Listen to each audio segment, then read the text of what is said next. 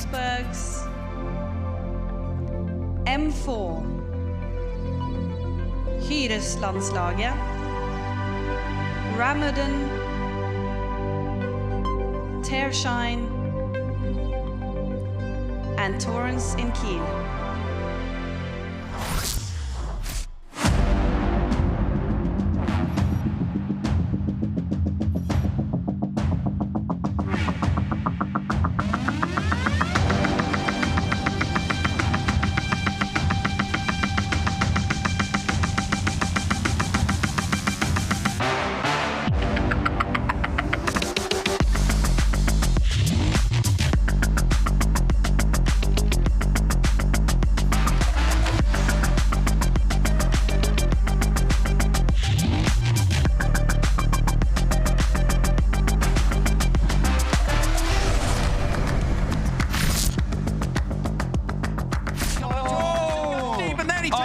He's done. Away because Kevin Eriksson goes up the inside line anyway. Oh, yeah. And it's Eriksson who's going to take it at the line. They've both been previous champions in these cars, and they've shown their class. Ollie Eriksson takes the win in lights for round 2 of Rallyx 2022. It's up, and here he goes. Oh, it's a decent start for Eriksson on the inside line. Going to get up alongside Christopherson, going to push Christopherson wide. Ekstrom going to follow him. Oh, 2 wheels. Christopherson goes round the outside. Ekstrom going to go Joker straight away. Christopherson in the wall. Ekstrom's in the wall on the outside line.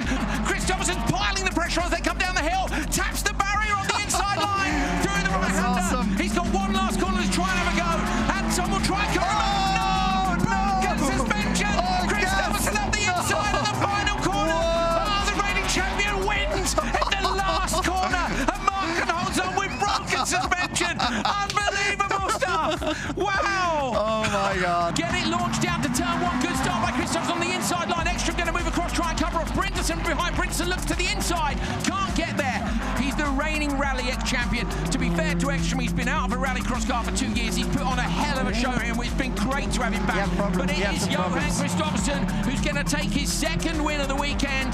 Double victory here for Christopherson. Great drive by him. Is Ekstrom going to hold on to P2? Comes through the last corner. He's been unchallenged most of today. It's an absolutely brilliant drive by the top qualifier. Goes through to take the win. Olofsson wins round 3 of lights. Ola Henry starts up with the first podium, and Jesse Kallio on his return to the series gets P3, and he's easily in front. It's a brilliant win for Simon Olofsson over the finish line. Double win here in Finland. Fantastic by him. A spin for, I think it's Mattis Janssen or Kalliokoski. Lucky ball, but Christopherson did too. Not a great start. Brinderson going to try and shut the door. Baby tried to go around the outside, going to slide to P3. Kalliokoski up on 2 wheels. Gronholm almost spins in the background. Drops to P6. It's Brinderson, Christopherson, OC, Baby, Kalliokoski into the rear of Baby. Runs him up the barrier on the inside line. Who's gone round? Kalliokoski parked, and so's Baby in the background. Wide, the smoke pours from the rear right. It was this corner. Here's the problem. Go straight again. Johan Christopherson struggling. Brinderson looking to try and get the inside line. Oh, Brinderson can't quite get there. Christopherson shuts the door. Final corner to go. On the inside. Brinderson takes it from Gronholm. Christopherson P3. Unbelievable. Wow, what a final lap. Oh, great start by Ekstrom from row 2, but a good start by Christopherson. Polewski moves across, shuts the door, slots in the 3rd on the inside. No, he doesn't. Baby's going to get into that gap. Sideways for Gronholm. In the background, 3 cars wide. They're going to need to funnel out of that. In the wall again, Brinderson ends up towards the outside. Dust flies up, but I reckon he's got it. Christopherson has, through the long right-hander. It's a 3rd time on the top step of the podium. 4th podium for Christopherson this year. Gronholm P2, and Ekstrom comes around to take a deserved P3. First couple of laps were fire, but Christopherson then just gapped Niklas a little bit, and the breathing space allowed him to stop cooking the tyres and keep the polo a bit straighter. He's delayed him, he's lost time, and so Simon Olofsson is going to make it 3 in a row. Martin Ekstrom is going to be 2nd, and 3rd, Jimmy Wolfridsson. Simon Olofsson wins the Supercar Lights final, and Kasper Janssen is set for a maiden victory within Supercar Lights this year. He makes his way now through that last corner for 2nd place. Steinholt tries to jump ahead of Schlockvist. They're side by side. Kasper Janssen wins, and 2nd across the line is Steinholt. Down to 3rd is Schlockvist. 4th, Mattis Janssen. Simon Olofsson is 5th. It is blast off, a dreadful start by Gerben, a good start by Gronholm. Good start also by Belitsky. He's up into 2nd place and has to go to the race leader. Brinderson is 3rd. Eid on the inside of him, and then down in 5th is Baby. Gerben staggers off the line, but it's Gronholm ahead of Belitsky, who's going to have a go on the inside line as he thinks about it as contact. He gets into the side of Gronholm, and off he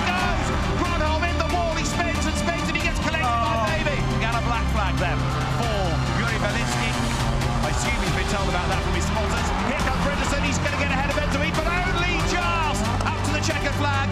Thomas Brinderson takes the win from Enzo E behind on the road, the disqualified Yuri Belitsky. I owe an apology to Niklas. I'll be on the way to him. Sorry from my side. Yeah, he can say whatever he wants. Obviously, shows some level of intelligence. A good getaway by Valesky. Is it good enough to clear Evian on the run down towards the first corner? Maybe makes his move around the outside there of Ede. Also, Brinderson tries to get in on the act as well. Maybe clatters off Ede. Ede gets run out wide, and that means Brinderson gets up past him for fourth place. This has been absolutely inch perfect. The Peugeot 208 comes out of the last corner on Joker lap. It's going to be a first win in Rallyx this season for Yuri Belitsky, who comes across the line to win in Riga. Well, that was the season so far, and we are back in Sweden, where we kick things off, of course, the country. I mean, not the track. We started at Hollius, and this time round we are at Strängnäs for the finale. It's my first time at this track. A lot of the drivers have been here a lot, because this has been a very popular test venue for rallycross in this great nation where this sport is so popular. There's been some modifications to the track. That is one of the big jumps which has been added down at the exit of Turn 1 for Rallyx this weekend, Nitro Rallycross next weekend, and then there's the Swedish Championship the weekend after that. So this track is going to be absolutely packed with action over the next few weeks. And you can join us over the whole of the next 2 days as we finish off Rallyx 2022 with round 7. This one must count towards your scores. One of the scores gets dropped. We've got 5 champions to crown: Junior Crosscar, Open 2-wheel drive, Supercar Lights and Supercar. My name's Andrew Coley. Joining me in the commentary box is Hal Ridge. Great to be back, mate. I was gutted to miss Riga and seeing the recap. Obviously, I was seeing some of the stuff that happened. I was aware of the Gronholm incident. That one didn't go down too well, but it looked like some great racing. Yeah, great racing throughout the categories, and that double header really set us up for some brilliant championship fights in almost every category. It's closer in some than others, but there's going to be some great racing over this weekend because, of course, it's a single round over 2 days, whereas through the season so far, it's been a double header every weekend. Yeah, it has. We've had 3 rounds of qualifying, semis and finals each day. This time it's 4 rounds of qualifying over 2 days. So you've got Q1, 2 and 3 today. We're bringing you all the classes in each of those qualifying sessions today, and then on tomorrow to Q4 semi-finals and finals, handing out the big trophies. This is the biggest one. I don't even know if I can pick it up with one hand. No, I can't because I'm a weed. Look at the size of this bad boy. I think Ollie Eriksson raised it with one hand last year. Good God. I don't know if you saw. Watch your feet. But I did 1,000. That's not true. No, I know, but it's a great reference. But there's some amazing names on here. There are. Go on, read them out. Oh, Kristoffersson, Oliver Eriksson, Kevin Eriksson's won it before, Robin Larsson's won it, Oliver Solberg, he came back to Rallycross recently, he won it in amazing style a few years ago in his father's DS3. There's a lot of big names on here. Thomas Brinderson is the only one of the Supercar contenders who's won this trophy before, won this title before. The Supercar battle is going to be really interesting this weekend in the fight to win this trophy. Yeah, you don't want to bottle it. You definitely don't want to bottle it. So let's take a look at the standings in the various different categories, and we can bring you up to speed with where we are as we come into this final weekend. So this is with drop scores taken into account, I think, which, yes, it is. So it's 113 each for Kristoffersson and Gronholm. But Johan's not here, so the reigning champion not racing this weekend. So Niklas is in pole position, if you like. But remember, with that drop score, there's every chance that Brinderson or Evgen could edge him. I think Bolevsky and Vaby are a little way too far back, but they could certainly nick a podium spot off Evgen and Brinderson if they don't get a bit of a wiggle on. So top 5, definitely top 6 in the mix for those podium positions. Of course, Kristoffersson, can Johan hold on if he doesn't do the last round? We'll have to read page 36 of the regulations, won't we? Anyway, that is the top drivers in Supercar. Of course, you're going to see all the categories this weekend. Supercar is our headline. Molly has caught up with the championship contenders. Niklas, it's time for the final in Rallyx, but first of all, tell us, how are you doing after that big crash in Riga? I'm doing good. It's just in the end it was just scary. The ankle was a bit sore for a few days, but luckily nothing huge. Just it's okay. And what sort of work went into getting ready for this weekend? Quite a lot. Luckily, Jussi was able to find a few guys to fix the car. Big thanks to them, Hepa and Didi.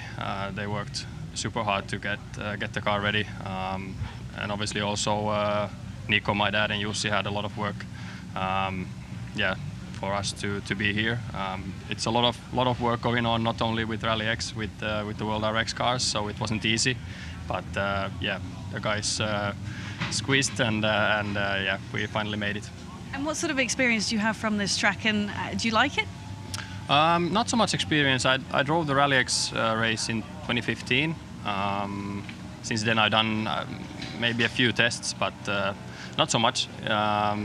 But it's a nice track. It's quite technical, to be honest. It's a few places that are really tricky, and if you kind of lose in or drive not the correct line in one place, you can lose like for 3 corners ahead. So it's pretty crucial in some places to really nail it. And yeah, now in practice I didn't manage to do that. So yeah, just need to put my head together and it'll be fine. A 9-point advantage over Thomas. Sondra's also right behind there. How tough do you think the fight will be? I think it will be tight.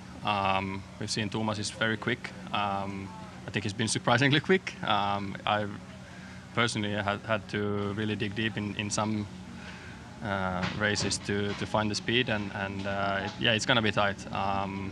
But I'm sure just doing our own thing, not focusing too much on the others, will bring a good result. Thomas, it's the final weekend in Rallyx. Just how much experience do you have from this track from before? We was driven Rallyx Nordic here in 2015 to 17, I think. So I was driven 2 times in lights and 1 time in Supercar. And I did 1 test here last year, so a bit, but not so much. And how does the track suit you as a driver? I don't know, it feels quite good, and it has gone quite good in the past, but in the Supercar it's quite tricky because it's so narrow corners and stuff, but yeah, I hope it will suit good. Can you tell us a bit about the changes out there? Yeah, for sure, the weather changes is for sure a big challenge this weekend, and also the changes on the jump, and then that wasn't there earlier, so yeah, but the jump is really good and you can just go flat out, so it's nice. You're 9 points behind Niklas in the standings. What is it going to take to win overall this weekend? I think to beat Niklas will be tough, because I think he needs to do some mistake or have some problems, and I need to perform really well, but I hope that we maybe can secure the 2nd place, but we'll see. It's a tough. Sondre is really fast as well, so. Any big changes to the car? Any upgrades since Riga? No, it's quite the same. It's just setup. Sondre, time for the Rallyx final. 13 points behind the top of the table. You're in with a shot of the title. What are your thoughts? I think the 1st place will be a long shot. Niklas has to have some bad fortune on the way, but 2nd is possible with Thomas, so that's what we're aiming for. Tell me about your experience of this track. We've been testing a lot here, especially in the lights, but in Supercar it's only been here like 1 or 2 days, I think, with KMS. So it's kind of new. The track is new to everybody now with the Joker and the jump, so I think we're in a good position though. How would you describe the track? It was really difficult now. The asphalt isn't straight, it's small bumps everywhere, so you lose the grip, and but it's a great experience, it's great fun, and I hope it dries up, and then the car I think it suits the dry a little bit better than the wet, so that's what we hope for. Are you going to go for that title? If we have a chance, then we're going for it. But firstly 2nd, and then we'll see where we are. Niklas, it's time for the...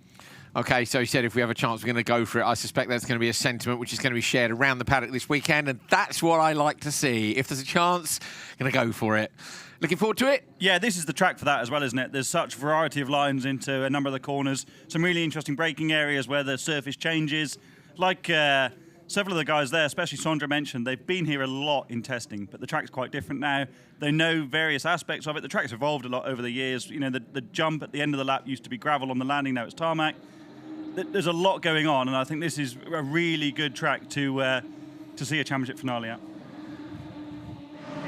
Well, we're away somewhat earlier than expected. This is Junior Crosscar getting underway for their Q1. It's actually our biggest category here. 3-lap qualifiers. We're going to talk you around this track, which I'm sure will be new to a lot of you. And I say through the various different categories. You can see it's a little bit wet out there. It's been drizzling, I'd say actually, Hal, from the looks of things, since we've come indoors, it's got more slippery because there's terminal understeer around the outside line. thank you, guys. That's a great example of the variety of lines through, through turn 2. Thank you, well done. Box ticked. But look how slippy it is, running right out wide on the exit of turn 4 there. I think it would be known as. Shall we get a track map and write corner numbers on it? Because we were saying this last night. Is this turn 2? Is this turn 3? But actually, some of the corners, Hal, are so long. You would almost, because of the variance in the angle of the corner, you'd almost 4A and 4B. It tightens or opens coming back. So in the background, that's your first look at the Joker. You can see heading off to the left-hand side of your screen, right-hand side of the track. Leading at the moment is Maiju Niemi.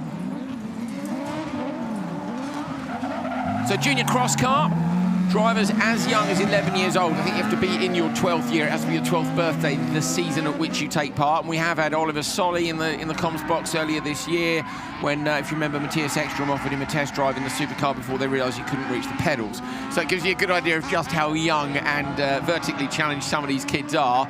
But my goodness me, look at that. They drive brilliantly. So they can be as old as 15. I think when you get to 16, you have to go up to cross car. Some of these drivers, Hal, would actually like to go up to Crosscar earlier, as we see Niemi through the Joker lap. That's your first look at it. It's pretty narrow on the exit. Can't maybe see it from this angle as well as we might see it from the drone later. Hopefully we can have the drone up in the rain. Poor Vigo lost a few bits of kit, didn't he, in Riga in the floods. Yeah, he had his stuff on the roof of the truck. He quickly got down for fear of lightning, left some of his gear up there and lost a couple of batteries. Vigo's probably had as much damage to his equipment as some of the Supercar teams have through the course of the year. He's quite often picking bits up out of the weeds, not by no fault of his, but it's... Coogler, wrote one off, didn't he? Had a big shunt, I can't remember what. It's just, rocks off cars. Because he flies so low to the back of cars. It's really raining now, I think. Looks very drizzly on the screen. Give me 2 seconds. Hal's about to go to the door, so this is where Hal Ridge runs out of the commentary position. We can see, it is raining, because we can see it on Vigo's drone.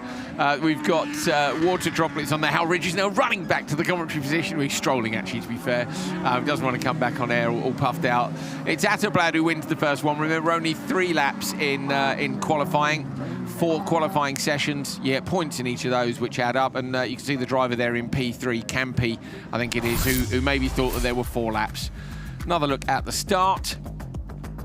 Maiju Niemi on the inside in the 74. On the outside, it was Hugo Campi in the red car. So coming down to turn 1 at Niemi, you can see squirrely on the brakes, but pitches the car in. And this is what blows my mind, Hal, is just how good their car control is at such a young age. And that's why, frankly, I think most people who are at age 20 plus are going to get their butts kicked pretty soon by children. It really, to pick up the skill, there's a great look at the Joker and how narrow the exit is. I can't speak highly enough of how good these kids are. And actually, you're going to see every one of their qualifying sessions this weekend for the first time this year.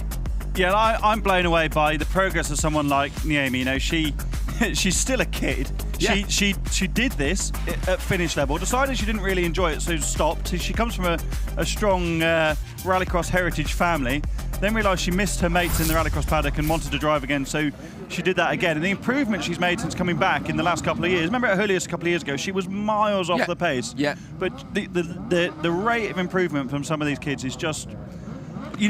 amazing. I don't have enough words for it, because you don't see that level of improvement necessarily when you get a more senior driver coming in Supercar. The differences are incremental, whereas the kids in junior crosscar learn so fast. It's terrifying, isn't it? Because you'll all know as you get a bit older, it is harder to learn stuff. This is the perfect age to do it, but it can be quite challenging for them as well.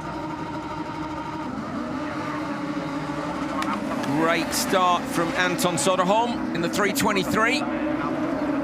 Watch for the braking zone here. So this braking zone, you can see the gravel gets dragged onto the tar. There's then that sort of smeared, greasy line all the way down. Then it's back onto a big gravel jump. That's been added.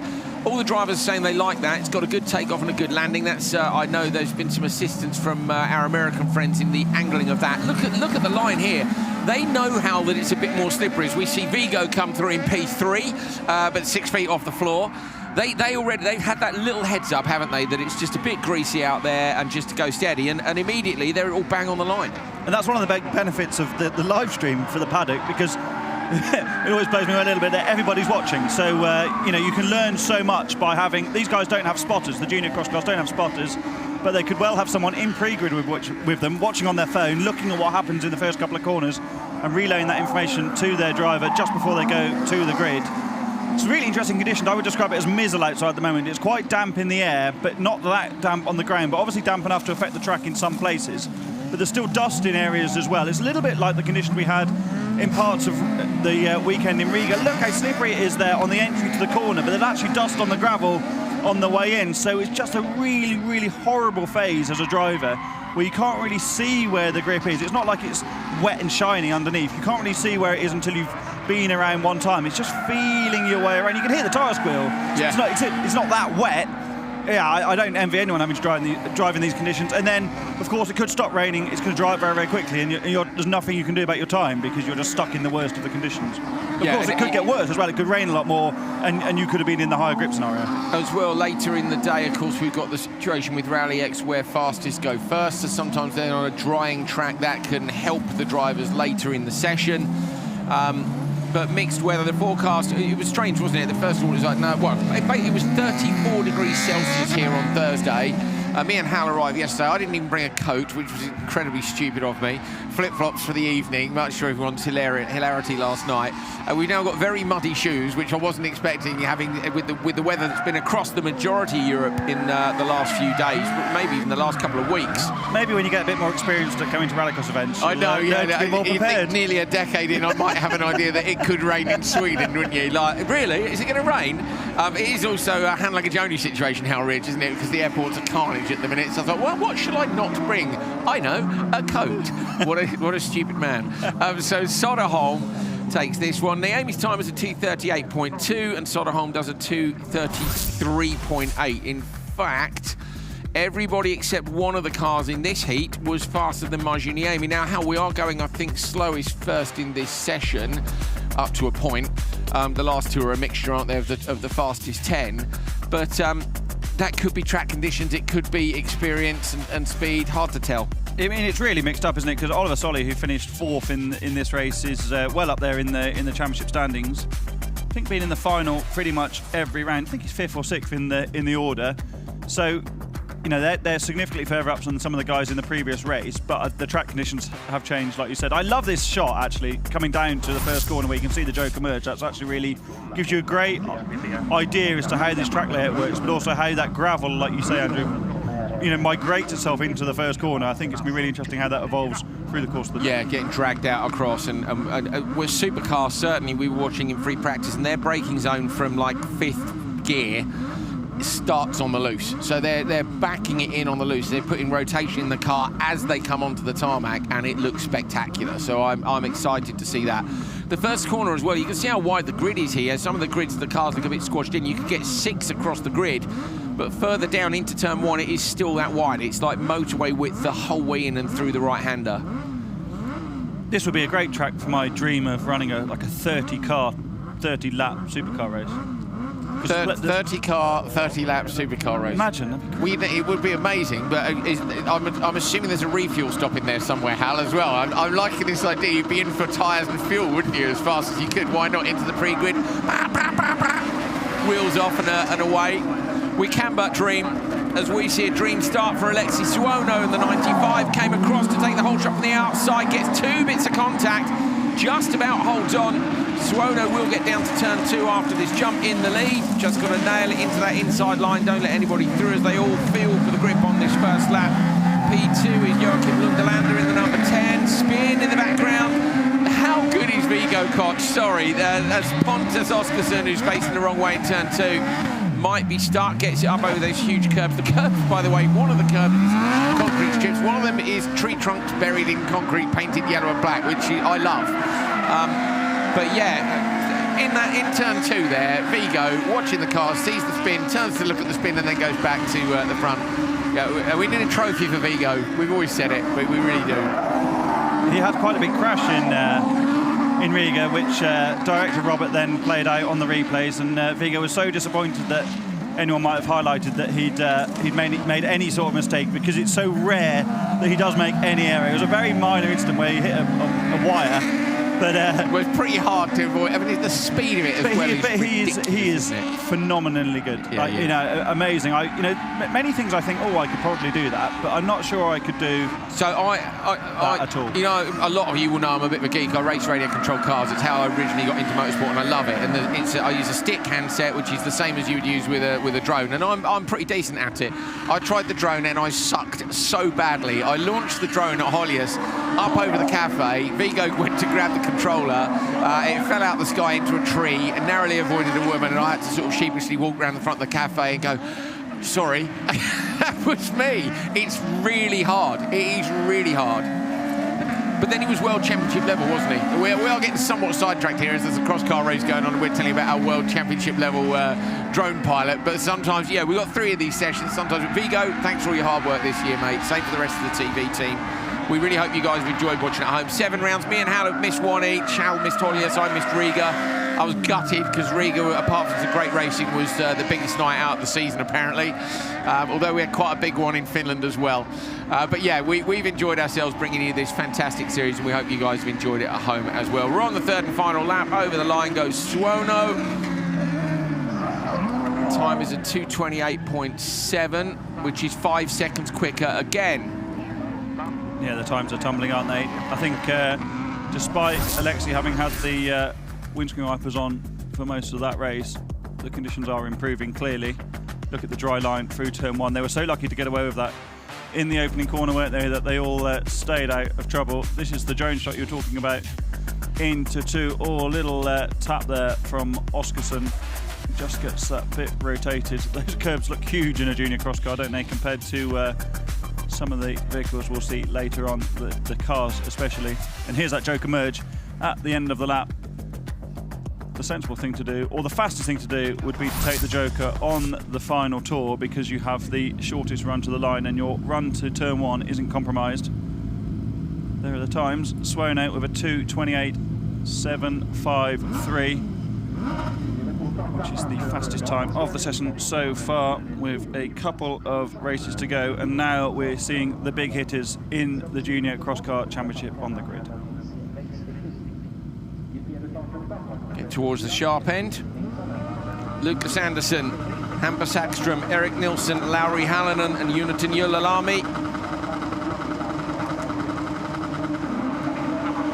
Off the line, good start for Hallinen, finds the traction. Pre-grid and grid actually look pretty dry. Julalami on the outside line, on the inside line, Andersson was looking to hold on. Julalami's gone the long way round. Is it going to be too slippery outside? Bit of contact between him and Hallinen, almost, maybe they got away with it. Hallinen going to go deep. Julalami trying for the outside line up in turn 2, going to make the cut back now on the exit. Andersson taking it steady in P3, gets his wheels hooked up. Look at the exit speed Andersson gets when it's just straight on. Great positioning from Hallinen all the way through turn 1 down to 2. I thought that he was going to lose the place, but just kept the car in the middle of the road, forced Julalami to go round the outside, as he's doing yet again. There's Joker in the background from the middle of the pack. I think that was Nilsson that went in. Yep, it was.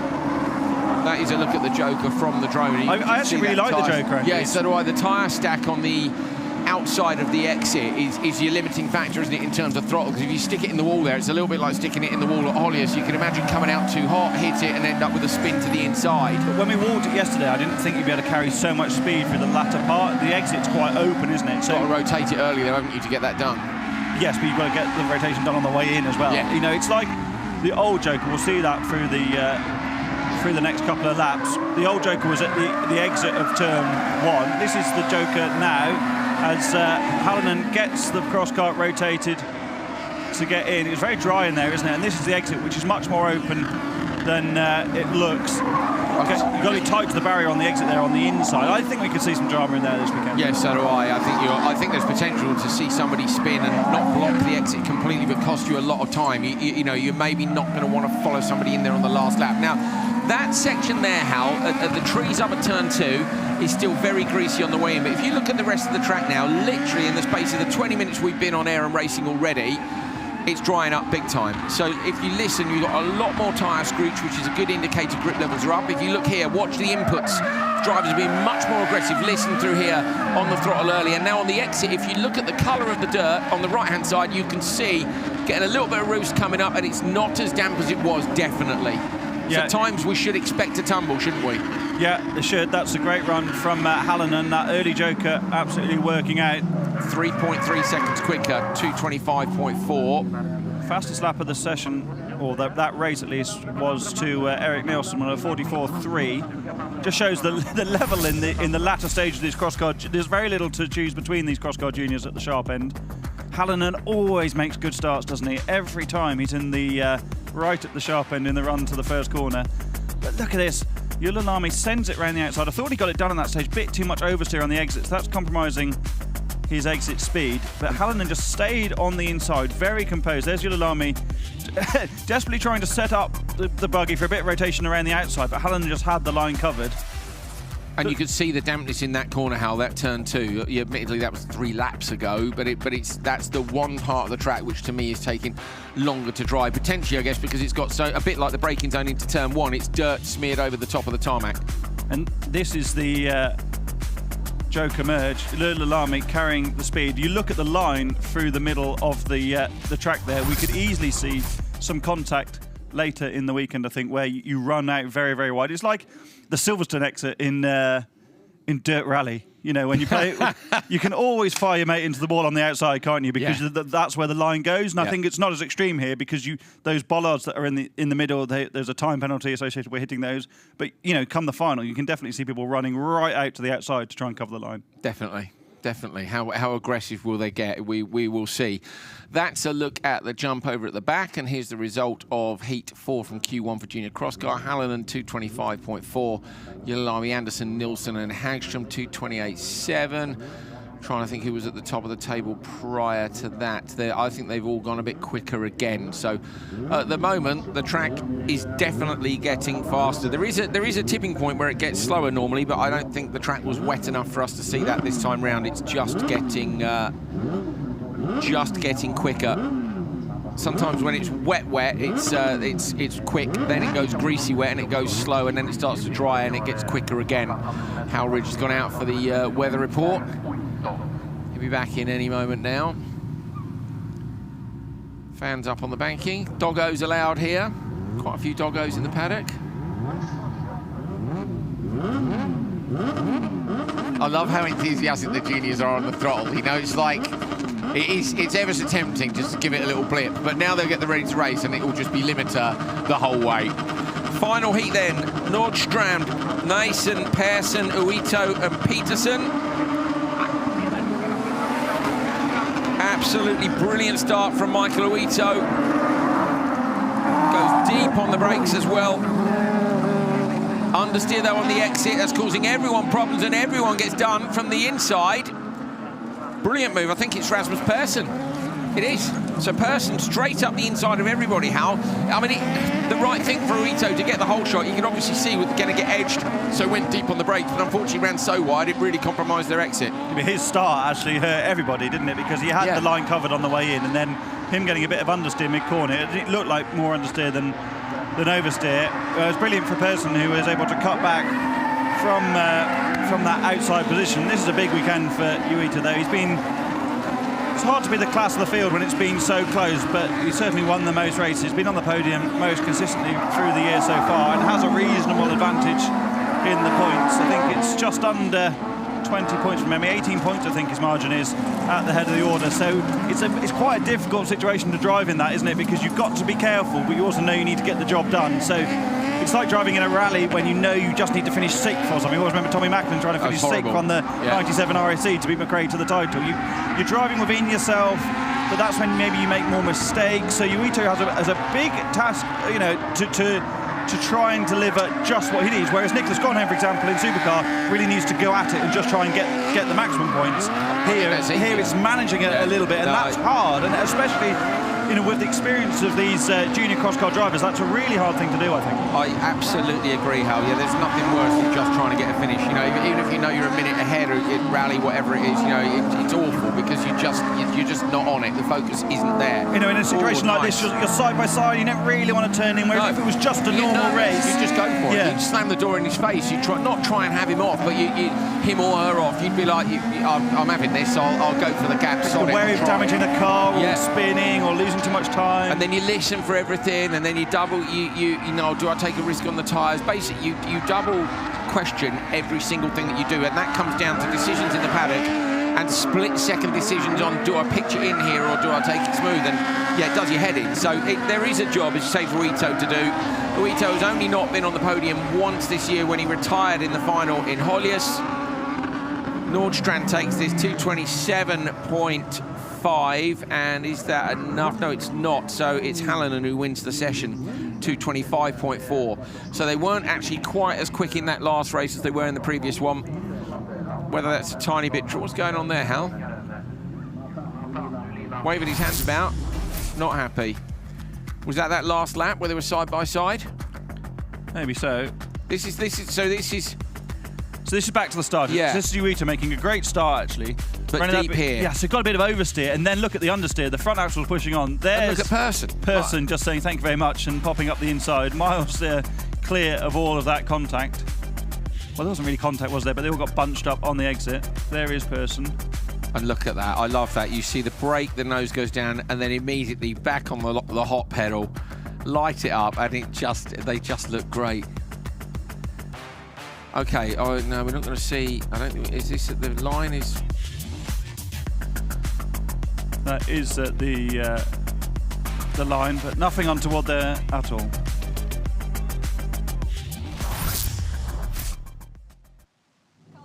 looking a little bit muddy there on the Crosscar. Tell us about the conditions. At the moment it's very tricky, but I was worried about the rain, but it was good enough, and the conditions were pretty good at the moment. What do you like about the track? I love the opportunity to pass people here. It's a lot of opportunities, so I'm very happy. Thank you.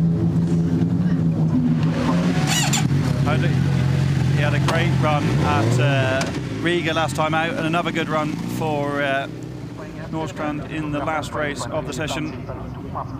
Another win, 227.596. Like you say, not quite enough to win the session. I think that's going to put him fourth overall. We'll see the order in a minute. But Larry Hallinan, with that great start and great defence early in the race, I think will take Q1 here in the 7th and final round of Rallyx 2022 for the junior cross cars. Yeah, he's P3 in the standings, Hal. He's 18 off the lead, so I think probably he's a little way too far back, but never say never. Trying to hold off Lucas Anderson and Carl-Petter Nordstrand for P3 in those standings. So there's five drivers within a shout of the podium in Crosscar Junior. Now these cars look the same, but this is of course Crosscar, so these drivers are 16 and up, and they vary from 16 right to I don't know, people in their 50s, don't they? We've seen it's sometimes a bit of a surprise after you've seen children climbing out of the cross cars to see an adult climb out of them, but they are very good fun, as we see sideways in turn one. Maximum attack from these drivers. More RPM in these cars. They've got a higher rev limit, and they're just a bit more livid, basically. As you see Jan Emil Wilsberg leading, and the pack tidied up just in behind. Always looks like it's in fast forward to me after you've seen junior cross car. You move to cross car, and it looks like the speed's a bit wrong, but they're just that bit quicker everywhere, aren't they? And of course that's indicative of this being a senior category rather than the junior class. You see lots of the junior drivers step up and not immediately being right on the pace in senior cross car because they're reasonably different to drive, but they do get there pretty quickly as well because of the experience of the junior racing. Not a great start there for Yuga or Svensson.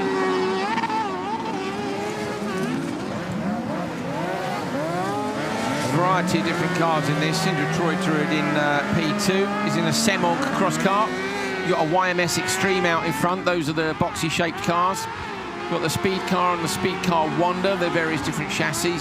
The Speed Car Wonder is the car that's in P4 at the minute. That's Martin Yuga. There is Wilsberg in the YMS Extreme.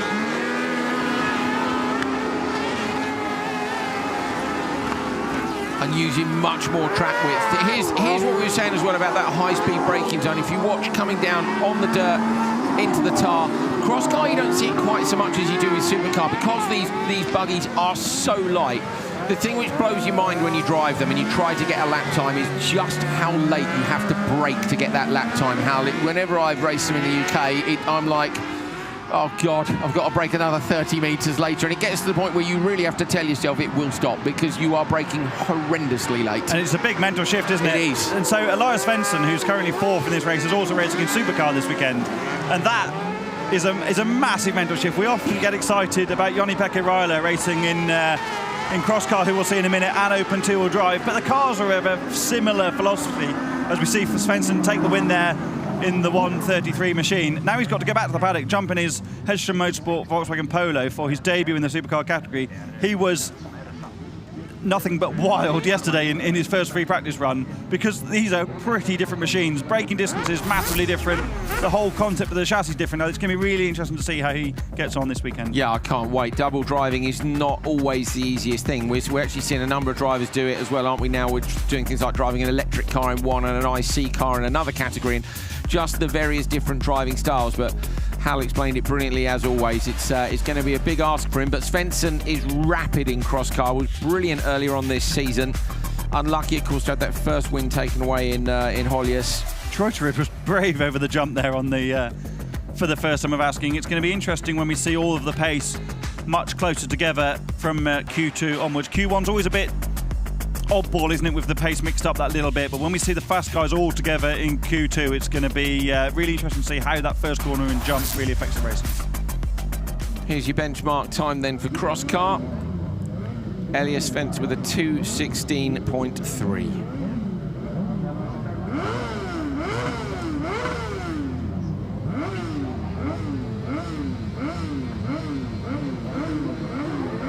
So we're hearing Molly is in the paddock finding drivers who've been having a few issues. Let's go and talk to Molly. That's one way of putting it. Here down at Andreas Carlson, there's welding going on. There's a lot of parts out of the car, a lot of broken parts, and we're just going to dive in here and ask Andreas what is going on. Some issues with the prop shaft, the front. Can you show us the parts here? So, yeah. How did that happen? When I got in the second gear, it just, it broke. So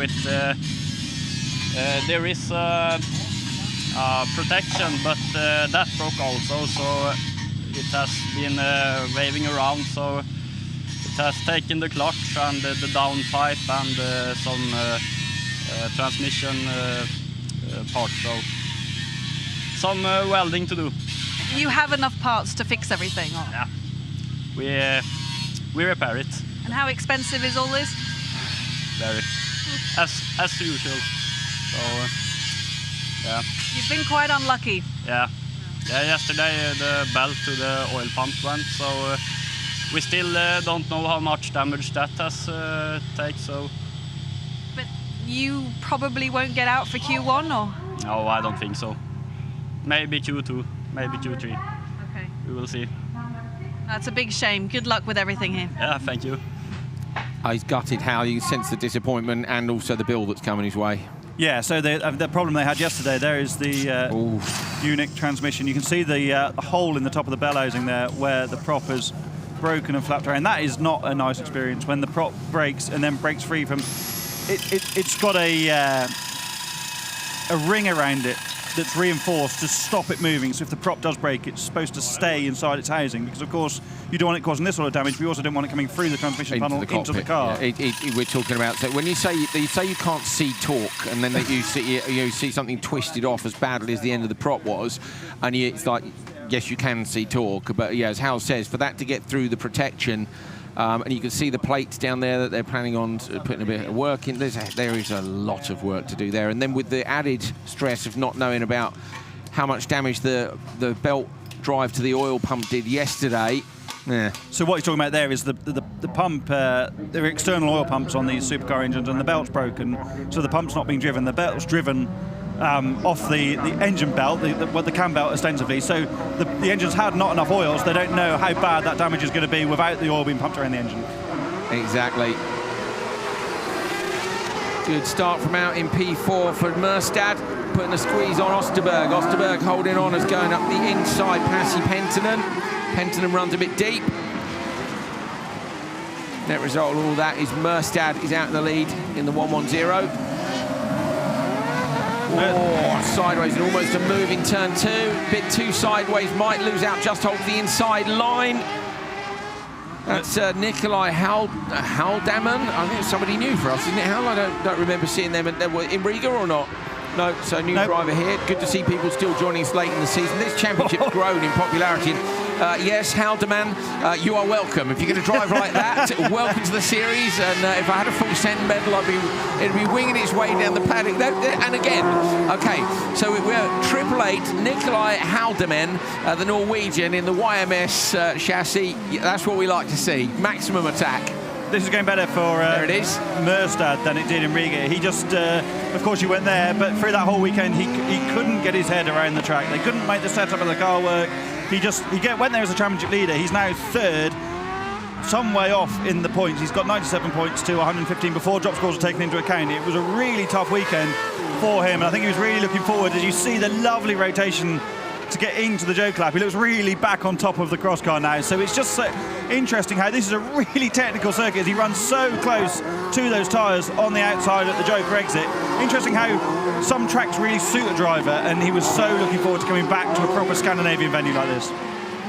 Yeah, a bit more loose gravel. Riga is beautiful move up the inside there. Absolutely brilliant by Merstad to get past Penttinen. Penttinen just a tiny bit deep. There was the smallest of touches between them. That was lovely.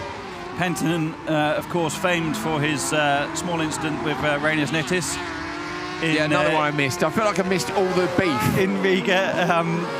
Yeah, that made quite a lot of interaction on social media recently as the leader goes into the Joker. Talking of interaction on social media, don't forget to like and subscribe to the YouTube channel if you don't want to miss it. I often get people saying, where can I watch it? Hit subscribe and you won't have to worry, you'll get told. Little thing will pop up on your phone. Don't miss any awesomeness. Merstad takes it 213.2. And that sees Merstad at the top of the table. Spencer was a 216.3, so that is a full 3.1 seconds faster than the previous race. Cool. Lots going on in that first corner. This was the contact in turn 2, just a tiny bit, and then a side-by-side race. Look at this, look at the angles on Merstad. Fully pitched in, that's making the extra rotation around to the right and into the Joker lap.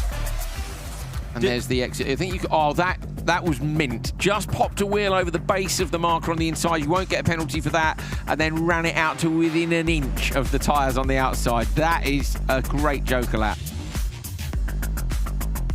Oscar Anderson there in the white Crosscar crossing the line. I think he ended up third overall. We'll see in the results just now. But of course, he's leading the championship.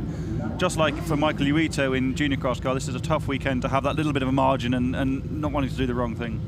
Molly is with Yuri Belevsky. Yeah, I've just wandered into the tent here because what do the drivers actually do when they're not driving? Let's have a look.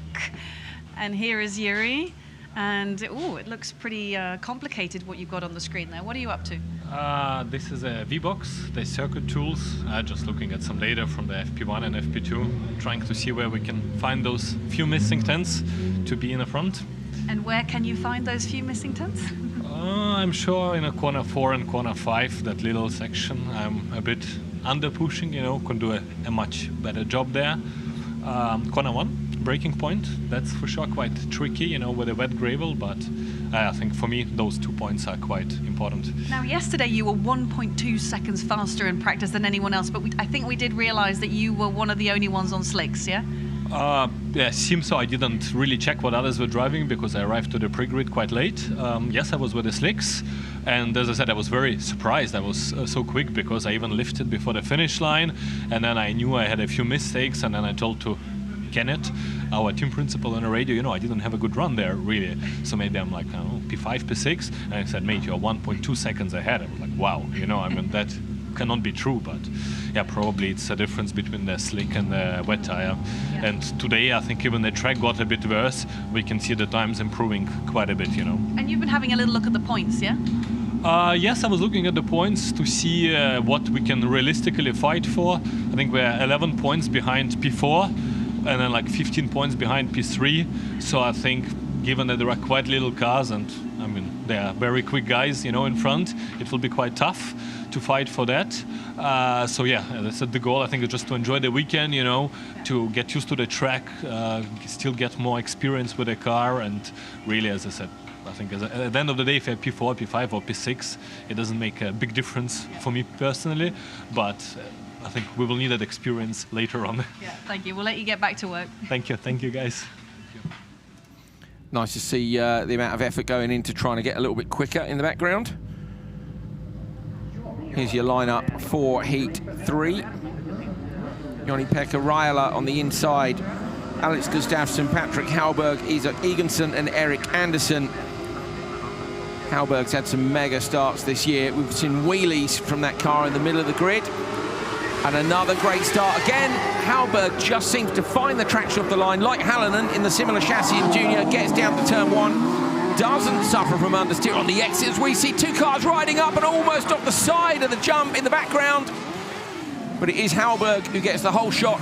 Great start. Gustafsson and Anderson getting into each other on the exit of turn 1. We saw Anderson had broken suspension yesterday in free practice early on in his run, so that will have hampered his learning, because this track's so different now compared to what it was, certainly out of that opening corner.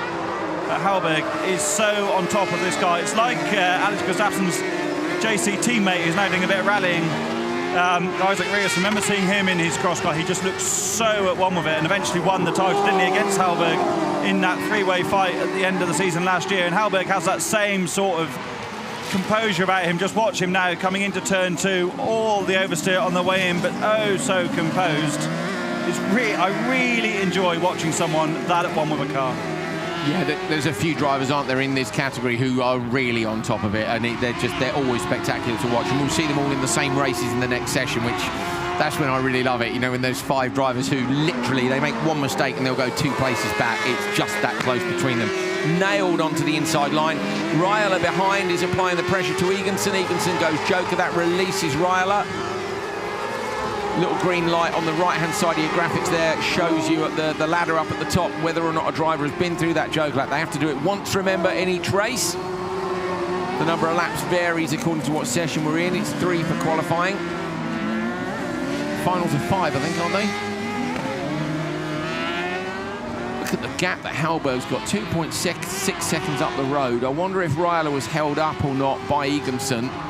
Out in the clear now, we'll see. The gap was 2.6 between the two. They're on the final lap anyway, so Hallberg's going to go joker here. Left foot on the brake, gets a bit of rotation in that machine. Here comes Raila in for the joker as well. The top 3 yet to joker. Watch for Egensen in the background at the merge. Out at the front, it is Hallberg who takes a bit. Egensen jokered and has come out in P2. Nicely done, 2.8 seconds back. Raila in P3. 2:14.0, not quite enough to beat Merstad. 2:13.2 is still the benchmark in this category. Watch Hallberg in the middle of the grid. Look at this. Great launch, again, like you said. Got the car turned in just enough in the first corner to cover the line, but also carry the momentum to the outside. It's quite difficult to know how far wide you want to run. Not as wide as Alex Gustafsson did there in the JC machine on the exit, but you can't really see on the way up to it how close you are to the edge of the track. Good run there from Hallberg. Okay, we can have a catch up with our winner, actually, Patrick Hallberg. Molly's with him now. Patrick, well done. That's a good start to the weekend with a race win. You're 10 points behind in the championship. What are your thoughts? It's going to be a tough weekend. We had some problem right now. We tried to change. I'm not feeling I have enough power in the engine. So right before Q1 the car wouldn't start. So it was quite dramatic to get here, but seems to work now. So everything is working well and no worries? I hope so. Do you think you can get the championship this weekend? With a bit of luck, I think so. Great, thank you. Everybody needs a little bit of luck on their side. We'll have a look at dropped scores and all the rest of it as we go through the course of the weekend. Try and keep you up to date with who's looking favourite as we go through qualifying. Hallberg with the 2:14.0 goes P2 in the session to Thomas Mørstad. 2:13.2 for him, 0.8 of a second between them. 1.7 seconds back to Nikolai Haldaman in the 888. The Norwegian who we saw was spectacular earlier on. Another new addition to this series, but 4 very quick drivers to come. Hukar, Enholm, Baldins and Gotherson will be in this final cross-car encounter for Q1. What you got, Hal Ridge? Anything interesting? No. Oh. Scrolling through the phone, sometimes there's a gem, other times it's just his mates sending him the usual abuse.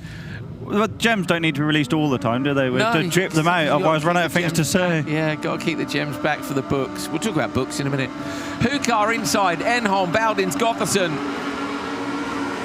Oh, wheelie on the inside, off the line from Rinka the Kid, Hukar, but now goes really wide, and Baldin says, thank you very much. Have a look up the inside contact between them, lock stops. Hukar holds on, Baldin's going around the outside line. Hukar going to get to turn 2 first. If you like what you're seeing, make sure you like and subscribe to the YouTube channel. We've said it once already today, but you don't want to miss any of this, you really don't. We'll be back next year for more, I'm sure, but enjoy this whole weekend. Great start between Hukar and Baldin. Hukar never fails to not entertain, does he? Always super wild. All a bit unnecessary in the first corner, but great to watch. We like unnecessary. Yeah, we do, and I love seeing people driving. You know, he clearly loves being at the wheel of that cross car.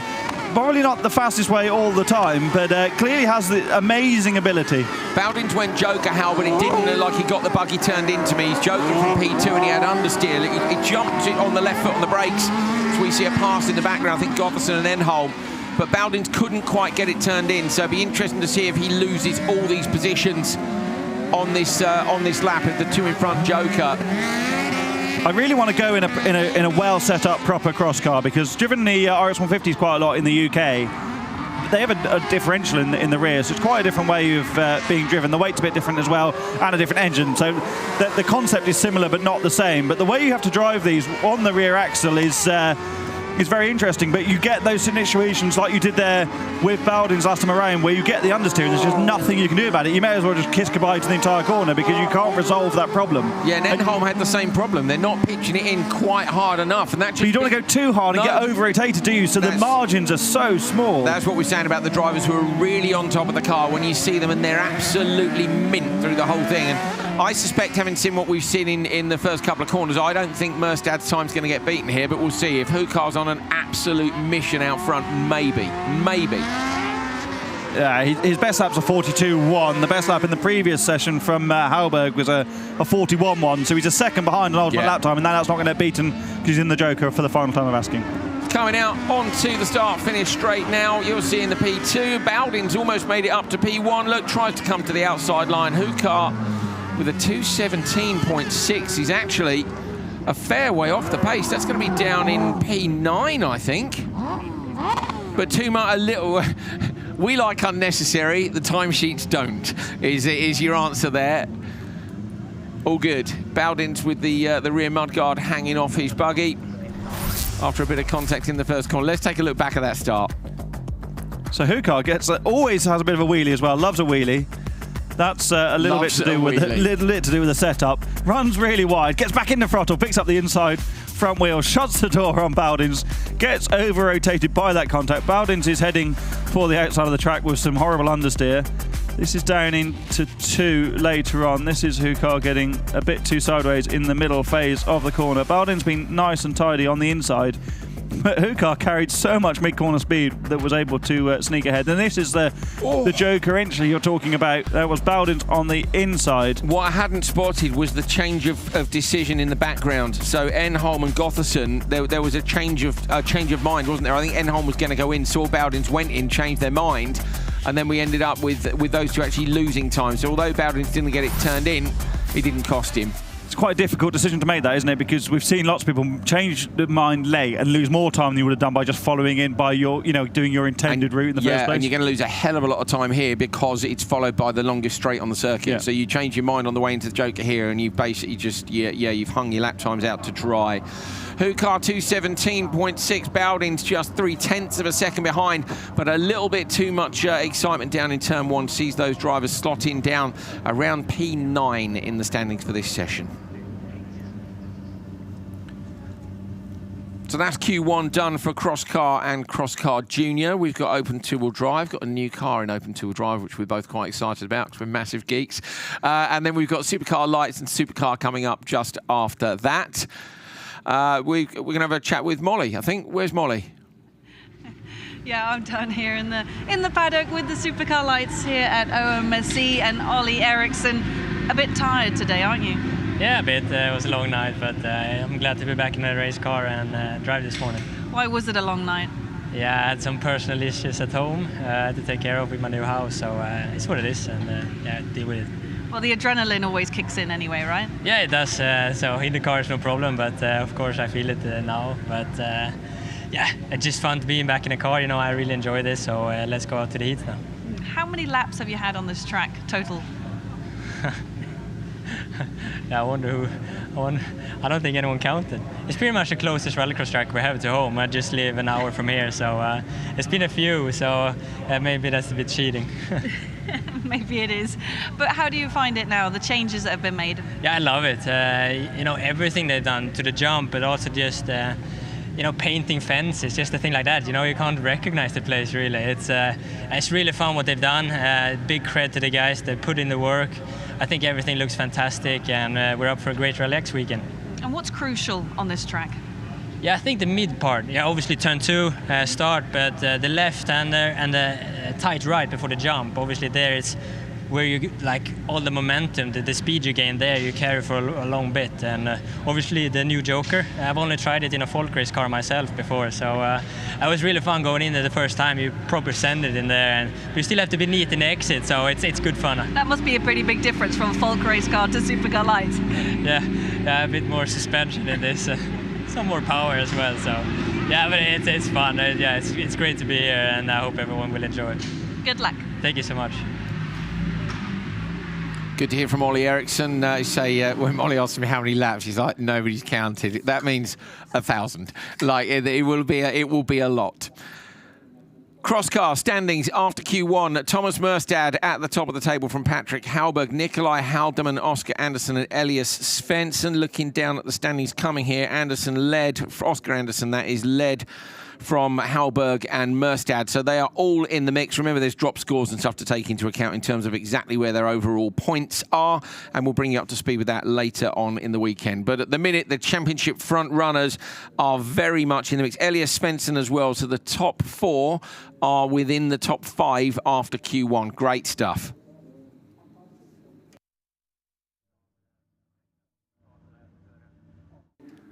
Championship standings for open two-wheel drive, which is up next. Victor Johansson leads from Joni-Pekka Rajala, who you just saw in Crosscar, will be driving as well in open two-wheel drive here. Simon Engsvig is in P3, Simon Tiger P4, and Timmy Enland in P5. But Hal, this is a two-car race for the title between Rajala and Johansson. Yeah, and Johansson holds the cards, I think, really. He's been pretty consistent this year in his self-built hybrid machine. Didn't have a great weekend for all of rounds 5 and 6 in Riga, but came out with the advantage in the end. Had a few little technical problems, but I love that car. I love all the cars in this class, and I really hope it can continue to grow next year because it's proper old school rallycross. And there you can hear the newest car on the grid just idling. We can talk about it during this race, but you can I can't wait to hear this thing on full throttle on the broadcast. Right. Olander, Ryler, Norman, Enland and Kingles on the outside. Tidily done. My eyes are on the car that's in P4, which is our new one, which we'll talk you through in just a minute. But Joni-Pekka Ryler, spectacular driver. Been at the front of this year a lot, so two P2s, a P3, been in the final at every round. But Victor Johansson, who we'll see in the next heat race, has just been that little bit more consistent. So Ryler's really got to throw down here. How, you know, nothing to lose really. He's got a reasonable gap over P3. Oh, and as we see, bumpers flying off in the background. That is, who is that? That's Olander, isn't it, who's just lost the front bumper. That was knocked off. So it is. In the contact in the first corner. I don't think it was particularly well held on in the first place. There's Timmy Enland running third as Olander's piling the pressure onto Ryler. I was going to say, Olander looks rapid, doesn't he? Looks like he's got the lap time, but having not got the start, Ryler's kind of in his way now. We see a lot of drivers joining the open two-wheel drive class, don't we? Like we saw in Kovala. Oh, as Olander has a look to the inside, but it's so difficult to pass up there into turn 4 because the apex is so late and it's such a long and technical corner. This is a really important corner as well. That's what Ollie Eriksson was referencing, that right-hander before the jump, because you carry so much momentum. Enland's joining this fight for the lead as well now. Will any of them joker? I can't, but so again, have a look around the outside. Olander looked around the outside. Enland has gone joker, and that is absolutely the right decision. That car was a mess, wasn't it, after Finland? Do you remember? Massive shunt in Finland. But yeah, so I think I'm surprised that Olander didn't go and still tucked up behind Ryler. Having said that, Enland's come up behind Kingles, and that's not ideal either. So maybe that's why they didn't send the car earlier. Yeah, Enland came back in emphatic style. Oh, as Olander looks to the inside again. But like you said last time around, there's just no way through there in 4. This is a good defensive drive from Ryler, but ultimately costing both of these drivers time. And that's what having only 3 laps in these qualifying races makes the tactics quite different with a joke lap strategy. They're both going to have to joker this time round. Ryler goes in, Olander follows. We didn't get the chance to tell you about Norman, and we'll have to talk to you about that later. Both sideways out to the outside line. Ryler is going to hold on. So with the limited number of cars, that is at least going to be ahead of 4 of them, but I don't think that's optimal in terms of heat time. 2:21.0. So Norman has built there in the middle of the grid a CLK, a Mercedes CLK. We're not going to use all the facts up now because I'm hoping it's going to have a better run later on today, but suffice to say it's 600 horsepower of awesome. Not that awesome this time round, unfortunately. I did say first time with the new car, and he smiled. I said, how's it going? He's like, yes.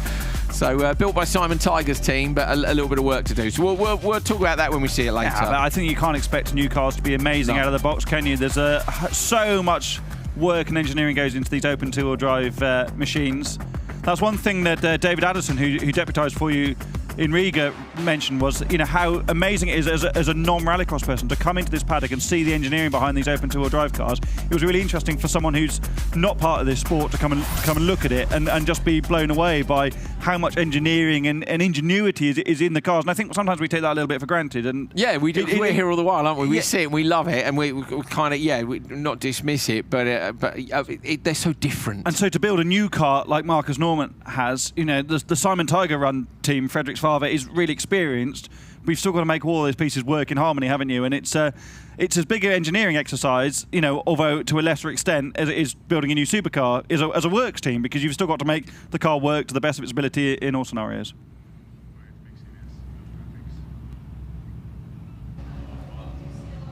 I used to warm up before driving a rallycross car, but this one is new to me. Why is this good? Yeah, it's fun. You need to... Okay, fun.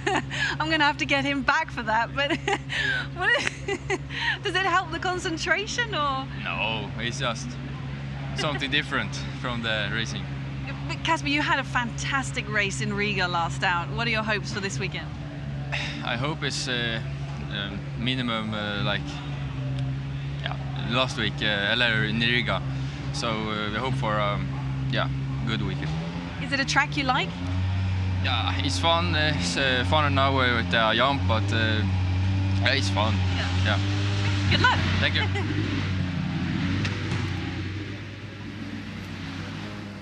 Left-hand side of your screen, championship leader Victor Johansson in the Merc. In fact, Marcus Norman said he wanted a Merc after seeing Victor Johansson. He said, I wanted something a bit more modern, so that's why he went with what he went with. Simon Tiger next to him, the reigning Open two-wheel drive champion. That's going to end this weekend. Simon has had a tough year, to say the least, where he won nearly everything last year. He's not even had a podium this year so far, so he'll be trying to get away better this time. Simon Tiger finds good traction off the line, but inside him, Victor Johansson in that huge Mercedes gets down to turn one first. Look at the size of those two cars side by side through the first corner. Brilliant to see them going at it. In this one as well, Joachim Larsson and Crazy Mike in the Yaris. The BMW looks quite small, doesn't it, compared to Johansson's Mercedes? But they both have had their own parts of misfortune this year, but Tiger's just had the more of it. Didn't even start the final last time out in Riga because of the problems they'd experienced earlier in the weekend. And through the course of Sunday's racing, doesn't look like it lands amazingly, does it? But it's brilliant off the line always. Surprising that Johansson was able to come back at him there, because Johansson hasn't made the best starts throughout the season. There's the loose. That's a great example there of the loose getting dragged into the opening corner. And that to the right there, the tarmac you see there, is where the Joker lap used to be. Do you think when Merc designed this car, and you know, I kind of look at it and I see old DTM and all the rest of it, do you think they ever envisaged it 3 feet off the ground with an absolutely massive rear wing on it and just all sorts of crazy going on? No, but that's why I love Rallycross. Me because too. It's all sorts of things you would never have expected. Me too. You can't. I want someone to go to Merck's marketing department and be like, look, I know F1's cool and all the rest of it, but like, there's this rad thing called Rallycross out there. Duke Johansson's killing it. It's a slightly older model, but is there any interest in getting involved? So he writes quite a lot of technical features for some magazines and stuff based in the UK, and pitched this idea that we should do a technical feature on Victor. The car looks a bit old, but the tech's amazing. You know, a homemade hybrid system that actually works, unlike many of the hybrid systems built by amazing companies that don't really work as well as they ought to based on the amount of investment behind them. Like, yes, 100% yes, we want to talk about that. And that's why some of these cars, all of these cars in this class are so cool, because people actually want to hear about them. Yes, it's not at the cutting edge of body shapes or technology. It's not electric like the top of the various championships are going, but it's really, really interesting, but ultimately super cool as well. It is, it's amazing. I think we've said, I chucked it on my Instagram, I think it was in Finland, he's got a phone on the dash, doesn't he, which is managing the... Oh, has he got Sorry, Andrew, Tiger hasn't jokered. Oh dear, so, 3 laps in, so Simon Tiger's going to get a 30-second penalty, I think, for not jokering. I don't think it was 3 laps. Of course, I missed Julius at the start of the year, where Andreas Backrud deputised. That's quite a deputy. Can I just say that is quite a deputy, the European Rallycross champion. Maybe I can stand in for him one day when he's too busy. That's a good idea, yes. Yes, I'll have to mention that. But was it 3 laps in Julius, or I can't quite remember. Yeah, because the 3 laps thing has come from running the double headers and trying to get all of the racing from all of these entries into a single day. But it really does change the dynamic of the qualifying races, as I said. And 3 laps are over very, very quickly. 2 minutes 15 there for the race win for Tiger, despite not having taken the Joker. So not surprised that sometimes people miss the Joker. So Simon Tiger took the flag, but unfortunately with it will take a penalty because he didn't do his Joker lap. It's the cardinal sin in Rallycross not to Joker. Johansson will take the win in P2 with a 219.4, which is top of the table. So opposite ends of the table and opposite fortunes for those drivers. Simon Tiger, you can see with his penalty, drops down to last in that race, and he's actually P9 in the session. Victor Johansson with the win takes the win in the session. So it's Johansson, championship leader, at the top of the standings at the end of Q1.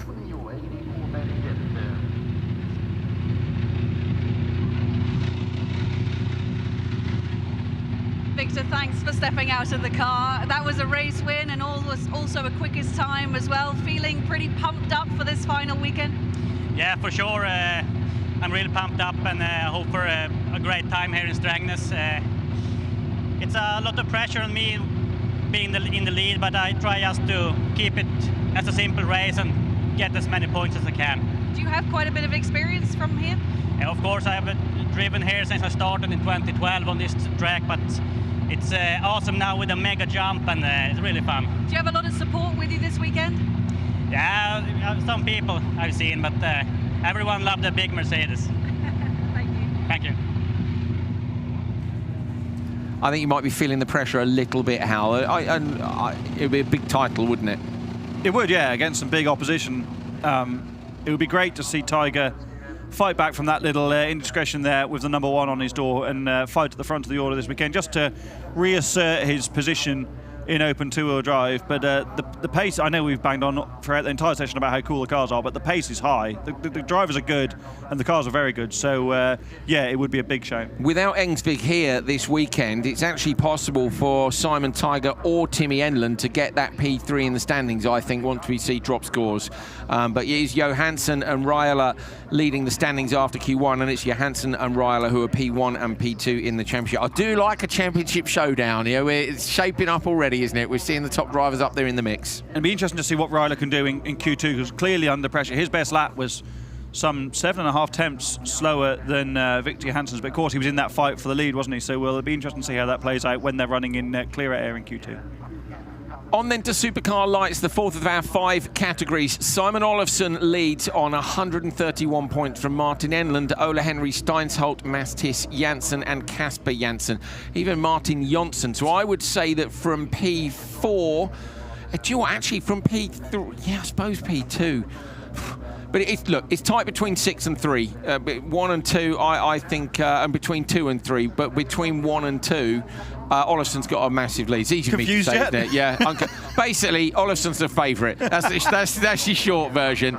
But I would suggest P3 for Steinsholt might be up for grabs. I think there's enough of a cushion there. I think they'll be quick enough. But Olofsson really just needs to complete qualifying, and at that point, Halley should be crowned the champion, and he can relax then for the semis and the finals, which would be a nice position to be in. But as we saw in Riga, almost everything went wrong for him at various points, and you can't afford to relax. You can't afford to be complacent at this point, because a big bit of damage now could be costly. Don't choke. Do not choke.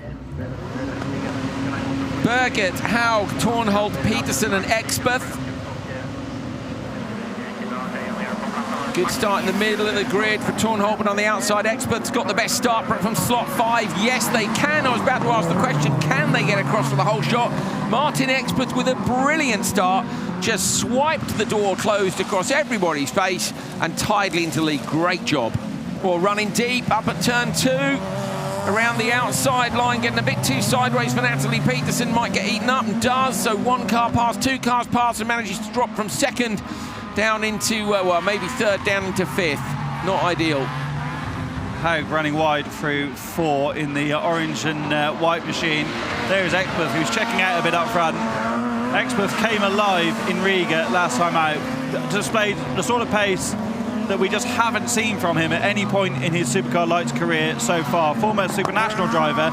So it's interesting that he was so good in Riga, which, although many people claim isn't as circuit racing as it appears from the outside, it's at least high grip, and that's where you see a lot of the circuit racing drivers do well, when the grip is high and consistent. But as a rallycross driver, Expeth moved to Lights started last year full time and really came of age in Riga.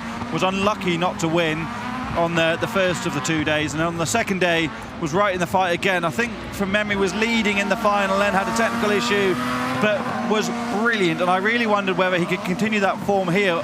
As Haug has a spin in the background because the track's so different, but clearly well on top of the Lights car here as well, and that sort of performance can just do your confidence a world of good, and then you carry that momentum, don't you? Yeah, you get the monkey off your back and you go, I can do it. Until you do it once, it's like, oh, I don't know if I'm good enough, whatever it is. And it could be anything. It could be literally the one setting that they didn't know about, that they found out about, or it could just be suddenly switching onto that car and going, this is what I'm doing wrong. You know, watching a few onboards, there'd be something which changed.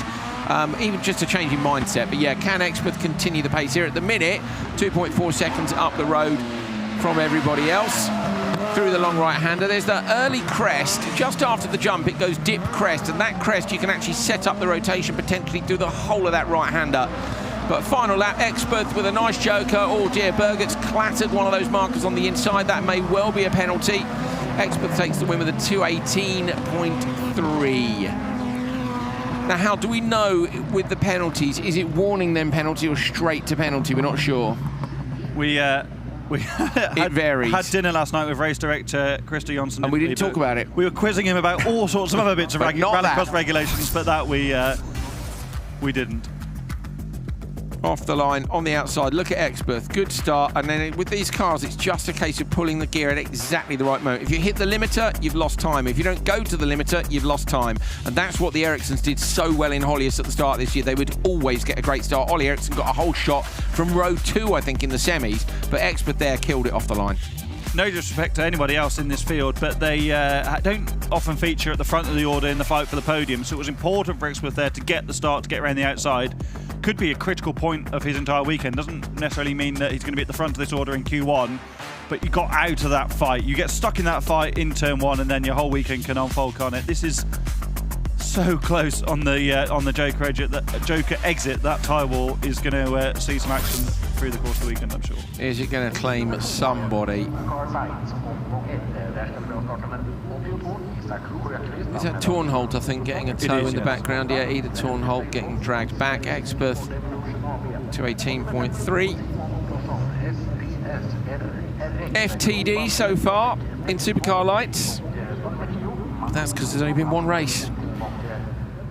Top 10 he needs, doesn't he? Because he wants to be in with those the top 10 drivers in the next. I mean, ideally you want to go top 5 and be in the super quick heat, but you don't want to drop down into this one. There are 15 cars, so Molly caught up with our electric supercar driver. So Victor Vranckx is here in his RX2E car again, which is the support category for the World Championship, of course, and he's getting some practice in here by running that car in the supercar category. Molly caught up with him earlier. Down here with Victor Vranckx, our only electric car in the supercar category here with Rallyx. You've been with us all season. It's now time for the final. What are your thoughts? I'm happy I've been here. I have learned a lot with new tracks as well. I had a lot of advantages in the World RX and Hollius now, so no, it's going great, and I'm hoping for next season again. How would you describe this track? Technical and really difficult because half of it is blind in my car, so I don't see every corner, but it's really fun. Wow. And what sort of work are you doing to try and learn that and overcome all the blind areas? A lot of sim racing and yeah, looking at data all day and working together with the team and the engineer to get the best setup and make it easier. Do you have a sim rig with you? No. I have one at home. I would like to bring it, but we don't have enough space. Really? You don't have enough space? Yeah. You don't believe me, but we don't have enough space. What are the most enjoyable parts on the track?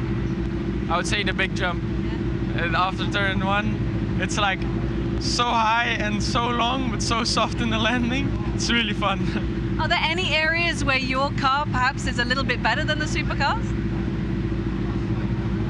Yeah, I'm maybe in the little corners, like the slow ones. I can keep the speed through all corners, and the supercars less. That's the big part, yeah. Cool. Well, good luck this weekend. Thank you. Victor Vranckx enjoying the jump clearly on the exit of turn 1. On to race 2. This one with our championship leader and championship favourite in it. So left to right, Isaac Hockvist, Ola Henry Steinsholt, Simon Olofsson, Martin Jonsson and Jimmy Alfredsson. Olofsson with that huge championship lead, but just needs to stay out of trouble. You don't want to, however, dump yourself down the bottom of the timing sheets and make stuff difficult. So will we see attacking Olofsson or will we see safety Olofsson? It's a good start, going to get squeezed from both sides, moves straight across, slams the door in everyone's face. Thank you very much. I might be leading, but I am not going to be worrying about not taking risks as Walfredson ends up facing the wrong way. Great start for Olofsson. Oh, in the background, sideways, trying to come around the outside into turn 2, but no cigar just there. Great start from Olofsson, and so fortunate for him that it wasn't him that got turned around like Wolfson. Wolfson shut the door on Olofsson and then just got that little bit of over-rotation from further contact. Looking at the timing screen, he hasn't got moving yet. I wonder if that might hamper the exit of turn 1 for these guys. Looked like the car was quite a long way to the outside. That damage on the front of Jonsson's car as he goes into the Joker tells its own story, doesn't it, from a bit of contact earlier in this race. Hit Steintolt as well, actually, Hal, between turn 3 and turn 4. Walfredson is still parked on the outside. I don't know that it will compromise it too much. What do you think? No, I don't think so. And once you know it's there, you know, it's always that moment of the yellow flags being out. Your spotter can tell you, but you don't really know what the car positioning is. But once you've been past it once, you can keep that in the back of your mind, and you can attack the next corner knowing where you can be on the track. Transition from gravel to tarmac up in turn 2. There is a lip building up down there. You have to watch out there if you get the car in sideways that you don't push a tyre off a rim. So we'll keep an eye on that as the track develops. There will, of course, be some track grooming in between the various sessions. Some 80-plus cars, I think, here this weekend. So there are a lot of laps going down this track. Looking really nicely prepared. Shame for Walfridsson. Olofsson, 129.1. Best lap, 41.3. On the last lap, that was. And that's half a second quicker than Exbeth went in the previous race. So clearly has the pace, Simon. Thought he was very strong in the first couple of corners, especially in the run to turn 1 to shut the door. Sandra Holgren, his sister in spotter, will have said you're clear, turn in, and pay dividends. Yeah, good to see. Come on. We've said a lot of times, haven't we, how it's been up and down for Olofsson over the years. This year finally looks to be his year. Going to come out of the last corner and win his first heat race. So Simon Olofsson with a good start to his campaign, but 3 more qualifying sessions to go. So Olofsson will be very pleased with how that one went. 2:15.7 is at the top of the table by about 2.5 odd seconds.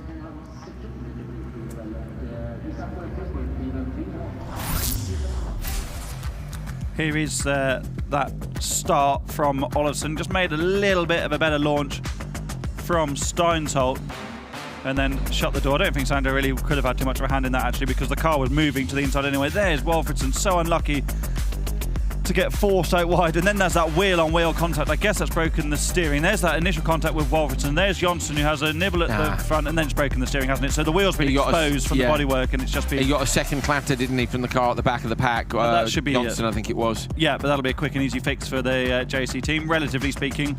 Quicker and easier than some of the work that the STX team have had to do for Olofsson this year.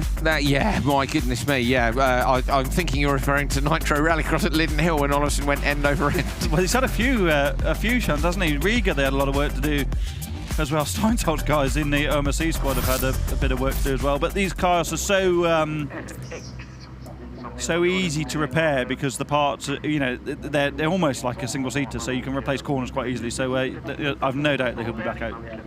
Walfridsson's car's being recovered, so while we do that, a few moments ago, Molly caught up with Ida Tornholt. Ida, unfortunately not the best start to Q1. What happened? We had a bit of accident in this first corner, and over the jump it said low battery in the car, and it went slower and slower. And apparently the cable to the generator is broken, so... We saw your mechanic kind of indicating to something over there. Can you show us, maybe? Yeah, you can follow here.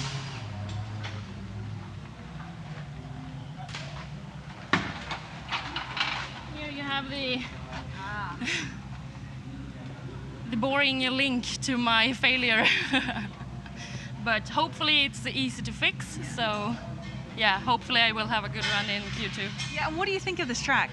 I think it's really fun. It's both fast, but at the same time technical. So, yeah, it really brings out the best of the drivers. So amazing. And what I find so cool, Ida, is that you became a mother how long ago? Yeah, she's 3.5 months. So in the 1st of April, she was born by C-section. Yeah, so. God, that's amazing. And just straight back into it. Yeah. How is that? I mean, our body is amazing, so we didn't think it would work, but at the day of Höljes, the first drive in Rallyx, the doctor gave me okay, so. How old was she at her first event? 6 weeks exactly, by day. And it works well, the whole family just helps out and... Exactly, I have my dad and Mika here and my boyfriend helping me with the car, and then my mom is helping me with the baby. So. Do you get any sleep during the night, or? I get sleep. My mom helps me very much, so it's amazing, and it's all thanks to these guys that I'm here. Oh, that's incredible, Ida, and good luck for Q2. Thank you.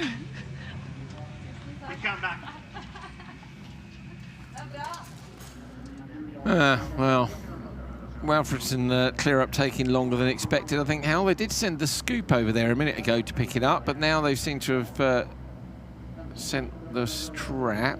No, sorry, it is on the scoop. Sorry, they've taken the scoop off the front of the truck for some reason. Look at that. And this is Scandinavian Rallycross at his absolute best. Yeah. There you go. That's the problem removed.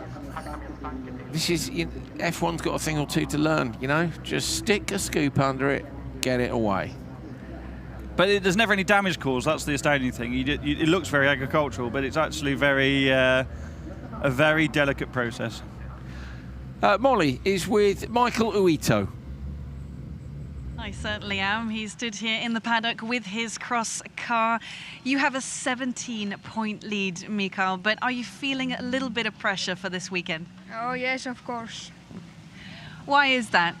There is many good drivers and new track. How old are you? 14. 14, wow. And you have a big opportunity to become a Rallyx champion tomorrow. It's a big deal, right? Yes. So who do you think can ruin this for you? Who are your biggest competitors? I like Carl-Peter Nordstrand. Oh, yeah. Yes, he's a good driver. What do you like about this track? I like it, but it's hard. Why is that? I don't know. Are you a bit nervous? Yes. And how was Q1? Not good. I do some mistakes. What kind of mistakes? I drive too wide. Okay, well, good luck for this weekend. Thank you. Bless him. That's a great performance for a kid stuck in front of a camera. That doesn't happen very often. That's a great performance, I promise you. So go on, Michael, get stuck in. You can do it. But lovely to hear is that I love. Are you nervous? Yes. No hiding it. No bull. So yeah, Simon Olofsson with the win in his Supercar Lights heat, as you saw just a moment ago. He leads the standings at the minute on a 2:15.7. P2 is Expert on a 2:18.3. So there's a little bit of room to slot a few of these very quick drivers in. Ollie Eriksson on the inside from Oskarsson, Janssen, Enlund and Mattis Janssen. Casper Janssen, the current NRX next champion, but Ollie Eriksson on the inside, multiple champion in different categories in this machine. A winner earlier on this year in Holliers, gets the whole shot to the inside. I think it's Janssen who's been spun around in turn one. Eriksson uses the full width of the road and he loses out of position, so drops back. Enlund very good through the middle of the pack there to get past Ollie Eriksson. Ollie's got terminal understeer in there. Yeah, I was going to wonder if he was... is there a bit of rain falling? Yeah, it looks like there might be a bit of rain falling. I got that by your rather odd hand movement next to me there, Andrew. But yeah, it's hard to tell, isn't it, on the lens? There's drops on the drone lens. I think just on, yes, wipers on.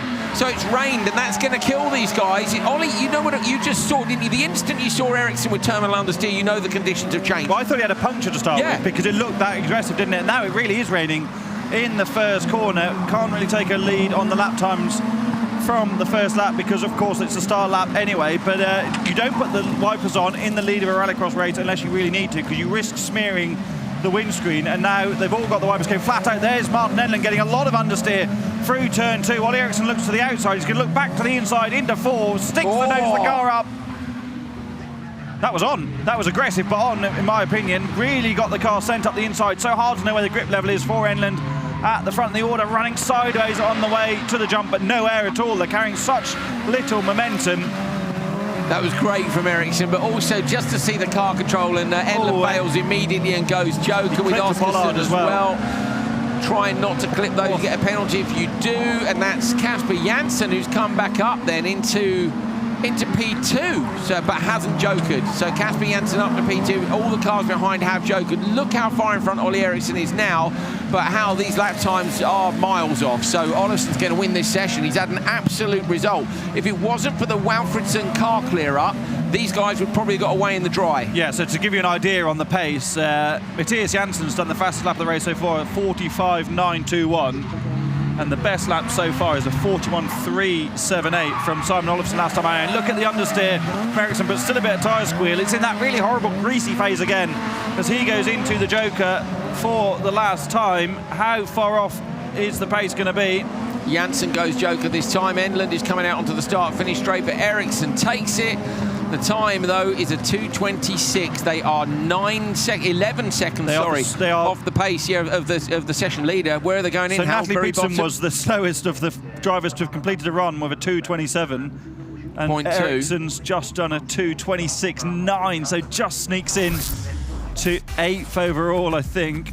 And these are some of the fastest drivers. The last 2 heats are a mix-up of the fastest drivers. But it's not raining there off the line, is it? There's no wiper zone. You can't see any. Like, it literally started to rain during that first lap. There is Casper Janssen getting spun. That's sort of an awkward spin, that, wasn't it? Unlucky for him. There's no raindrops on the drone lens at the moment. And look how dry the track is. Ericsson has a little understeer here, but has gone in straight. And Aiden's come around the outside. But by turn 2, see ya, look at this.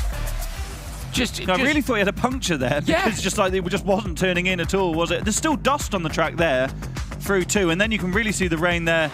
This is the next time around as Ericsson comes at Enland.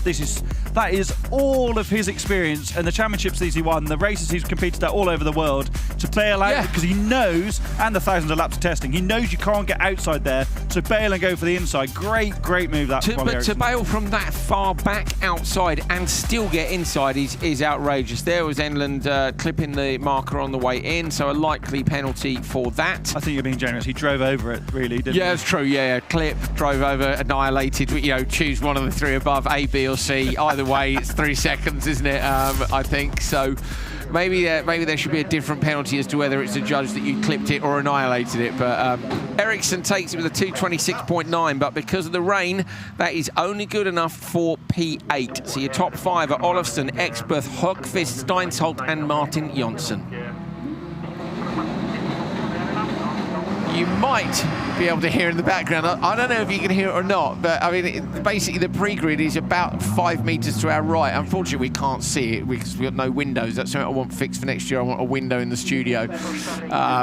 Should we put it on the rider, Hal? We want a window. Yeah, we've been told that they want to keep us indoors. We're not allowed to see. They've even put stickers over the windows in case we get too excited about what's going on outside. But here, say, at the standings after the first session, Olofsson leading. I'm just trying to have a quick look. Enland and Steinsholt are his biggest rivals. Enland is down in P10, and Steinsholt is in P4. But they are so far back anyway that I don't think it will be an issue. So Olofsson got a dry run, got the result he needed. The championship leader is at the top of the standings, but 3 qualifying sessions to go before he can bag those points and lift the trophy.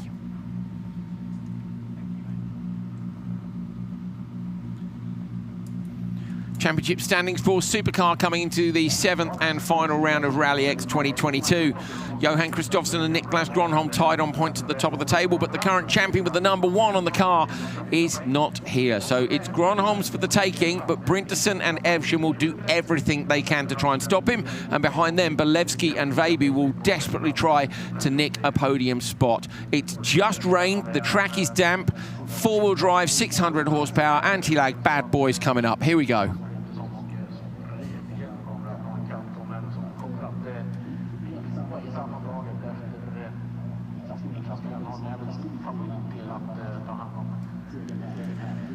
It is properly raining now. Molly's just come on the talkback to say it's really raining, and we can visibly see that it is. Carlson missing from this lineup. Oh, wet's going on in the background. Hal, go and have a look. So Hal's going to run out. You might even see Hal. If we can pan camera left, you might see Hal poke his head out of the truck. Here he goes. The door's open. Hal Ridge is going down the steps. He's a little bit left, a little bit more left. Where is he? I think he's too far off to the left. There he is. Hal Ridge runs across the shot. He's going to look at the tyre situation. He can't resist it. Gronholm's car gets lowered back down again. If we've got the RF in the paddock, we can go and have a goose and see what's going on. But Hal's gone to see who's taking what tyres, because, of course, if the conditions change again, the right side of Gronholm's car comes up now. Look at the speed they're working at. They know they're going to get loaded in that pre-grid very soon. Nut guns on, wheels off, whack the wets on, and let's go. You can see OC Vejby back right of your picture, waiting to get in the car as they lower down Evsham's car, I think front left it is. So frantic tyre changing going on. I wonder if the cars which are on the grid are on slicks or wets. Hal, did you see the cars that are on the grid? No, he's back. He's going back out. We're sending Hal back out. I don't know if he's going to be able to see from here. He's got his binoculars. They're too far away. If you can see that, he's come in. He's not too wet. He doesn't look too wet, but they are cracking on out there. One car, of course, missing from the lineup for this first race, and that's Carlson. You know why. Molly was down there, and unfortunately, the prop shaft ate itself and then obliterated the bell housing for the transmission. The catch equipment, which is to stop it going through. Everything didn't work, and so it did go through everything, the clutch, the lot. So he's missing from this one. So it'll be a 2-car encounter followed by 2 4-car races. Molly is somewhere. We're going to go and have a catch up with her once she's got herself teed up for it. There she is. She's wandering up the paddock. Molster, what's going on? Oh, it's frantic down here. Tyre changes on all cars. Slicks coming off. Rain tyres going on. So it's quite frantic, especially up front here. Can you get to the grid, Molly? No, you can't. They're right out there. So I just want to know. No, I think I can. I wanted to know what Toren and Svensson are on, but they are a little way. It might be a bit difficult for me to see that, but I could try. Sending Molly on a mission. Yes, please, mate. Can but she get? All the cars here before the tyre cleaning area are now on rain tyres. Let's see if I can jog over. Oh, Molly's jogging. The cameraman's going to have to jog with her. It's just, you can see the explosives coming out of the cameraman's head, can't you? Yeah, he's going, come on, really? It's a long way. It is a long way to the grid. Go on, Molly. Yeah. Now, what's the range between the microphone and the camera about to find? Oh, she's nearly there. She's going to go across. Okay, I think break the rules. Got to zoom in here. No, you're all good.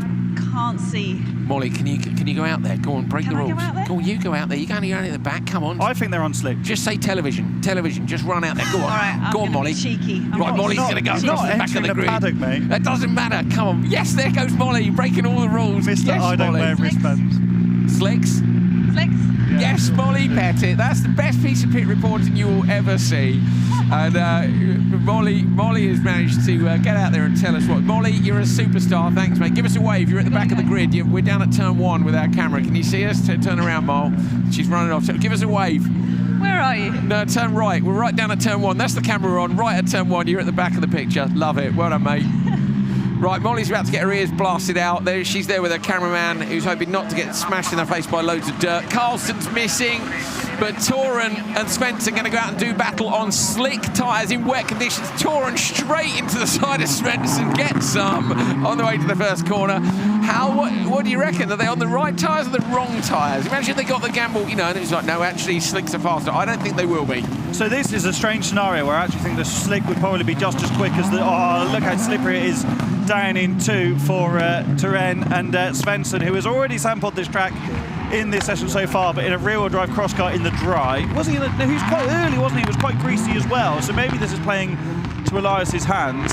Go on, Svensson. Look at Svensson, full send mode in the supercar. He was absolutely... He was just jumped out of a cross car, full send in the supercar, absolutely no fear mode yesterday in What practice. emoji was it? Fire? All the fires, and then that one with the slightly raised eyebrow going, my goodness me, you're really, a brave boy. The really mate emoji was like, really?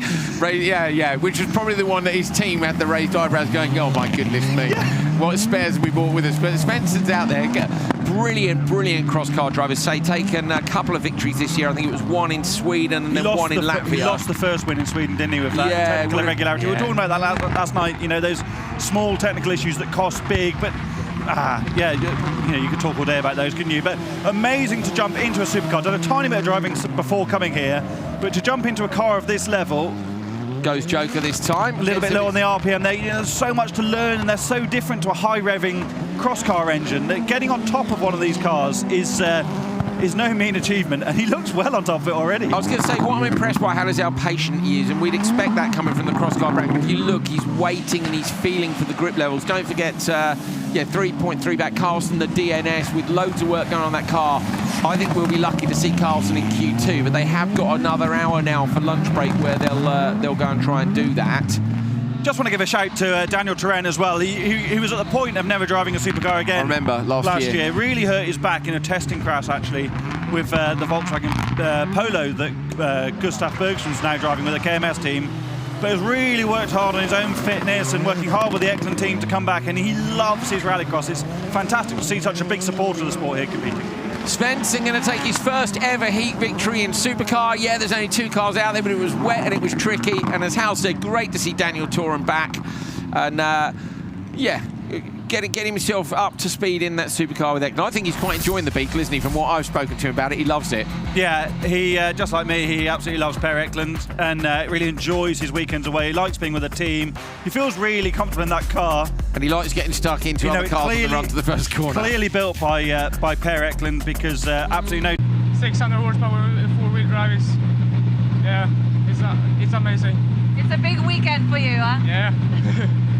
Good luck. Thanks. The smile on his face says it all. Hal Ridge has been lucky enough to race a supercar. Hal, it can make you a very poor man very quickly, can't it? Because there are very few things which are more addictive than racing a supercar. It can make a very poor man very happy and then very poor again afterwards. Honestly, I've been lucky enough to drive some amazing, amazing cars, and a lot of very good supercars in a test environment or a track test environment. Not a full test, but a track test where you're driving it for a magazine or television to review or whatever. But racing a supercar where you have to be absolutely on it, it is amazing, and you could see that on his face there. He loved it, didn't he? But the buzz is massive, and while electric technology is necessary and the cars are amazing, Brinson really doesn't need that, because of course it's Brinson that's going to try and deny Gronholm.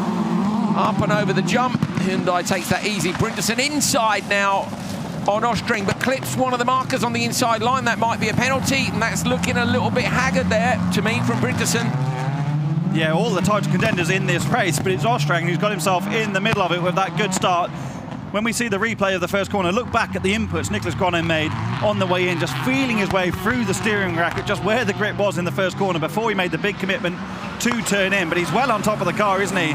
His spotter, Jussi Pinamaki, won't have seen too much of the action so far, because he was one of the guys in the pre-grid changing the tyres on the Hyundai i20. The GRX team running a very low squad this weekend because they're busy with other projects back home as well. They've worked so hard to get this car repaired, and now they've only got a few guys here to run the car. So Jussi, who is a team principal in a world championship level motorsport, there changing the wheels, getting his hands dirty. I love that. Yussi's such a great bloke though. You'd expect nothing less, would you? Evgen, where's Brinderson? 7.1 back from the Joker, but I'm not sure about these lap times, Hal. Whether or not the wet tyres, if it's still raining hard, is this actually going to go away? Obviously, lap one's really hard to judge. What's your thoughts? It looked drier than I thought it would be last time around. It definitely looks wetter now, doesn't it? So I wonder if Svensson might have had the best of the conditions. There's Evian, who doesn't look that comfortable in these conditions. And Brinson's going to move back ahead of him with a bigger margin than he had before they both took their Jokers. It should be. I think it should be enough. I'm just looking at the times now. It's so hard to tell when you've got one start lap, one Joker lap, and one standard lap. But yeah, I forgot to write Spencer's lap time down because I was so excited, being excited for him making his supercar debut. I'm excited because of you being excited. Are you excited at home? WhatsApp us, send us a message on Instagram. Are you excited? What emojis do you think should be used? And are me and Hal just a pair of stupid blokes who like a sport a bit too much? Niklas Gronholm goes into the Joker lap, avoids all of the markers. The target time is that of Elias Svensson at 2:30.2. Where's Gronholm? He's going to come out well in front of that.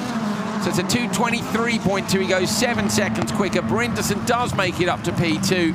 Evgen into P3. So your top three in the championship in that order are currently the top three in this session. But there is another race still to come, and there's a couple of quick drivers in it, so they could yet be denied. This is the start. Niklas Gronholm has the best reaction to start with, and then the Hyundai, which the GRX squad have put so much work into over the last few years, absolutely picks up. It's a great traction machine as well, isn't it? So getting onto that loose. Look at the little inputs. You can't really see them from that shot as I thought I saw them last time around, but you really see him working the wheel, and you saw that on his way into the Joker on the final lap as well. This is Brinderson looking to the inside of Ostring, who is an absolute privateer.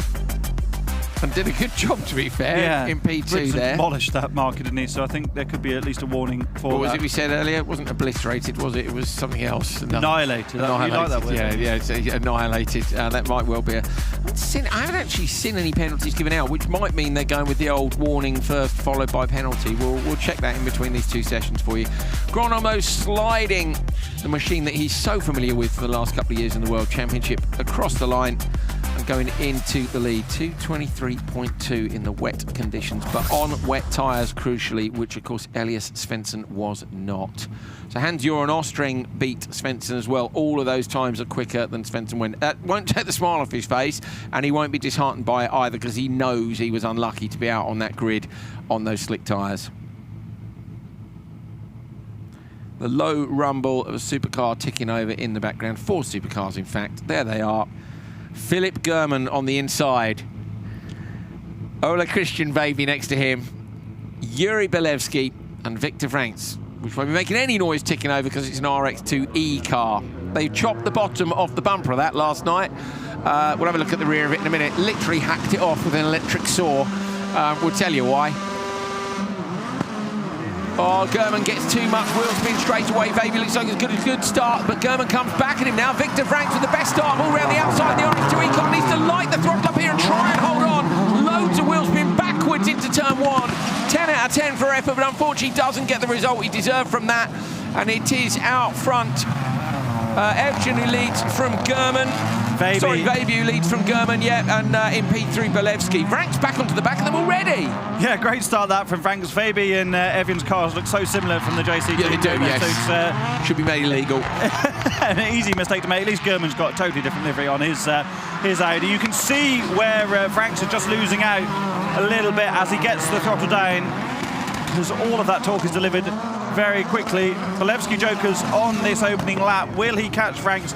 Fortunately for Bolevsky, the Joker's quite long here, so Frank's is going to run in free air out front. Bolevsky can now get the hammer down in his bid to chase Vaby, and this is the sort of conditions where Vaby should really excel. He's such a good rally driver. Rally drivers are used to reading the road, reading the conditions, not relying on the grip being the same as it was in the previous corner, and this is where someone like him can really gain on. Yeah, we often see that, don't we, in wet conditions, the rally drivers. On an out lap, at one out lap, you said you're going to go now absolutely as fast as you can around this whole lap and bring it to the finish line.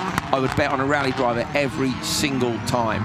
It doesn't mean I'd be right every time, but I think you'd be right a good 70% of the time. It's just that feel for grip on an instant lap. It's a different process. German goes into the Joker lap. Franks decides not to, going to go on the last lap.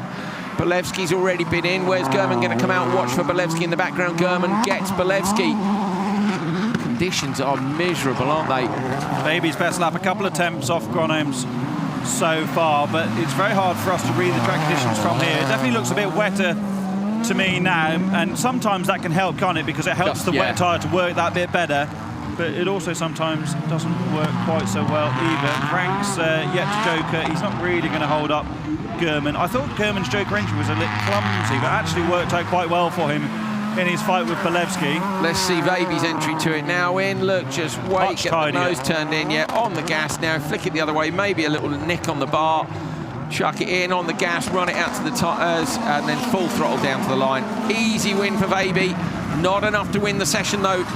First blood goes to Niklas Gronholm, championship leader. So we really have seen some outstanding performances in this first session from all our championship leaders.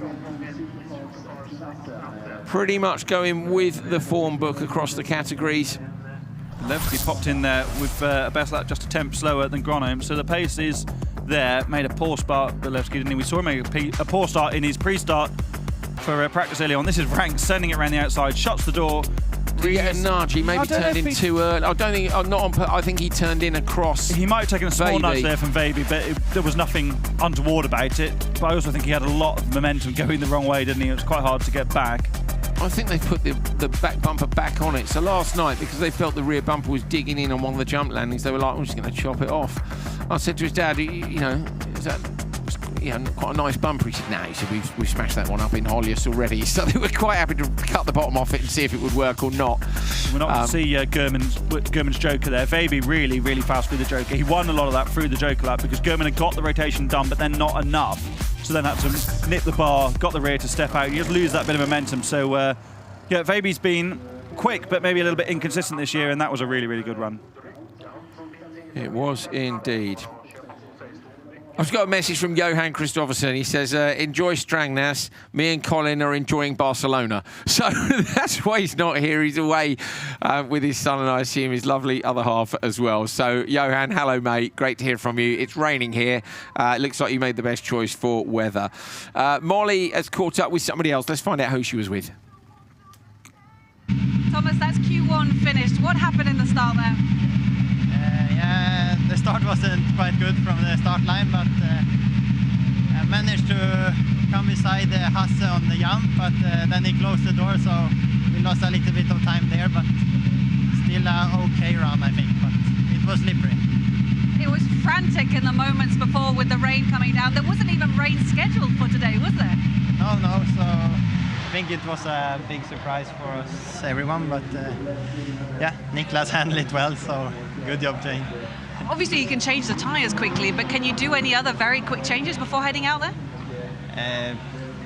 Yeah, some adjustment, but not so much when it's so close. So, but yeah, we will see if we can figure out something so the car is handled better in these conditions. What do you need to handle better? I think we need a little more steering because it was really understeered. So, but like I said, it was really tricky for everyone. So yeah, we will see. Let's hope it dries up, huh? Yeah, I hope so. Thank you. Thank you. Brinderson with a big smile on his face, but congratulating Niklas Gronholm on a good job. Well done in Q1. Gronholm from Veiby, German, Brinderson P4, Belevsky P5, Evshen, Ostreng, Vranks, Svensson, Toren and Carlson. Carlson, of course, with the DNS. Can they get that car fixed in time for Q2? Will Toren and Svensson get better weather conditions? They did get rather mugged in that one, but that is it for Q1 from Strängnäs. Nicely done by our championship leaders, as I say.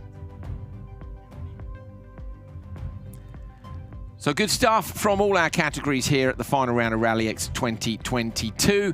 I thoroughly enjoyed Q1. I don't think there were too many surprises. I think most of the championship leaders have done what they needed to do there. But automatically, when Q2 starts, I won't have to tell you that it's at 13:55 Central European time. That's +1 on the UK. Most of you guys live in Europe. There's some people in America probably.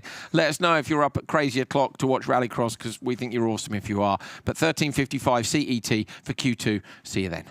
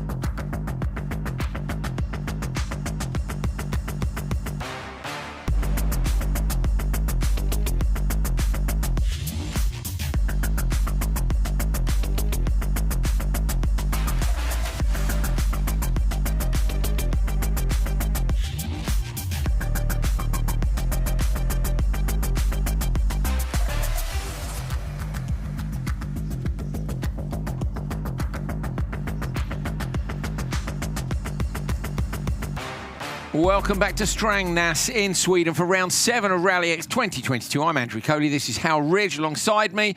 The graphics look, well, they're kind of right. It's kind of other way. Oh, it's fine. You know the drill by now. We're here for the final round of what's been a brilliant season. We've got 5 different categories. It's been raining outside. The first one was a bit mixed up. Crosscar Juniors are getting good to go. We're printing stuff. And yeah, let's do it, shall we? Let's. How's your lunch, mate? Fast. Yeah, same as that. Same as that. Not very long, as Nicholas Collin described his round 5 final. Yeah. Ho, ho, ho. Right, the quick people are up first in this session. So you've got Hallen and Junilami, Anderson, Nordstrand and Persson for Junior Crosscar in the first one. A lot of wheels been off the line. Best start goes to Carl Benner Nordstrand from P4 on the grid. Persson going to slot in behind. Persson looks to the inside line. Hallinan looks even further inside. They're going to lock wheels and run wide, and they have done exactly that. Junilami goes up the inside, but also gets sideways into the concrete wall on the outside line. And that has just left absolutely tons of time and space out front, as again running a little bit wide. Anderson was looking up the inside but couldn't quite find a way through.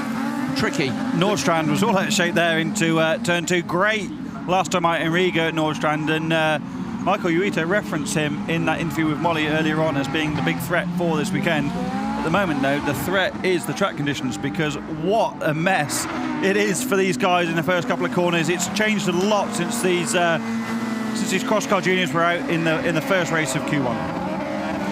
We've been joined by a man, the myth, the legend.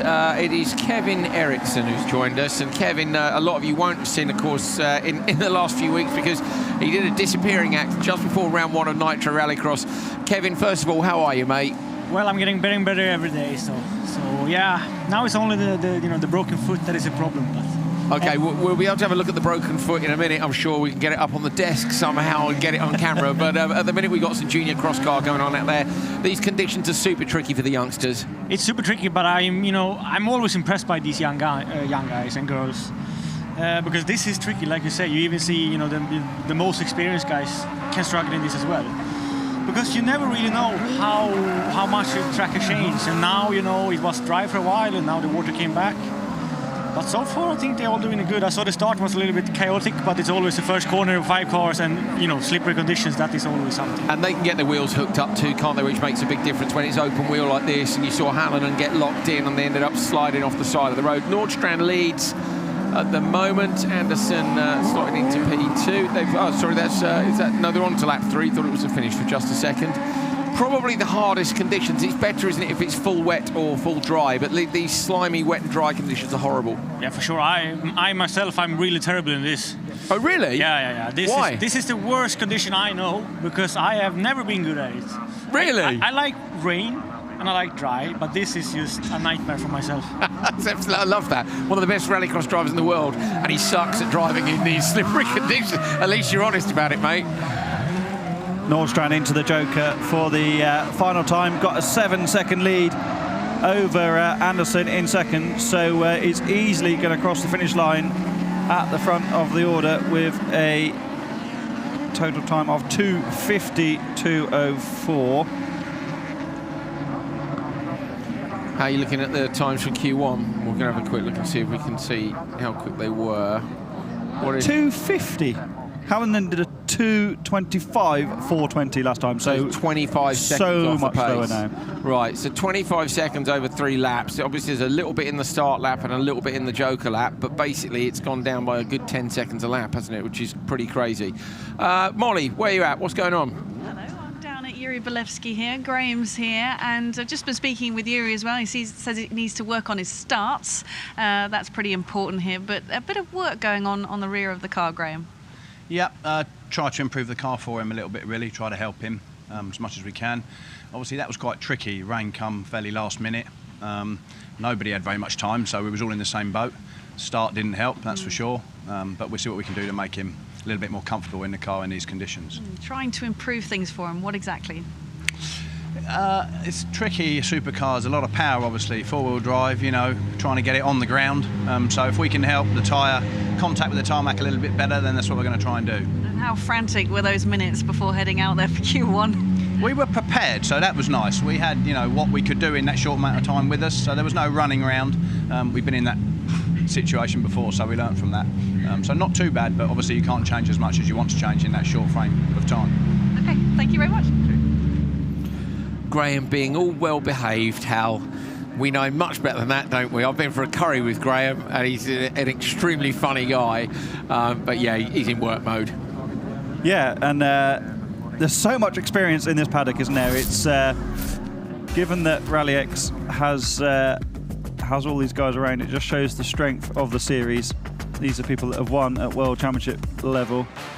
That was Hallinan and Persson up in the first corner, and then look, Yulalami is thinking, I'll go around the outside of you, and then, actually, Yulalami... That will have hurt, because he just clipped the outside front wheel on the front axle there, and it pulled the steering wheel with his hands on it around the front of Hallinan. So difficult in these conditions, on the opening lap especially, just to find where the grip is, especially when these guys don't have a spotter either, so you haven't got anyone giving you that information from what they've seen so far. And of course that was the very first race of the session, so they had no point of reference. Nordstrand with a 2:50.204, as we said, and that was quite a margin over Lucas Anderson, some 3.5 seconds. Yulalami, if he wants to take the fight to the end of the weekend for the championship, needs to find a little bit more pace. There's Kevin Eriksson. Kevin, show us the foot of doom. Can you get it up there? How much you drink? I'm just gonna not. There it is. There's the bad boy. I'll get a picture of this. Hold on. Kevin, we're going to get a selfie of Kevin with his foot on the table. Hal getting.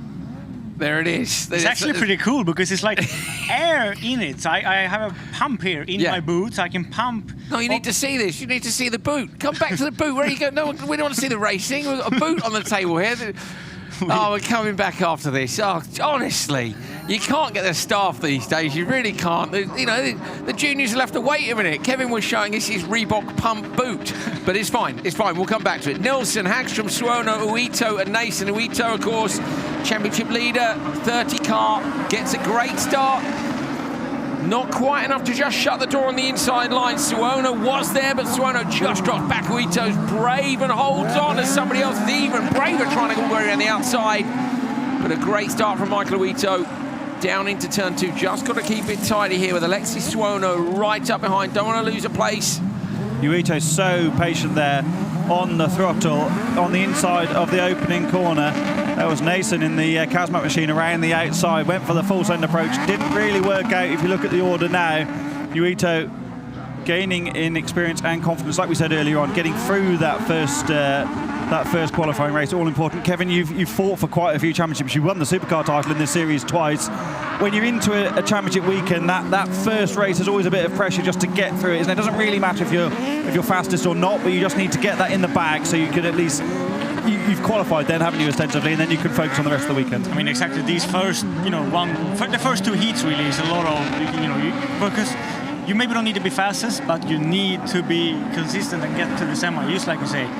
And it's easily, I don't know exactly how old these guys are, but they are young, and of course there are some brain saying them that they should go flat out and so, and then probably the parent is saying, oh, you need to be calm and nice and go to the championship. But that's what I like with these. They just go out and go flat out. Yeah, there's not much concern about what's going to happen around them. But it's a weird experience to drive when you're not pushing 100. Like, of course, you want to drive at 100% all the time. And that's where you're at your most comfy. So driving at 50, 70%, something like this, is actually more difficult than you think. For sure, and that even 99% is sometimes harder because let's say you have a bumper track and you're afraid of punctures and I'm going to be safe. Then you get the puncture. Let's say you maybe, I'm not so safe with the wet conditions. That's when you're going to have a spin or something. So you always got to be at that 100%. And then when you really need it, you should go to the 101 instead of being 99 to 100. What a fantastic outlook to extract the max from Uito, driving very, very nicely here. Fastest lap of the race so far, a 54.253. So I'm nearly 3 seconds ahead of Alexi Suono, who we know is very quick in junior cross car, has been all year, another Finnish driver, but Uito really stamping his mark down on this race. What do you reckon is going to happen with track conditions, Kevin? Obviously, I mean, you guys test here a lot, but I mean, Swedish weather is pretty similar to British summertime right now. Yeah, I mean, it's going to go, I think it's going to go slower now for a while, just until it starts to get the dry patches, because now, someone got to stop. Problem for Uito, so Uito stalls up on the entry into the joke lap. Is that going to cost him coming round for the end of lap 3? Got to get to the finish line first. Looks like he's got enough of a margin, so Uito still takes the win. But that could cost him against the other heat races.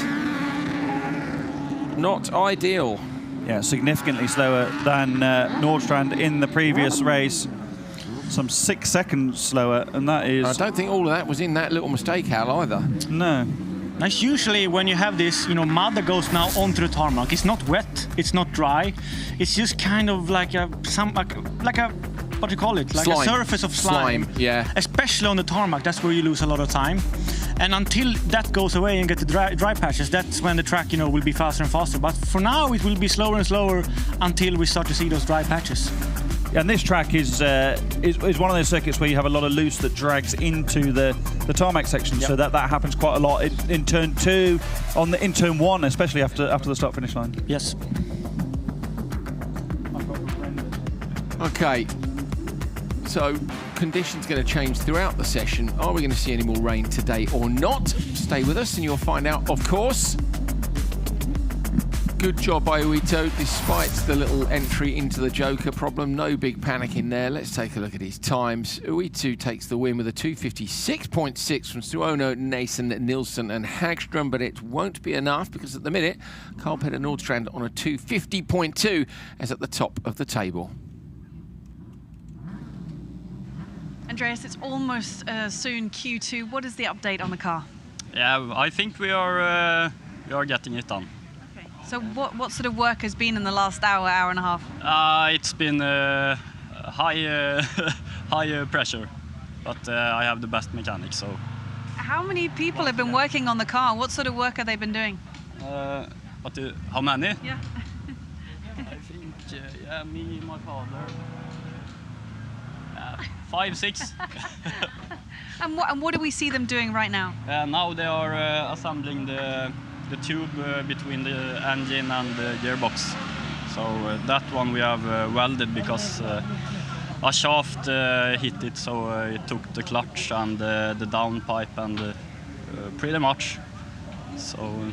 But you're excited to get out there for Q2? Yeah, we try to do some good laps. Okay, good. Glad to hear. Thank you. Thanks. Still some work to do. Says he's excited for it. I'm sure the lads will get it finished in time. That wasn't a job they...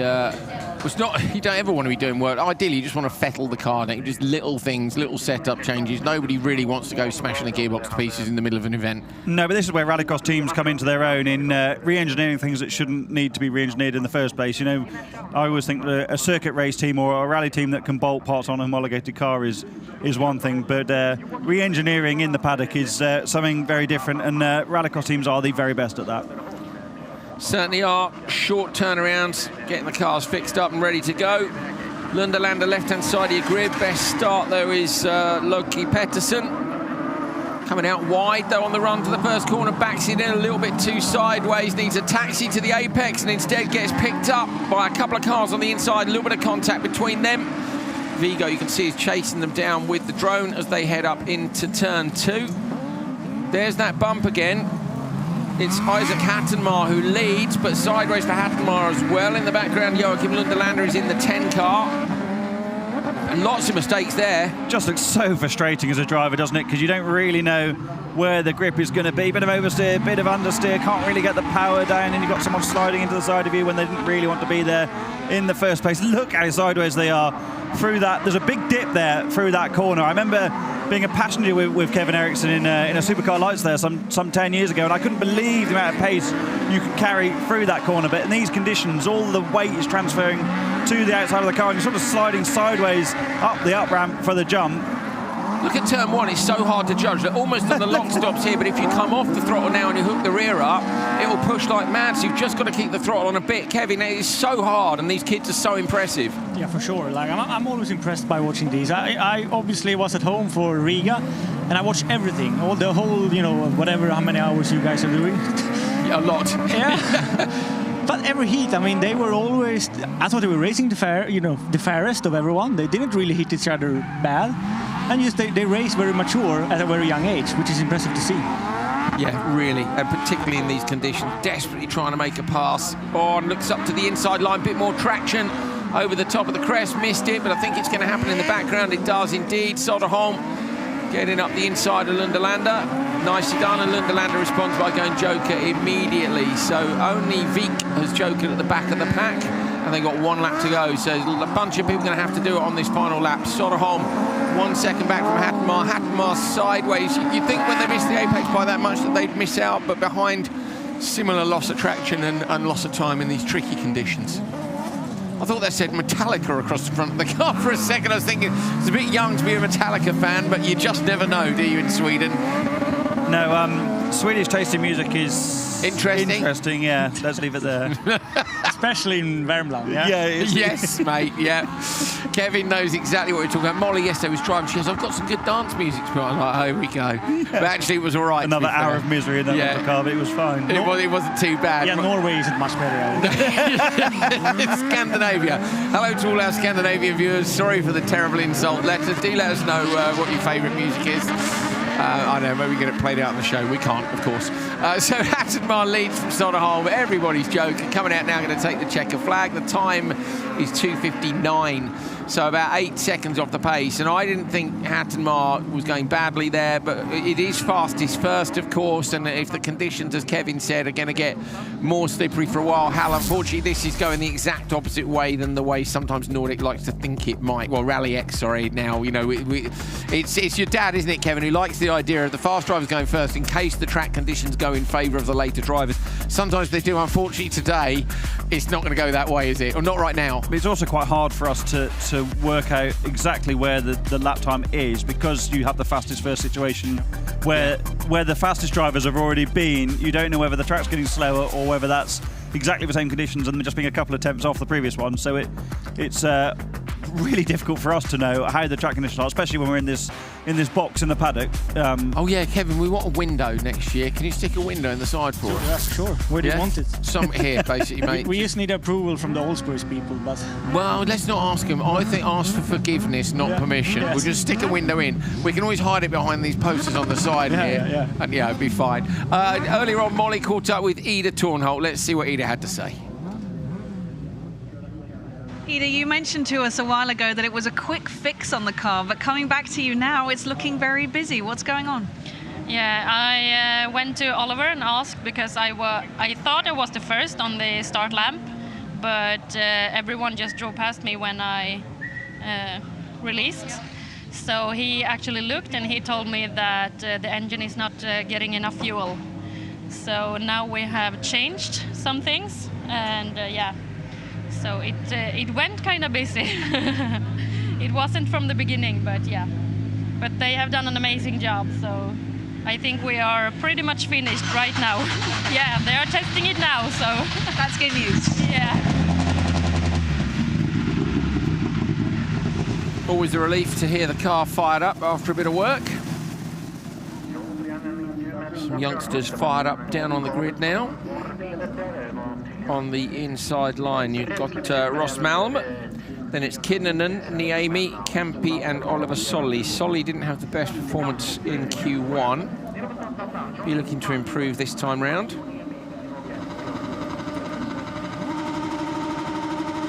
Oliver Solli on the outside of the grid. Up there in the championship, but not getting the best of runs. To say it's actually Kinnunen who gets the best start.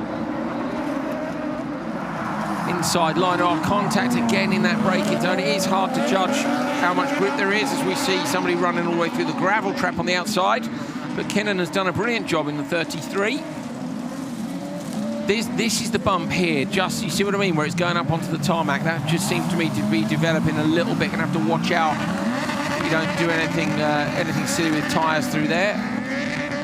Solly's going to have a look to the inside here into turn 4. Oliver Eriksson had a bit of a go at me in the lunch break. Oh, and Solly's going to get alongside, but isn't quite going to get the traction out of there. But he's going to have the inside coming up the jump. So slippery in that section of the track. Oliver looks a little bit quicker to me than Campi at the moment, but there's no way through those 4 cars running together on track. Really, if I was Oliver Solly, I probably would have joked then to get out of that mess, but it's very easy for me to say standing up here. Track looks like it's drying a little bit. Kevin was just saying when we were listening to that interview with Ida that the track is definitely drying there in the first corner. Especially the first corner, but I actually looked now. It's still, like you say, over the crest into the left hairpin. It's still very, very slippery, so that is the slowest part to dry up. What about this in turn 2 where it goes from dirt to tarmac, Kevin? That bump's quite significant. How much do they need to think about? Maybe not in these cars, but Supercar and Supercar Lights with a bit more weight behind them. I would say for sure you need to think about it, but it's been, obviously it's not the first time we are at Strängnäs. We have had some updates, but that little bump have always been there. So I think most guys will be aware of are it. Used to it. Yeah. It's like you say, you maybe don't want to be fully sideways over it, but at the same time, especially in this condition, you want some rotation on the car to not get the understeer in the terminal understeer with the slow speed, because then you never. The speed can help you to steer. But it's better with too much than with too little. So in the dry, they could come in and keep the wheels a little bit straighter and wait for the grip on the tarmac, but not right now. So if anything, it's at its trickiest now. They've got to pitch it in. There's a good example of pitching it in. Look how early they're trying to turn the car in, and then on the exit, just loads of steering inputs. Watch through turn 2 here, and you might see the bump we're talking about. No, we've gone slightly further ahead. There's the understeer we were talking about if you don't get the car turned in. In the background, it's the transition between gravel and tar. Niemi's coming back at Kinnunen in the race lead now. I wonder if Oliver Solly may regret not jokering on the second lap when he watches this race back, because there's been a lot of fighting in the middle of the pack, but Kinnunen doesn't seem to have the outright pace at the front. Niemi with the fastest lap of the race so far is really coming back at the leader. Should get in. It's actually the point. I always wonder if Niemi's finding more grip on the outside of the track. When you see karting looking for those alternate lines, Kevin, I can see nodding at me. We're going to see a great race to the line here. Kinnunen might just hold on. I'm hoping Niemi gets second for a great effort. Just holds on ahead of Oliver Solly. Kevin, what were you thinking?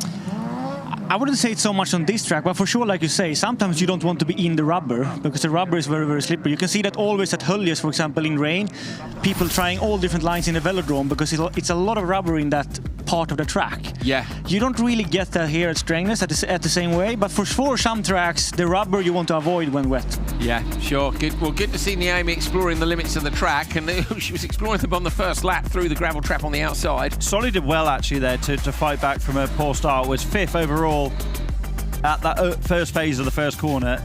Little lift up there to pull the they've got tear-offs or sliders in the goggles sometimes through the second corner. Took a little pull on the cord on the side of his visor.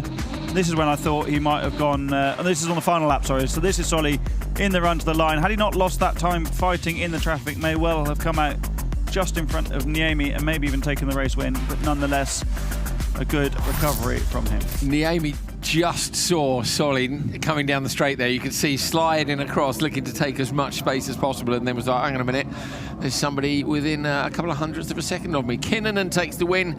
3 minutes, 0.4 though, is still 10 seconds off the pace of the leader, Carl Peder Nordstrand. We've got one race left to go in Crosscar Junior, which is coming up for you just in a moment. Track conditions would suggest, and the fact it's fastest first would suggest we're probably not going to see... yes, we do want to show his leg again. I've just been asked in my ear. Yes, I do. Thank you very much. There it is. I'm back up. Look at that. We're back in the game. Yeah. Look, so he's got a Reebok pump style system on the side. Other trainers are available. Look at this. Look at that. And then he has a little switch there that he can switch, look, and that pumps up the left or the right side. Techers. What do you think about that? Hey, but got a better shoe than that? No, you haven't. Oh, Kevin, look, you get it in the bottom of the shot there. Yeah. So if we had a cameraman in it, look at that. Look at the toe. Look at the squareness of the toe. Now, what I'm thinking, with the FC1, that looks about the size of the throttle pedal. Do you think we could make this work, Kevin? I don't know. I need to drive with my knee, maybe. We will see. That's okay. Let's have are you going to have a crack at it? I haven't decided. I will try. I will jump into the car and I will see how it feels. for sure this week it hurts, but I feel I feel a lot of progress every week. So I haven't given up yet. The car is ready. I did the final wrapping on it just before I went here, so it's ready. I love the fact that Kevin's got a broken ankle and he's wrapping his race car in the hopes he can drive it in 6 days' time, and everyone else is going, ooh. I asked Andreas, Kevin's father, well, let's just take the start of this race first and we can come back to that story. It's Campi, Svedland, Oskarsson, Suono and Atterblad. Suono with a great start from the 4th place on the grid in number 12, but equalled on the inside by Svedland. Svedland going to go deep on the brake, surely, and trying to come in hot around the outside, but oh no, right the way through the dirt. Absolute carnage in turn 1 again. It's super slippery down there. Back to your story. Yes, I was on the phone to Andreas a week and a half or 2 weeks ago, asked how Kevin's progress was. I exchanged some messages with Kevin, but I hadn't spoken to him. And yeah, it's going well, blah, blah, blah. I said, oh, will he make the next round? And he goes, well, maybe, but I can't suggest that at home yet because I think Maria might castrate me. So that conversation is maybe left until later this week. Brilliant. Maria's the boss, isn't she? Yeah, but I think they will give it, my decision. Yeah, exactly. It's like the doctor said, yes, I should have this for 3 more weeks, but it's, only up to you. It's only up to you in the end. He's only a doctor, isn't he? Yeah. Yeah, but I wanted this kind of boot because then I could start my rehab, earlier. Yeah, because you had you should explain, you had a hard cast and they were going to put another hard cast on, weren't they? Yeah, well, they asked me before and I said I prefer this boot because then obviously I could take it off and I could try to drive the nitro race. So. I bet he didn't say that in the hospital. Yeah, I'd really like to start my rehab earlier, like do some physio. He didn't say I want to drive a 1,000 horsepower electric racing car with some big jumps, did he? I bet he kept that quiet. Yeah, maybe. I guess in all seriousness, I guess there's 2 aspects to this, isn't it? It's whether you can get in the car and operate it, but also the risk of more damage. If you take another side impact and look at what happened to Nicholas Gronholm in that impact where his leg flapped around in the footwell. So I guess it's not just whether you're able to drive the car, but it's the broader consideration. Yeah, for sure. I mean, I have a couple bolts and stuff, so the bone. They say the bones will stay in position. Obviously, it hasn't healed yet, but it won't. They told me it won't be worse. Okay. But like you say, if I have a hit or something, of course it could move. First of all, I just want to see if it's safe for me to drive. That I want to be safe for the guys I'm racing. I don't want to look bad or cause any problems. That's what I want to feed first, and then we will see if it's possible or not. But mate, we'd love to see you back in the car, but likewise, I'm sure you'll make a decision for what is right. We are seeing Oskarsson 8.3 seconds up the road from Atterblad in P2. The conditions look to have got quite a lot worse. I don't know if it's raining again, can't really see on the lens, but I think it's that horrible bit where it's going between damp and drier. Because they're on all of the controls all the time, yeah, it's but horrible. not really having any effect. But you can listen there, can't you? Just not just waiting for the grip and turning it in. Actually, I think Oskarsson's doing a really tidy job of feeling the limit of the grip there, not driving a cross car like you normally drive it. Oh dear, and as I say that, annihilates another one of the cones on the inside. That's the commentator's curse for you. So it's going to be a 3-second penalty, maybe. What's the penalty situation, Kevin? We were going to catch up with race director Christy Jonsson earlier on, but we didn't, basically, because we didn't have enough time. No, Christy said at the driver's briefing that the only places where, he didn't say that you will always get 3 seconds by touching them, but it's, the entry to the Joker and that left one that Oskarsson just hit. Yeah. He said, depending on how it looks, if it is a mistake or if you cut a lot, he will make a decision. Right. But it's not like, it's not some black and white, places we have black, which I don't like, really. No, I don't really like it either, because sometimes you don't gain or you get a slide or whatever. So it's up to Christy really to see if they gain an advantage, then they will get a penalty. Hollier's Joker lap is the one that always gets me, particularly if you get someone gets a nudge from behind and they nail the thing. So, well, hang on, it's not his fault, but it's a tough job. I'd never want Chris's job, not at all. For me, ultimately, this is an interim solution, isn't it? What I would like is walls or massive curbs, so that the penalty for cutting is big, or you get away with it at massive risk. So I think the bollards thing for me is not particularly pleasant. You'd like something which increases the action and is high risk, high reward, or something you just can't do. There's a kind of a shot at the crowd. Molly, where are you? What's going on, Molster? Who you found?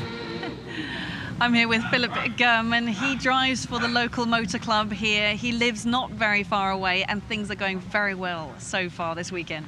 Yeah, I had a good feeling already before the race here, so I had a win here with my touring car, so I always had a good feeling from this track, so it's nice to be back home. And what sort of feeling do you get driving a supercar on this track? Yeah, it's something different. It's like the second time I'm driving the supercar here, but it's a tricky track with this beast of a car, so it's fun. What part of the track do you feel that you have an advantage, that you enjoy the most? It feels like I had on the inner, from this third corner and to the big jump and the end, so it feels like I had a really good flow in that corner. So. Well, you were third in Q1. What's it going to take to be first in Q2? I make small mistakes, so if I take them away, it's gonna be good. Where are those small mistakes? It was a bit tricky in the last corner, a bit understeer, so take that away, it's gonna be good. So. Okay, good luck. Thank you. There's one of our cameramen up there giving us a wave. Yes, who's that? Tell me who that is on the camera. Ivan, how are we doing? I don't know if you can hear commentary or not, but I like the fact he's waving. Oh, so apparently he was the one who had all the mosquitoes around him, Holius earlier this year. In Ulu last year. Oh, Ulu, sorry. A Ulu sucker last year. for punishment. Ulu, oh dear. No one would want that job. You've got to have a very special mindset to want to spend all day up there in a crane. Yeah, amazing job. Our friend Tom Jeffs used to do that as well, didn't he? You're doing a great job. If there's any weather, you're getting it. If there's any drama, you're getting it. My favourite was when Tom came down. Do you remember from Montalegre in the snow? And he looked like a yeti. Literally walked in here and was like, oh my God. The Sasquatch has been discovered in Montalegre. Okay, here we go. Merstad, Hallberg, Haldaman, Anderson and Svensson. Merstad didn't get the best of starts around the outside, trying to come in. I think it's Elias Svensson's gone for the whole shot. Oh, a bit of contact. They may well hook up here. Looks like they got away with it. Could be Haldeman. Is it in the lead on the way down to turn 2? It is. It is. Svensson and him. Oh, sideways. Going to run deep. Surely in the dirt. Svensson having a look up the inside line. Can't get there. Haldeman trying to find the traction. Svensson looking for it too. Side by side. And Haldeman gets it. Svensson nearly got it done around the outside, but like you say, Andrew, they just got locked up. The wheels in these cars are a little bit exposed. Just got stuck together. Hallberg there loitering in the background. The grip looks like it's improved that little bit. You can see that clean line on the way up to the jump, but offline it's still exactly as it was. So still difficult conditions. Svensson's joking on lap 1. That's to get out of the traffic, followed by championship leader Oscar Anderson. So these are the 5 fastest drivers. As you see, Hallberg coming under a bit of pressure, takes the inside line behind Merstad, looking to do the over-under on the exit. Merstad to the inside. Can't quite find enough traction. Opens the steering and the throttle to try and get the exit speed. But Haldeman, who is new to this series and was P3 in Q1, is leading here against the fastest drivers in Crosscar in very difficult conditions. Hallberg keeping things nice and tidy in second position at the moment. Look at Merstad's Crosscar moving around underneath him. There's a dry line as well through that very difficult off-camber corner.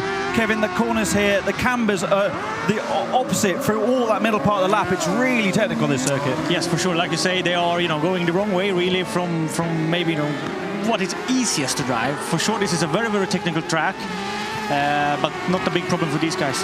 Svensson and Anderson have both got past Hallberg and Merstad, who joking on that lap. They've dropped too far back.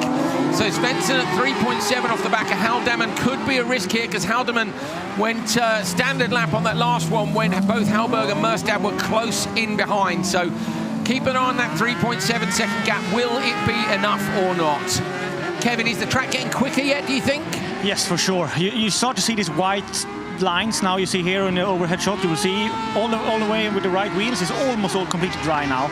So they should be, for the last guys in this heat, they should have an advantage compared to these guys. Haldeman goes into the Joker on the final lap. Kevin Eriksson says it's getting quicker. It looks to me like Svensson's quicker than Haldeman. I think he's going to take this one. We need to see the merge. 2 cars out in front. Svensson and Anderson edge Haldeman, so the gap was some 5 seconds, I reckon, because Haldeman was 2.7 up the road and ended up 2.1 back. So Elias Svensson, who's double driving, remember, in both Supercar and in the Crosscar category, takes the win here. He was P5 in the first session, Q1. Is that enough? What's the time like, Hal? Did you... no, it's first cars, isn't it? Of course, first cars in Crosscar. I'm thinking back to Junior. And just when he needed it, he absolutely smashed in the fastest lap of the race in the final lap. So the spotter will have given him the hurry up that he needed to deliver a good one, and he absolutely did. Like you say, the margin was quite big come the end, 2.1. So I think we can't really get an idea of the Joker Delta at the moment because Svensson was going that bit quicker. Ooh, bit of contact between them on the opening lap. Hallberg just, like I say, loitering in the background, doing a solid job, but not as solid as the job of his teammate Oscar Andersson, who has put himself in a great position to continue leading the championship. Molly is going to be joining us in just a moment. Sideways through the Joker, this was Haldeman. Look, but even, I mean, the Joker was good, to be fair. It was a quick exit. Got out just in front of Hallberg, but... Great decision from Svensson to get out of the traffic and take the Joker on lap 1 there. Very much. And then smashed in the laps as needed. Svensson, 2:30.441. That's 20 seconds quicker than the juniors were going. Obviously, these cars are quicker anyway, but I think also track conditions have gone in their favour.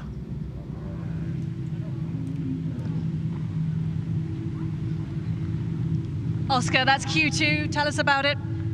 Yeah, I got a bad start, so yeah, we were last out of the first corner, and yeah, I just kept it together and drove as good as I could, and yeah, second place in this heat is really good.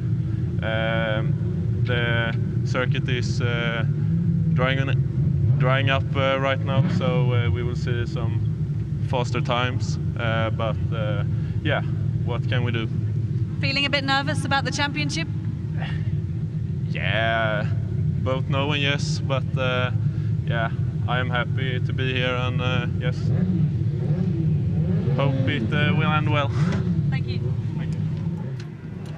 Happy, but not that happy. I mean, it's not over the moon right now. Hard to hide your emotions sometimes. Jan Emil Wilsberg, left-hand side of your screen, Isak Egonsen Jr., Jimmy Osterberg, Joni-Pekka Raiola and Sindre Troiterud in this one. Should be pretty lit on the run to the first corner. Which of those grid slots has dried out the most? Osterberg gets a good start, so does Egonsen. Egonsen inside Osterberg. Osterberg may just be able to edge this. Doesn't want to go too late on the brakes. Finds that dry line on the inside as well. There's a dry braking zone right into the apex on the inside of that, and Osterberg nailed it perfectly. The grid does look pretty even though, doesn't it, for dryness or still dampness, depending on how you look at it. Across the field, so slippery there, down into Raiola, very, very patient, not getting into the back of Egonsen there and forcing unnecessary contact, but this is exactly where Jimmy Osterberg wants to be. He described the Riga weekend as the worst of his career. Nothing went right. He was really, really frustrated with how things had gone on Sunday evening. He's, you don't know if it's him or the scenario, you know, the circumstance he finds himself in, but he doesn't get the run of the green very often. Very, very quick in this category, and yeah, I think he was pretty much ready to throw the towel in at the end of Riga, but come back here in the race lead. He had a good run through Q1, 8th quickest overall. We know how fast he can be, and this is exactly where he will want to be to try and lay the marker down as the track's drying that little bit in Q2. Sindre Troiterud is in P2, less than a second back, as you can see here in the green and black. Raiola and Egonsen. Wilsberg jokered 9.2 off, but we've seen from the previous race that about 4.5, 5 seconds was the difference. As the track dries, though, that joker time and the delta between the two laps will change a little bit. Here comes Osterberg. He's going to go standard or joker, goes standard lap. And Troiterud decides to take the alternate strategy out towards the bank on one side. Where have the other cars gone? I think I would have gone again in that position. Egonsen's gone joker, Hal, and Raiola stayed out. In Troiterud's position, I'd have gone again then, because he's unlikely to challenge Osterberg for the lead and has now dropped into the traffic. Agree. So I would have stayed out. But what would you have done, we can ask the proper spotter that question. Yeah, what would you have done? Yeah, for sure. I mean, you don't want to get in traffic, you know. So, yeah, I would have done the same as you guys did. Yes, 3 votes. Yes, Hal. Look at us. We're as good as Kevin at making one decision. The other 1,000 decisions required across the season will probably be wrong. But Go on, Kevin. It's always easier to do it from here than to do it with the headphones, and it's always No, difficult. I don't believe you. I think it's the easiest job in the paddock spotting. Oh my goodness me, I tell you what, that is a wind-up and a half. That is a wind-up and a half. Osterberg takes it. Fast time. 2:25.1, yeah, so 5 point something seconds up the road. Very tidily done by Osterberg. Watch the start then. Osterberg in the middle. I want to talk to Kevin about the patchwork of tarmac down at turn 1, because to me, Kevin, he's going brilliantly here, but look at where he picks the line on the inside. You see, it looks, there's some kind of concrete on the inside. It looks like it dries faster than the tarmac does. Yes. So you kind of go into that concrete, then I see the Crosscar guy, they kind of just go over the tarmac, and then they find the grip again in the gravel. It looks like you say, it was a perfect. I don't think he could have braked much later. No. He was a little bit caught up by the grip in turn 2, the hairpin. But the first lap he felt it, and then he perfected it after that. Look at that, stays on the brake, just keeps the weight in, uses that crest to just get a bit of rotation. Look at the inputs in the steering, 3 or 4 inputs just to keep the car on the angle he wants it on. Here comes Osterberg, checkered flag on the right, him coming in from the left, boom, out into the middle, 5 seconds up the road. So track conditions may be going the right way, but that is a great drive by Osterberg. Remember, it's fastest first. To be fair, we have got some very quick drivers in the remaining couple of encounters, so it's not a done deal just yet. Osterberg from Treuterud, Wolfsberg, Ryala, and Isaac Eganson Jr. Okay, the next one. Big names still to come.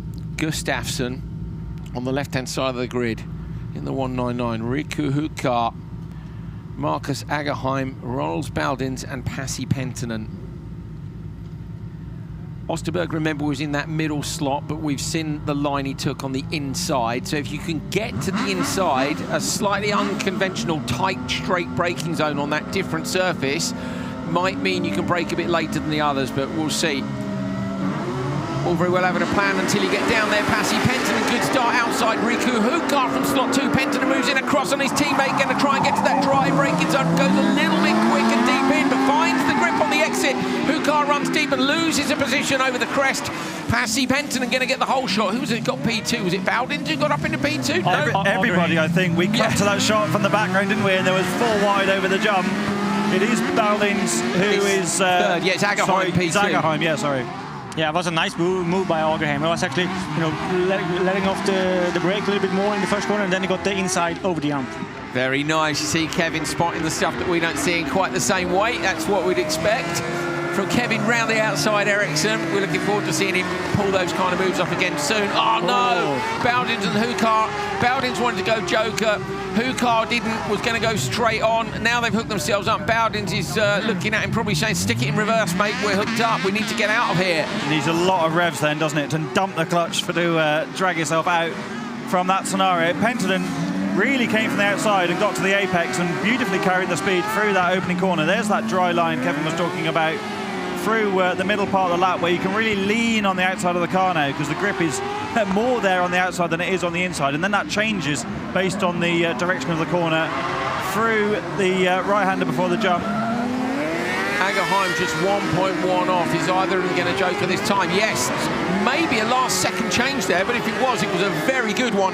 Jumped on the throttle, nailed it, pointed the car to the inside line, comes out on the merge just behind. Gustafsson's that little bit further up the road though, so if he can maintain the pace, what is his best lap been so far? 45.4. And Agerheim's done of course we haven't seen a best lap, because he's done a first lap and a Joker, which doesn't help the maths. Terrible maths on my part. It's all good, mate. He's closer. Yeah, it will be close.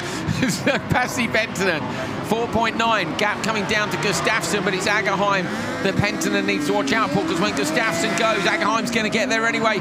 Agerheim might as well hold on here. No point in looking at the inside. You're going to get caught, because he's going to go Joker, and that's going to lose you more time anyway. And there it is. Should have waited and gone wider. Yeah, and I think that's the spotter's responsibility, really, yes, isn't it? He won't know whether he's Joker or not. Across the finish line with a 2:23.921. That is easily going to be quickest of all. So the lap times have been quicker through this race, and the overall time is quicker as well. But yeah, your spotter's got to tell you this guy's going to Joker.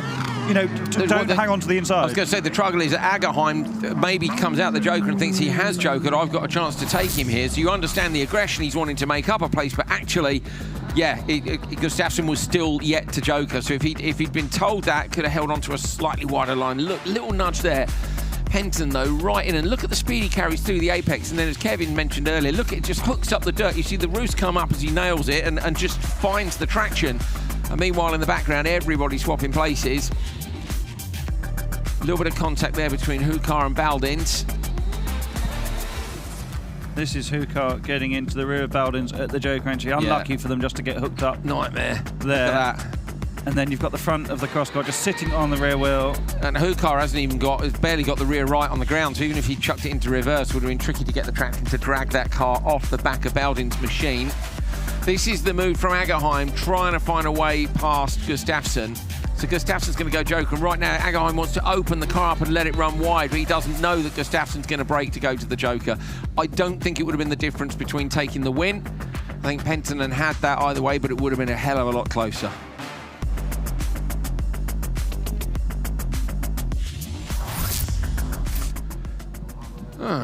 I was grossly unfair on spotters before, and it was tongue-in-cheek because it's probably the hardest job in the paddock because you can only get it wrong. So I've called the spotter out there saying they should have told him. If someone takes a Joker at the wrong time, it's the spotter's fault. Whereas if a race goes perfectly, the driver's done a great job. So really, it's like being a goalkeeper in football. Or a co-driver. Yeah, drivers throw the car off the road all the while. Co-driver gets a note wrong, and they go, "He got the note wrong." It's like, mate, you've crashed it like 9 times this season. He's got one note wrong. Like, you never get a credit. You only get the blame. Yes, exactly, mate. Yeah, it could be the genius Joker move that took the win, and they're like, yeah, Kevin Eriksson's brilliant. No mention of Dad.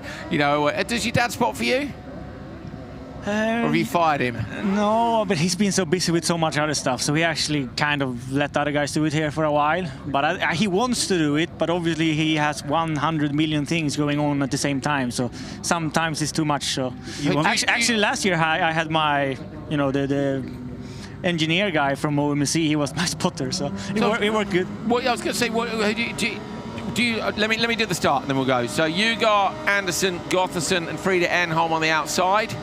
Frida Enholm had a good result at NRX in the UK. And she's having a brilliant start here. Frida Enholm going to try and come around the outside, just couldn't quite get in, then tries to cut across. There's contact and a half spin. Enholm does get the whole shot, but only after a little bit of contact on the run to the first corner. This is a great opportunity for these guys, especially you guys, who only just missed out on a podium in Riga in round 5, I think, on the Friday. With the track improving so much, okay, they might not get to the very fastest time of all because Penton was on a mission, but you could easily be in the last race or in the fastest groups. You're in the first race of the next session. That can really change your weekend. Kevin, spotters, do you like your dad spotting for you? You can be as honest as you like. Yeah, I don't really have a problem with it. It's, obviously, since he's my father, he understands me in a different kind of way. Which is a good thing. I mean, most of the years I did World Rallyx, I had him as a spotter. It's more recent years that, he has more stuff to deal with than before. Been building 11 FC1s or whatever it is, 12. He did one mistake one time, and he kind of never really, he said that if I want to spot, I want to do it properly. I think there's also a degree of you being a lot more experienced now, so you can, when his driving experience was able to help you on track, now maybe your driving experience has surpassed that because it's a long time since he raced as well. So you don't necessarily need that encouragement from him. It's more the spotting role as what's going on around you during the race. Yeah, for sure. And he's a very energetic spotter. So for example, for someone like Backruden, so it worked well because he needed maybe that sometimes that wake-up call and that that he could get good. I'm more calmer as a person, so but it's always you gotta adapt to the driver you're spotting. That's always the tricky part. Yugar gets in front of Enholm as the Jokers play out. Yugar's done the fastest lap of the session so far. Lost a little bit of time on that opening lap in the first couple of corners, but I think this time is going to be right up there. We know how capable he has been through the course of this year as a driver. Just a few corners to go, really drying out now. Just about to say that. It was just on the outside of the car in the second race of this session, and now it's a full cross-car whip, so this is a great opportunity. Great shots there from the drone. You can see Frida Enholm at the wheel, yellow gloves on, which always makes it that bit more obvious what the inputs are. They're racing down now for the target time of 2:23.9. 2:23.0, fastest time for Ugar and Enholm, 1.5 off the back. Frida Enholm with a 2:24.6. It's going to slot into P3. So that's absolutely brilliant. It's Martin Ugar who wins this session for Crosscar Q2. P2 to Frida Enholm and P3 to Pasi Penttinen. Kevin, you need to go, I think. Yeah, I don't really walk so fast. I think I have to go now. He'll be fast when he's back in the car, mate. Thanks so much for joining us. It is always a pleasure to hear from such a very capable and likeable bloke. So great stuff. And he's literally heading out now to go and do his job as a spotter. Help him down the stairs, Hal, for Christ's sake. So Hal's going outside. Kevin Eriksson, I'm just describing to you right now, is going down a flight of stairs with no handrail, with a broken ankle and 2 crutches. Talk about commitment. Round the outside is nothing, the Estering, compared to how committed he is to getting that foot better. He's a fruitcake. He just jumped halfway down the studio steps on his crutches. Oh, no, mate. It's, yeah. For a bit of youth and bravery. But, yeah. A different breed. What a pleasure to have him in the commentary box, as always. Ah, yeah. We do our best, and we know when we're taking the mick out of spots and calling people out for mistakes and all the rest of it. At no point are we suggesting we're any better, but it is lovely when you get Kevin up here to second some of your thoughts on things. Yeah, and he is so experienced and so willing to impart that as well. I think we're very lucky to know these guys as we do and to be able to chat to them about, real life stuff. And I think that's what's so lovely and accessible about the Rallycross as a whole. This championship, the paddock, is that you can chat to such brilliant people, whether that's as a spotter, an engineer, a driver, and then have that honesty, because you don't get that in all motorsport. No, you don't. And as a fan, and I mean that, if you're here this weekend for Nordic, if you happen to be coming next weekend for Nitro, don't be afraid, or even for the Swedish Series the weekend after, World Championship, hell, wherever you go, have a chat with the drivers. They won't always have enough time, but you will not find a more approachable bunch of people than are in this paddock. Those that are at the very top of their game will have 5 minutes for you, so go and give them a shout. Ugar and Osterberg tied at the top on 78 points each. Merstad is there, as is Penttinen, Svensson, Hallberg, Agerheim in 7th, Treuterud is 8th. I'm just looking down to see, wondering whereabouts have we got a penalty? Where's you guys going in above Enholm? Hal has slotted into P5. Okay. Not quite sure there. Maybe no. Okay, I'm confused. I don't know. Either way, I thought Enholm would be slightly further up, having had a good result there. So she must have had a bit of a disaster in that first run. Yeah, she's P16. There you go. So Frida Enholm up into P16. Good stuff. Yeah, she was P19 in Q1 earlier on today. Still a good result. Ended that one in 5th. I thought she was going to be 3rd. So I don't know if maybe she was given a penalty for something that we didn't see. Now, this is a lineup of that you could describe as an eclectic mix, I guess. Victor Johansson, Mercedes-Benz 190E. Joni-Pekka Raila, Datsun Finn. Olander in a Toyota Corolla. Timmy Enlund in a BMW E30 with a brilliant start, and on the outside, Marcus Norman in his brand new Mercedes-Benz CLK. Norman maybe going to lose out here to Victor Johansson. Johansson, the championship leader. Look at it, there's just a few centimetres between them as they go sideways through turn 1, but Johansson still trying to hold on. They get into each other on the braking zone. Both manage to avoid the inside line. It's Enlund who gets the whole shot. Oh, Johansson's getting a big push from behind. Victor Johansson being pushed by Michael Olander in the Corolla. The Corolla looked quick. Doesn't look quick off the start, but it looks quick in the lap. Rahil is such a gentleman behind the wheel, isn't he? Very rarely you see him get into anybody. He's like that in the cross car as well. Oh, Victor Johansson runs a little bit wide. The thing with these cars now is they're so much bigger than the cross cars that have been in the previous races. So while there's a drying line, they've dried a certain part of the track, and now they're not on it.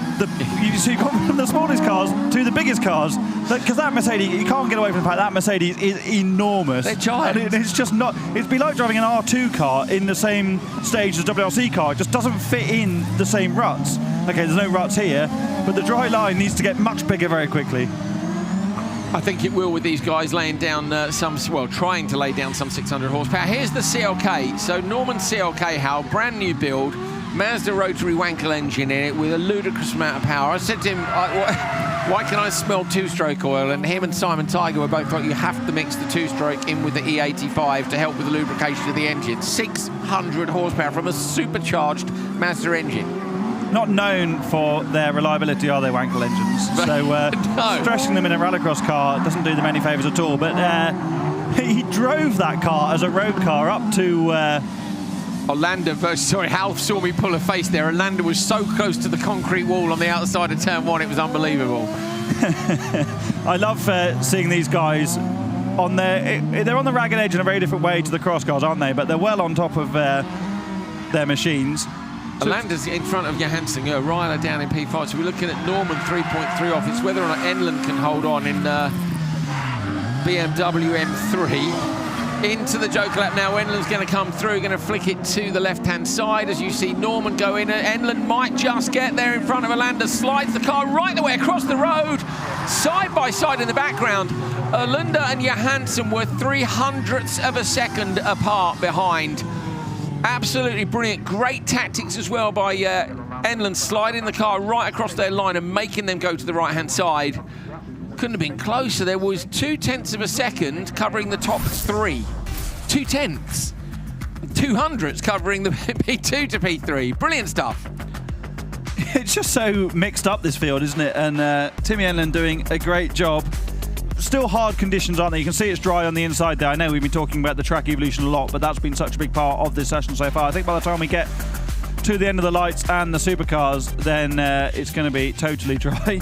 Victor Johansson almost took Timmy Enlund's wing mirror off there with the front bumper of the Mercedes, which is now acting as a mud plough on the inside of the corner, firing dirt all over the front of the car.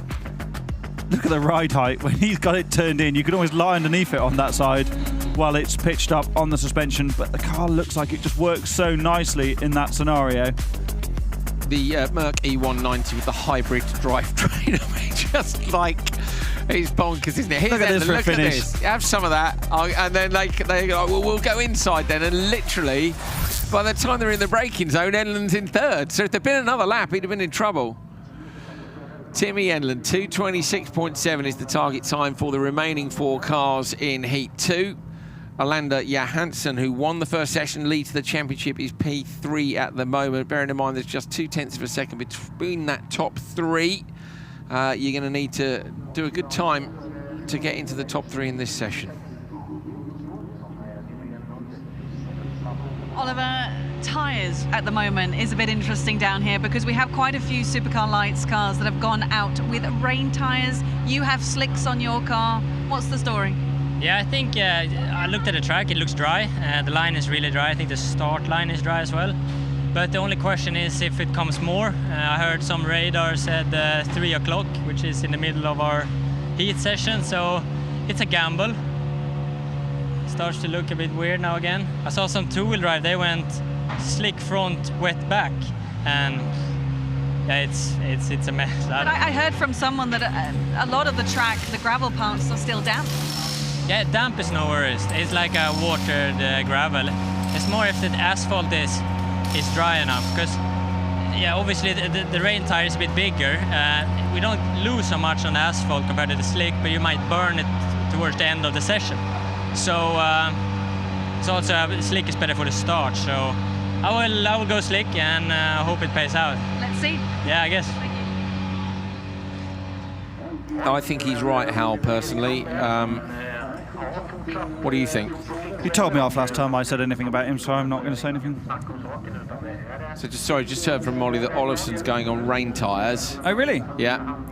And she just sent me that message in my ears, and yeah, I think he's right to be on slicks, particularly once another cut. Well, I suppose they'll be in the first race today, that's the difference between someone fighting for a championship and someone just here to try and win a race, isn't it? You know, because Olafsson just doesn't want to take that risk, and I totally get it. Yeah. Right, here we go then.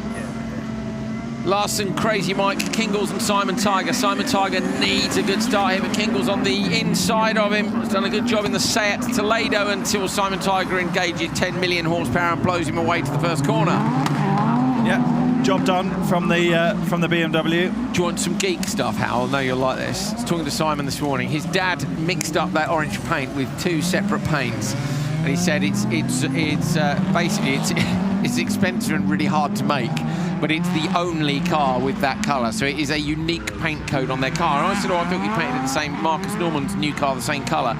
He said, no, that's a different orange. He said, it's not very different, he said, but ours is unique. But they're going to paint Simon Tiger's car the same colour, because he said it's a bit of a pain to make it. Great, isn't it? Frederick Tiger always had interesting liveries and paint jobs on his supercars. They were orange as well towards the end. Crazy Mike not being very crazy on the entry into the Joker lap. Got a little bit of understeer, or a lot of understeer, really. So Simon Tiger's car is a turbocharged. You can hear the wastegate chattering there on the way into turn 2, but this is a 2-rotor Wankel engine, whereas Marcus Norman in his new Mercedes, who we saw in the previous race, that's a 3-rotor Wankel engine, 3-rotor motor with a supercharger. So although they sound similar and are both rotary engines, they're rather different, and it's that engine that Marcus Norman previously had in his Mazda RX-8 that we saw last year. He's now brought across, whereas Tiger is sticking with what he knows, and Tiger desperately needs a good run in this session. His lap time is a 44.723. That is a little bit slower than Ryler, who set the fastest lap last time around, but this has been a very clean and tidy run from Tiger, and having missed the Joker in Q1, which I'm sure he was furious about, needs a bit of redemption. It needs a bit of redemption for the whole season. I did say to him about last year, we were joking around this morning about him making some changes, because compared to last year, and I interrupted him and said, what, when you won every single race? And there was a slight DQ in Oulu after him and Venäläinen got together about 9 times on the run to the first corner. But he was absolutely dominant. He was really honest. He goes, you know what, I don't think the competition was too tough. The competition is tough this year, and Simon Tiger has just gone fastest. So Tiger, having been last in Q1, will be first in Q2. So it is a redemption story for him. And yeah, he's been working on, he's had issues at loads of rounds, hasn't he, and just been working on the car to get back to it. And it was close off the line while they were still parked on the grid, wasn't it? But once Tiger got the BMW away, there was no looking back. Got it wound up. The noise is amazing, isn't it? And the smell, as I say, very rarely do you smell. I said, so basically, the whole 2-stroke oil thing, this is just like a massive go-kart, and they both laughed. Norman, when he came in yesterday, you've seen the size of his exhaust. It's like a dinner plate, and it was absolutely glowing red hot. The whole of the mesh over the back of it was great. So that's the catalytic converter they run, and they run it right at the back, so it doesn't affect the back pressure so much. So if you have to run a cat, not as it's most efficient at the back of the exhaust, but it's still in the system, so they nail it to the back. Love it. Love it. Simon Tiger takes Q2 Heat 2 with a 225.5, and that will see him top of the table.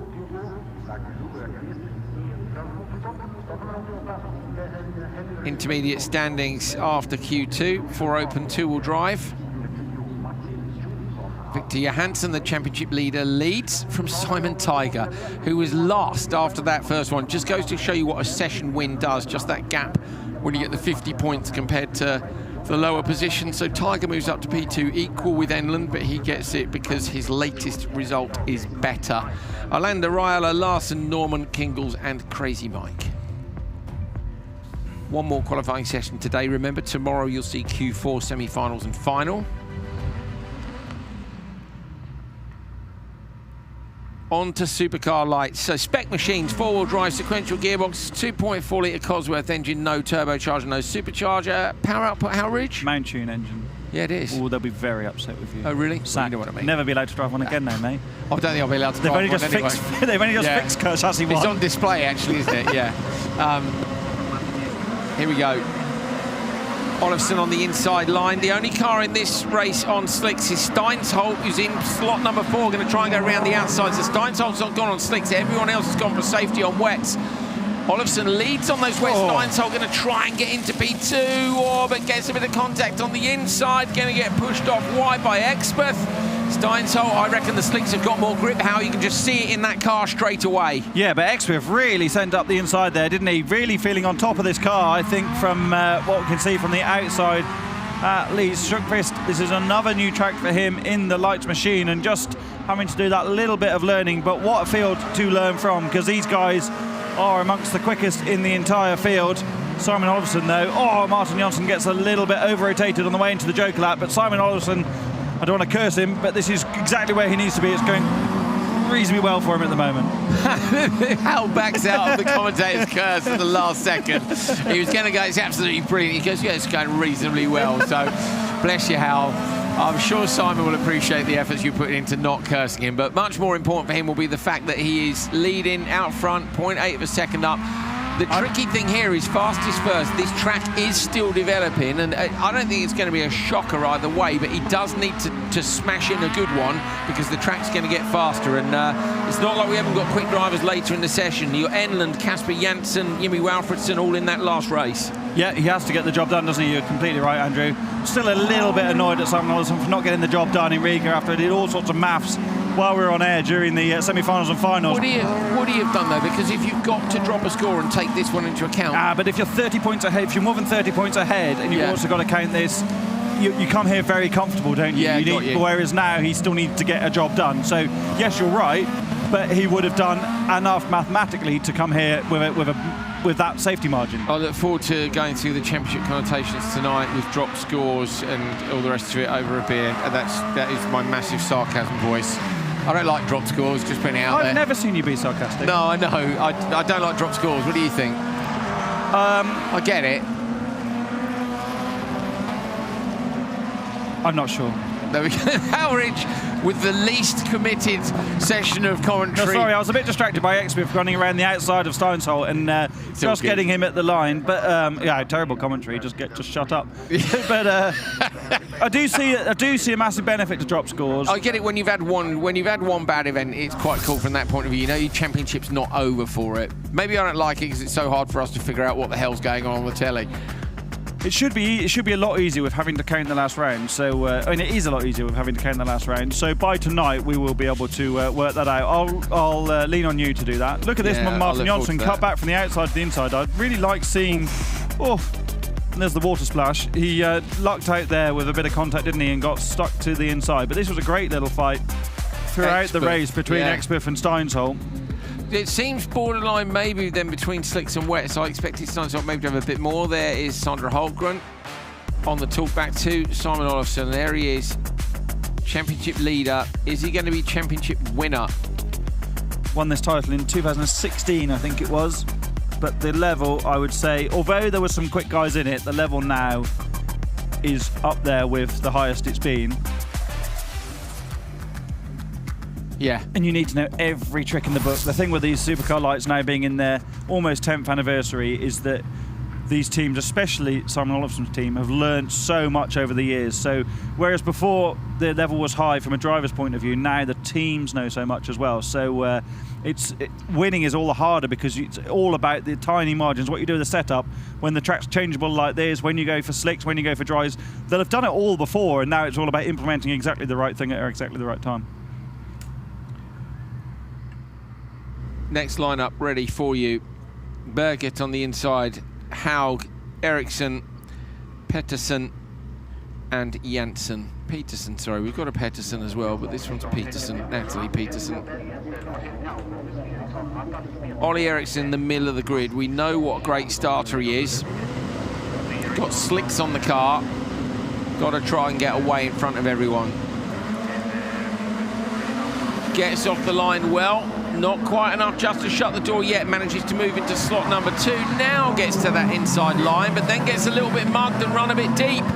Eriksson out wide. Birgit looking on the inside line now. Eriksson's got a clear hole shot. Comes in ultra hot into turn 2. There's a man who's super confident, and Peterson's trying to go round the outside with him. Natalie Peterson just followed Eriksson in there. It's like, if you can do it, I can do it. Good effort. You often see that, don't you, that you get dragged into a mistake or a moment when the car in front of you has done exactly the same. But look at Eriksson using all of the road here. It's dried out so much since open two-wheel drive started. It's not just dry on the line anymore, it's drying out across the entire track. That will only help you when you're pushing that bit harder. If you're a couple of inches offline, it doesn't really matter so much because the grip is still there. I'd be staggered if any of them were on wets, Hal. Yeah, me really. Too. Me too now, yeah. It gives me cold shivers trying to work out, just thinking about trying to work out how many laps Oliver Eriksson's done. It's like having a nightmare. I might be alone in this, but it's like having a nightmare where you given a task like counting the grains of sand on a beach or something. It's like trying to count the amount of laps. Nightmare. That's brilliant. I'm going to really spook you out of this nightmare. You go and count all the grains of sand. No, but if there was bad consequences at the end of it, imagine trying to work. No, not just the task, but if you don't do it, something bad's going to happen. Imagine trying to work out how many laps the Ericssons have done around here. It just fries my brain. I love it. I love it. And I love Hal Ridge's nightmares. That's we now know what makes Hal Ridge tick. What his nightmares are like. Mine, I get chased by monsters. If you do know how I tick, then please let me know. yeah. Answers on a postcard if you know how Hal Ridge ticks. One of my nightmares was working out the full history of the Supercar Light, which I thought would be an easy process, and actually turned out to be a complete nightmare. I remember Hal messaging me last year going, mate, Nitro results. Can you tell me, like, matey Mush at so-and-so event, was he in P8 or P9? I'm like, I don't know. And he's like, I need to find out who can I call. Like, I literally was calling people in America, the Ericssons, like, super side race from Ollie gets the most unreal rotation of it. I'm not convinced this is anything other than a big showboating session. Ollie Ericsson coming through now. Fastest lap was a 41.3 last time, crosses the line. It's a 2:15.7. And that is a great time. I haven't got the time. Oh, sorry, 2:18.7. So he's gone 3 seconds faster, Ericsson goes, than Olofsson went in the previous one. So actually, there's not as much in it as you'd think between a wet and a slick. And there's a man really loving just driving a car for fun. Of course he wants to win. 43. So chassis 43 in the middle of the grid coming down towards turn 1. What else happens with the other chassis? Do you know? That's number 3. So Haug there is in number 3, formerly owned by Simon Severson. I drove that car around here in 2013, same day that Andrew Jordan tested the Fiesta Supercar, and the throttle stock opened because I hadn't done a race yet. This is why I love Hal Ridge, because he literally, you won't find anyone who knows more about the sport. I promise you that. I mean it. I absolutely mean it. You're a legend, mate. Well done. So I'm going to talk about his book in a minute as well. Hal's got a brilliant book out, and I'm going to sell you one. Like in the style of someone who sells sofas and you know, I don't know, fruit liquidizer, smoothie making machines. Look at Ericsson here going, yeah, you want to see me get in there? I wonder if someone called him. It's 3 laps, mate. Joker. Yes, oh no. Ollie. Like, he's just got on the wand. Well, that's Kevin's fault if he forgot how many laps it was. Yeah, Kevin, maybe he didn't make it down there in time. Kevin's still desperately trying to cross a muddy paddock with one broken foot. But it's a great job by Ollie Ericsson. He's still quicker than us. 3 seconds across, and that's the funnest race I've had in quite a long time. It really is. Ericsson takes it. Molly is down with Sandra Holtgren, so we can kind of have a chat with her. Sandra, of course, as always, spotting for your brother Simon Olofsson. We saw in his race 4 cars with rain tyres and just Ole Henry Steinsholt on the slicks. How tricky was it to make that choice? I have a race in mind from Höljes last year, so for me it was quite easy, and it seems like it was okay, but Oliver's was super fast, so we really don't know anything yet, so we'll see. Leading the championship, it's the final round, you know, it's all going to happen now this weekend. You know, how nervous are you about everything? I am actually quite relaxed, but Simon, I'm pretty sure he is not, as we know it is in the but no, he is quite relaxed. He want to come here to do another victory, so we have more than half of the season with victories, which would be nice, but it seems like Oliver is making it very tricky for us. Thank you very much. Thank you. I think we maybe heard something off camera there, didn't we? One race to go in Lights Q2. This is Mats Oskarsson, Martin Enlund, Kasper Janssen, Ida Tornholt and Jimmy Walfridsson. Walfridsson retired in the last one. Tornholt had some work done on that car. Enlund in slot number 2, trying to get there before Janssen in slot number 3. Janssen backs out of it, now looks to the inside line, but that hasn't actually played out too well, or has it? Over the jump now, going to surely get P2. Looks to the inside for P1. It's worked out brilliantly for Kasper Janssen. Dropped so far back, I thought he'd made a mistake, and then comes out with a whole shot. How amazing. What a move. That was brilliant, brilliant racecraft from Kasper Janssen. Such an experienced kart driver, isn't he? And you saw all of that racecraft and experience there. He's often wild, Kasper, isn't he? I think that's why he did quite so well in Nitro Rallycross NRX next last year, because you had to really send the car through those dirt circuits especially. But in these scenarios, I don't feel like he's always carried his karting ability into the high grip tarmac circuits in Rallycross, but that was absolutely brilliant. Yeah, really, really good move. So I really thought when he backed out of it, I was like, okay, back out of it, but 4 car lengths and then just bosh up the inside into P1. So Casper Janssen's on a mission. He did tap a bollard there. And remember, they can be penalised for that. So Kevin went to the driver's briefing this morning for me and Hal. We were busy doing TV stuff, so we couldn't, unfortunately. And yeah, they were saying that each of the bollard bashes, we'll call them, will be judged according to whether or not you gain time. I think that's fair enough. Actually, it's the way I would prefer to see it done. But the only thing that concerns me about that is that it's down to interpretation, isn't it? And I like black rules. Being sad, I like rules that are black or white. So you're either wrong or you weren't. But I do like the fact that if you get crossed up and you're having a moment and you don't gain time, you don't also get penalised. I think Krista does a great job. So I think giving the race director or the stewards that responsibility to make that decision is important. I do think that works, but there are always grey areas with that sort of thing. But, it's very different to not be penalised if you've already lost a load of time, in my opinion. Yeah, look, if someone's half spinning through a row of bollards and they lose 5 seconds, what's the point in giving them another 3-second penalty? It's an absolute waste of time. If someone gets pushed into one by somebody else, no point in giving them a penalty for it. Yeah, if you're out on your own and you give one a bit of a whack, that's questionable, I think. Janssen takes it 2:17.5. Not enough. I think he'll go P2 with that, will he? Just trying to think. Our timing screen, unfortunately, is still showing us open 2-wheel drive at the bottom, so we're not seeing. We're not seeing the bottom. Yeah. Anyway, don't you worry about that at home. We're all right. We've got live timing, but we don't have the rest of the session at the bottom of the screen, so we can't tell you where they've slotted in, unfortunately. Look at Janssen here. So he's in 4th at this point, now 3rd, wait for it. Now he's effectively definitely going to be 2nd. But look at the brake lights though, Andrew. He doesn't get on the brake. He's so confident in where he is on the track there that he doesn't get into the brakes until after all of the other guys. You can't see where the other cars are braking. It's all on instinct, and that was a great move. And look at the understeer he had on the exit, Hal, because he's gone in just a smidge too fast. But he knows that by him going in fast and pushing everyone else deep, as long as he waits, he'll get through. So it was a brilliant move by Janssen. It's a good drive, so it's a couple of seconds off the pace of Ollie Eriksson. And look at the rotation there as well. It's a lovely, lovely bit of car control. You feel like Casper Janssen's coming back to where he was last year, don't you? And 2 race wins in a row for Kevin Eriksson. Most successful spotter of the session so far. Yes. With 1 broken ankle. Janssen with a 2:17.537. Mats Oskarsson did a great job there, actually, to hang on to Janssen, because Oskarsson runs on his own, out of his own team, together with his son Pontus in Crosscar Junior, and it's really hard to take on the likes of OMSE when they've got 4 cars in their stable. Never mind all the experience of the Eriksson family as well to help you set it up. So a solid job from Mats Oskarsson. On to Supercar.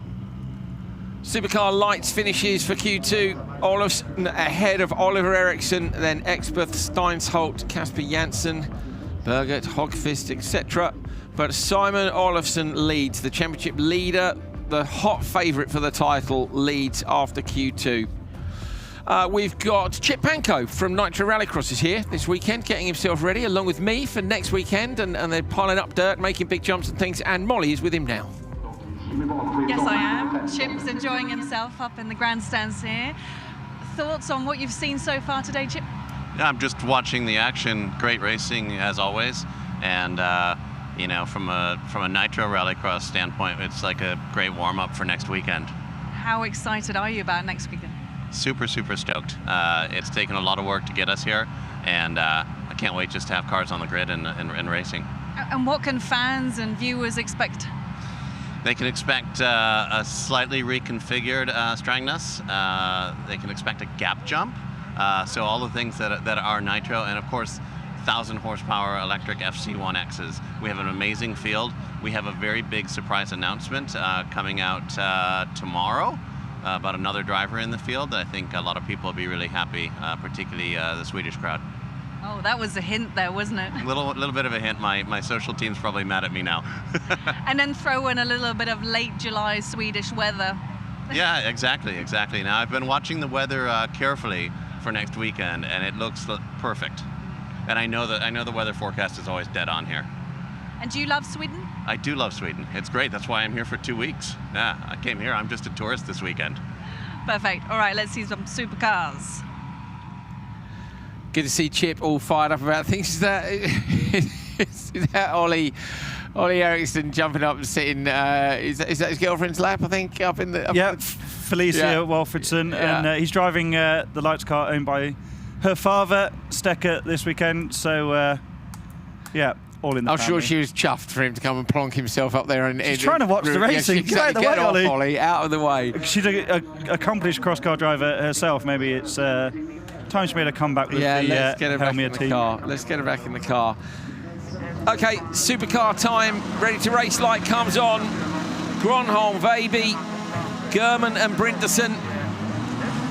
Brilliant start by Niklas Gronholm on the inside, finds the traction immediately into the lead. German side by side with Veiby. Veiby inside. Brindersen makes the cut back on both of them. Brindersen from P4 to P2. German going to get spun round here if he's not careful. Through the water on the inside, surely going to go deep on the brakes. Watching in the background, Brindersen trying to find a way up the inside of German. German holds on, having gone through that muddy water splash. German's done brilliantly to hold P2, but Gronholm's destroyed them off the start. He has, Niklas, using all of his experience in the start procedure and the first corner. German did, like you say, so well to hold on to that Audi as it was whale-tailing all over the place on the way to turn 2, but Brindersen was great through turn 1 there to get the nose up the inside. He jokers on the first lap. Ole Christian Veiby lost a lot of time there on lap 1. I wonder if he's got a problem or if he had a spin that we didn't see, but up front, Niklas Gronholm is absolutely flying. Yeah, perfect start. Gronholm would love to take the title here, Hal, wouldn't he? His last title's what, Finnish Rallycross? Veiby has got an issue, sorry Andrew. He's 10 seconds behind. Brindersen jokered and maintained his gap. Unless Veiby jokered behind Brindersen, yes he did. The lap times are, I wonder if he had a spin. I still don't know. He's at the back anyway. Me and Hal have done a really good job of going right around the houses to explain anything today. No, he definitely does have a problem. He's dropped a lot more time as well. Yeah, so Veiby's out of the picture. So it's a shame for Veiby. German chasing. German gets out in front of Brindersen. Brindersen was hard on the gas down the straight. So now Brindersen going to try and find a way past. German was saying earlier, wasn't he, how much he was enjoying driving a supercar around this track. He's feeling really at home in this Audi now as well. He's driven a lot of different supercars in the last few years. Remember, he was with the Eklund team in the Beta for a while, ran his own Polo, but really found it hard to run his own car. And now with the JC team, with all of that experience and the well set up Audi, it's working really well for him. Gronholm is 7 seconds up the road as he comes onto the final straight. Not a straight for him because he's going to take his joker. In the background, here comes German and Brindersen. Brindersen with a lovely exit, but Gronholm has smashed them. 2:09.1. And that is a lot faster than they went earlier because, of course, they had tricky track conditions, didn't they, for Q1? So that's fastest time of the weekend so far. 2:09.1 as Veiby comes in all crossed up at the end of the straight. I think Veiby's got a front right puncture.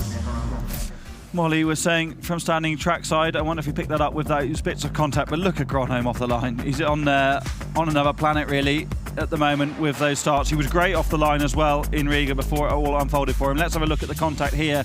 Oh, it's so easy to get a puncture with this squeeze. This is amazing how, like look, so he's just completely wet every inch of all his rubber. Goes a bit deep. I thought Brindersen might get him here. I was really impressed with how he held on to that, to be fair. I actually was impressed with Brindersen's cutback as well. He tried the Casper Janssen, didn't he? But earlier he tried it in turn 1 instead of turn 2, and I thought he was going to get both of them and somehow didn't. Well, because German just braved it out. But you can also, the more you race people, the more you get to know what they're like, and you get a good idea of who's around you and what they're going to do. And Brindersen's clean. One of those guys who isn't going to bury it in the door, largely because he can't afford to fix his own car. But, he's also always, not wanting to cause contact. So, in German's position there, you can afford to be wildly sideways because you're not about to get fired off. Nonetheless, a great job from him. 2:09.159. Niklas Gronholm, fastest time of the weekend so far. German, Brindersen, Veiby. We have got two more supercar races to go to finish off Q2. You see, that was a brilliant start from Niklas. What did he say to you after the race? He must be quite pleased with that. No, actually, we didn't get the chance to speak anything yet. But yeah, the start was good, really good. And obviously it helps when you can pull off a few meters right directly after their first corner, and the boys were battling a bit behind, so that made it even easier for him for the first couple of turns, and yeah, good this way. What do you guys find challenging about this track? It's really technical, really technical, and some small tricks in it, which we try to learn. Also remember something from the past. But it's fun. It's short, but really technical, and small details make a big difference. Thank you very much. Thank you. Q2, race 2, Belevsky, Evjen, Ostring and Vranks. Vranks got a great start last time, almost got the whole shot in the RX2E car, but it was wet and slippery conditions. Just felt that maybe the car was a bit more suited to that. Sondre Evjen in the Audi gets a good start, but he's beaten by Belevsky. Belevsky's got that inside line, will surely try and keep the door shut. He does. Vranks makes the cut back on Ostring. Victor Vranks with a great pass up the inside in the RX2E car. I think he'll get third place. He does. Belevsky and Evjen. And I'm just hearing from Molly, who's in the paddock, as we just saw, that it's raining again and starting to rain hard. So that could mix things up a little bit, couldn't it? They'll be desperately wanting to get these 2.5 laps remaining in this race done in time. Still looks pretty dry at the moment. You can hear the tyres squealing on the Peugeot 208. I'm finished sorry, Hal, for Elias Svensson and Daniel Toren, because they went first last time, and didn't they get the worst of the conditions? We thought the track was dry. Well, they were on slicks, weren't they? Yeah, that's it. They wet. It got wet, but they were on slicks. Now they're going to be going out last, but unfortunately they're going out last, and it's going to be wet. So you can see some rain on the drone lens. We haven't got any wipers on just yet, so it can't be that bad. Ranks has gone Joker, but yeah, I don't mind a day with a bunch of mixed up weather, I have to say. If you hear the drone, by the way, come past you, it howls. It absolutely howls past you. It really does. The noise it makes is incredible. It goes into the Joker lap, following Sondre Evjen. Perfect. Look at Evjen's line through there. Hooks the nose across that cone on the inside and then gets on the gas down towards turn 1. Evjen's really found his groove in the last couple of races, hasn't he? All year in the Rallyx series. Been on the podium a few times. To me, he didn't look so comfortable in the Audi previous to this season, but now he really looks to be getting to grips with it. And following him through the Joker is a great example of that, because he just, when you sit the nose of the car on the apex but never over it, it's great to watch. It takes some time to get used to one of these incredible machines and how capable they are. I always think it's a shame when you see a driver step up from a lower category, but they don't have the money to do it enough. Yeah, you got to be able to spend some time in the cars. Belevsky takes the win. 2:10.5. That's actually a pretty good time. It's only 1.4 seconds off the time of Gronholm. It will see Belevsky going to P2 in the yellow squad Peugeot, as in the background Hans-Joran Ostreng has a spin. But yeah, Hal, you've got to spend some seat time in these things. Unfortunately, seat time in supercars, as you know, isn't cheap. So sometimes you get a driver coming, they don't get enough of an opportunity. But Evjen definitely has spent some time, hasn't he, in this category, and is now on top of it. Yeah, he's an experienced supercar driver now. And I feel that okay, it's not really relatable because I'm not really a driver compared to these guys.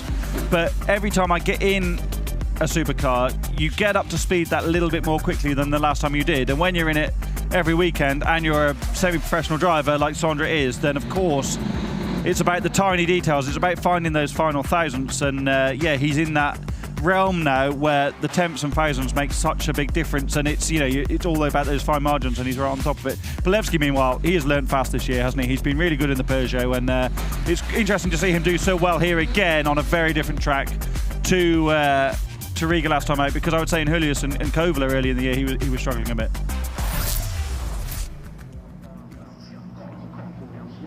Result of Supercar Q2 Heat 2, Belevsky, Evjen Vranks and Hans-Joran Ostreng. 5 seconds across them, 1.4 seconds between Niklas Gronholm and Yuri Belevsky. P1 and P2 in this session so far. 3 cars left to come. They'll be down on the grid. And Molly said it stopped raining. Puncture for Baby, you were right, Hal, front right. That's all on Molly. She told me about that. We didn't see it, did we? But Good stuff from Molly, thank you. But yeah, that's where he's. I knew he'd lost some time. I just didn't. Molly's been our tyre expert. So seeing Molly break the rules and run onto the back of the grid is my favourite thing. They'll probably get a fine from the FIA or something. They're into that kind of thing these days, aren't they? I'll send the bill to Molly. She did it, not me. Elias Svensson, Daniel Toren and Andreas Karlsson. Karlsson's squad have worked so hard to fix that car. A little bit of contact between him and Toren on the run to the first corner, but Elias Svensson is going to get there first in the Polo. Oh, Karlsson absolutely chucks it in sideways. Daniel Toren seems to have a problem in the Beetle now. The Beetle has gone backwards a little bit. Now, what can Svensson do in what are much better conditions than he had in his previous session? He's a little bit wild again through there, Hal, just needing to wait a little bit. Yeah, I'm glad we're seeing him in some reasonably good conditions. It doesn't look like the rain that fell has caused too much of the track to get wet, and now we're going to see him at his interestingly wild best, as we saw yesterday. So hard, as I said, to switch cars. I guess that's just to get out of the traffic a little bit. Maybe he just wants to drive on his own. You don't necessarily want to be under massive pressure on your Supercar debut weekend, but nonetheless, interesting tactic. That maybe is one of the biggest jumps we've seen so far of the Supercar weekend. Karlsson, still with that question mark over the engine in his Renault Clio, must be delighted just to be rotated. That's what I was going to say. Karlsson's had so much work done on that car, Hal. He's obviously being ever so careful, isn't he, to make sure that it's fully back working, because he's done nothing but send it from the second he got to turn one. He's been absolutely on it. No like, oh, just going to double check it's all right.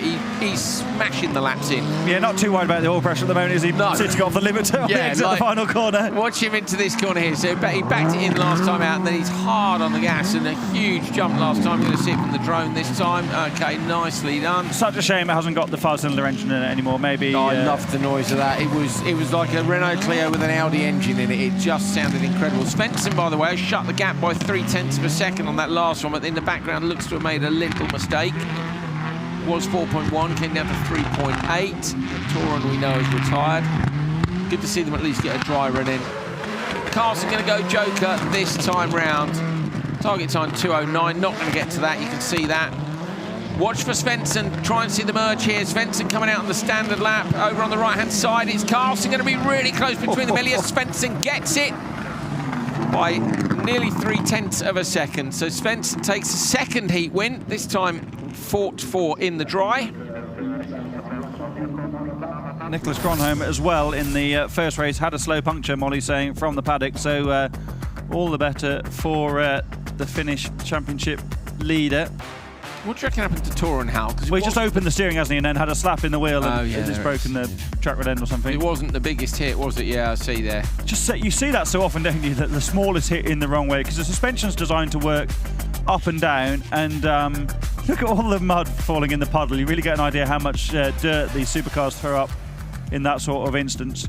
But yeah, when the wheels opened from the wheel arch, then it's an impact down the side of the car, front to rear, and it's the suspension's just not designed to work under those loads. They're designed to work from a side impact for contact, and obviously up and down for the loads of the suspension compressing, but it doesn't take that much sometimes just to break a track rod end, but nothing that the Per team hasn't seen before, and I'm sure Daniel will be back out for Q3.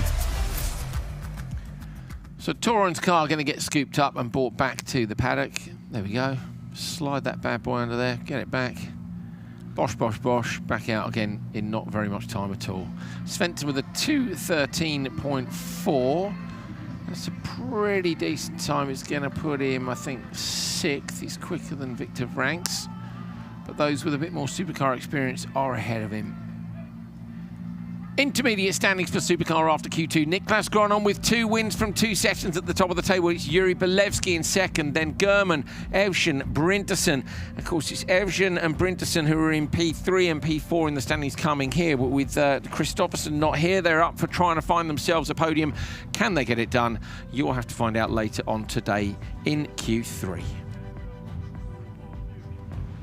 Well, they're keeping busy here in the paddock. Down here at Brinterson, there is a lot of mud down in the engine room of this car. So there's a lot of cleaning, a lot of air trying to get it all away. So I think these guys need all the time they can get. And we're going to take a short break from here now, but we will be back with Q3 at 15:55 Central European time. See you soon.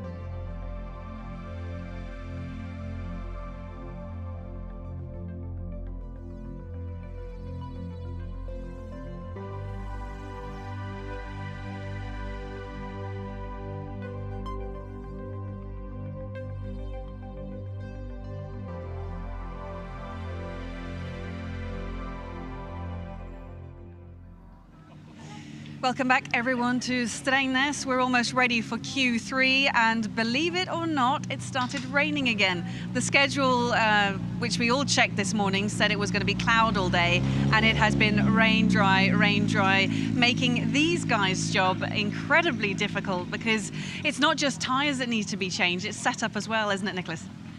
Usually, yes, but yeah, for Q1 we didn't have really time to do anything else than just train tires. But yeah, it's always a bit of a gamble. Not so nice, but it's usually the same for everybody. Now, I saw after Q2 that you had a slow puncture. Did you feel that throughout the race? Not really. I think I only felt it in the Joker that it really didn't want to steer in the end, but I really didn't think that I have a puncture. Driving a lot so far today? Yeah. The track is all changing quite a lot each run, so that makes it a bit difficult. But we have had excellent launches. The guys have done a good job on that side, and also the setup-wise for the start, it's been really good. So that always helps. So you don't need to be stuck in traffic. When you say the guys have done a big job on the starts, what do you exactly mean by that? Yeah, I'm thinking what works in the start and on the track. It's always kind of balancing if you need performance on the track or really good start. Sometimes you have a great launch, but the car is not so easy to drive, and it's always this kind of game of what you really want and what you need. So yeah, I think they put in some good work before the race to have the car ready. And what are you doing now before Q3? Not much. Let's see what happens with the weather. I think the car was a bit too soft now in Q2, so maybe need to stiff it up if it's dry. But for the moment, it looks like it's gonna be wet. Yeah, let's see what that weather does. Thank you very much. Thank you. Let's see what the weather does. You heard it from Niklas. There he is, look out, hands out. Is there any rain? The international sign for is it raining? Is it raining? Is it raining? I don't know. I don't know. No. Neither does Niklas. He has no idea if it's raining. We need a window and a hole here so that we can just go. A hole would be, it might be a bit cold. A wind, yeah, and a spa bath, Edric says. We'll take a spa bath. We can have a hot tub. Yeah, maybe. Bar, a few drinks. How's that? It's round 7. I mean, we'll just kick back. What do you reckon? I know you're going to say that. Thank you, Robert, as always. We're just printing off the last of grids and results and things in here on our Wi-Fi printer. Don't ever say that we just disappear off air and go and do glamorous things. It's interesting seeing us from that angle. Have you got enough bottles there, mate? I'm not sure, actually. This one's supposed to be in the other one, isn't it? I'll do the junior cross car, will you, for a second while I fill up my water bottle. So Carl Peder Nordstrand, who was brilliant in the second day in Riga, is top of the standings after Q2. Larry Hallinan, who made that brilliant start in every race, but an especially brilliant start in Q1, and went on to set the fastest time. They've had the worst of the conditions, I think, the juniors, because they've been changing throughout their session in Q1 and Q2. Lucas Anderson, Yulilami, Michael Uito, the championship leader, still there in the hunt. And now, as Kevin Eriksson correctly said, he's got through those most two difficult sessions of Q1 and Q2 and really needs to focus on setting a quick time in Q3. Remember, for junior cross car, there are 3 semi-finals. So if we have a big entry, then we have a little bit more space to get a few more people through into the semi-finals, and then just the top 2 from each semi-final go through. Mega. Finally, the page is loaded. Right, what are we missing, Hal? Just the grids for that category there. And then I think we're good to go. Brilliant. Do you know what? I get so many messages saying, do you need a bag carrier? Can I come and carry your bags? Do you know what I need? I need someone to come and print the grids. So basically, if you want to apply for the job of coming to all the Rallyx events and printing grids and getting the grids for me, Hal and Molly, and results, Hal, what do you reckon? Get to hang out with us, have a few jars? Sounds like a decent gig to me. What do you think? Yeah, that'd be the punishment for coming to do that. Nordstrand, Anderson, Uito, Yulilami and Hallinan with a good start on the outside. Yulilami with a better start, though. Squeezes across on Uito. They go across that really slimy section of mud down towards turn 1 with the braking zone still nice and dry on the inside. Hallinan round the outside of Uito. Uito in danger of going backwards here in the middle of 3, and up the inside of Yulilami goes Lauri Hallinan Great pass by him. Uito's going to hold on to P3. Got to get around this one on the inside line. Just about manages that as Carl-Petter Nordstrand goes backwards. Nordstrand was the one he said was his biggest challenge. And they're in this race together. So top 3 here, Hallinan, Juolalami and Uito.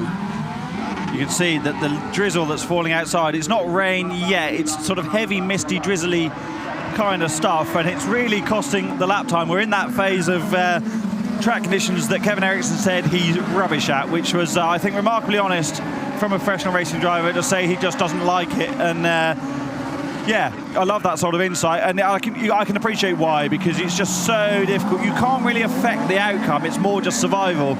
But then there's dust on the loose, so it is just that little bit of grease on the tarmac. Hallinan did a great job to get back in the lead on the opening lap. The Finnish drivers are really coming into their own in Junior Crosscar at the moment, aren't they? And they all get bunched up in turn 2. That was Nordstrand that lost out a little bit and got clattered by Anderson. Uito, the only driver to have taken the Joker so far, some 6.2 off the back of the field, but the Joker time, or the Joker Delta at least, will be completely different now in these conditions. They really haven't had any consistency at all, have they? I bet they can't wait for tomorrow where there is 0 rain forecast as Juolalami goes for a big old hook up the inside. Timing screens are getting a cheeky little refresh in here. Oh, there is the front of the pack. Hallinan comes out having jokered in front of Uito. So Hallinan's responded to Uito's joker. Good move. Holds on to the position. Jonathan Juolalami through the long right-hander at turn 2. A couple of really long... He doesn't do, as television often doesn't, it doesn't do justice to the tightness of some of these corners, Hal. A good example is this left-hander is really long and really tight, and it looks much more open on the TV than it is. And also the camber, you know, that kind of drops away a lot. There's a big dip here, and that jump is enormous. Some of the classic rallycross pictures that people at home will have seen of rallycross supercars testing are from this track, and the jump is enormous, but you just don't really get that impression on the way up to it on the television. As you say, Juolalami leads the pack through the Joker for the last time of asking, but it's Hallinan, chased by Uito, who gets to the finish line first. 2:45.9, I think it is. Where's my results from previous sessions? It's quicker, well, it's not as quick as Q1, it's quicker than Q2. So yeah, as we said, kind of those mixed conditions. This was the start. Hallinan here looking P3 with Uito on the inside. Gets past Uito on the outside here. Okay, and then we didn't see what happened up in turn 2, but he got past Juolalami as well.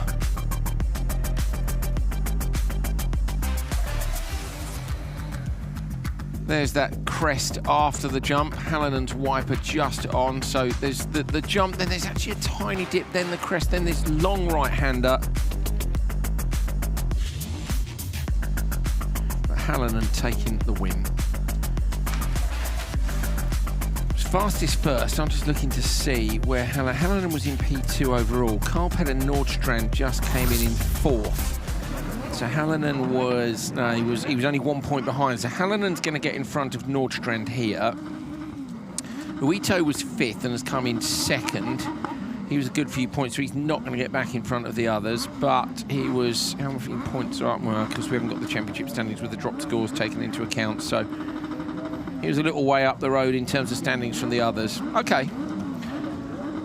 They'll be relieved to have got today out of the way, I think, those top 3 in the standings, with all the mixed weather they've had, to have got through without any major incidents, you know, to have finished all their races. I know they're going to go into tomorrow, which hopefully be a cleaner day. I imagine they're just feeling a little relieved. Yeah. Job done now, and reset. They can relax. Watch some racing.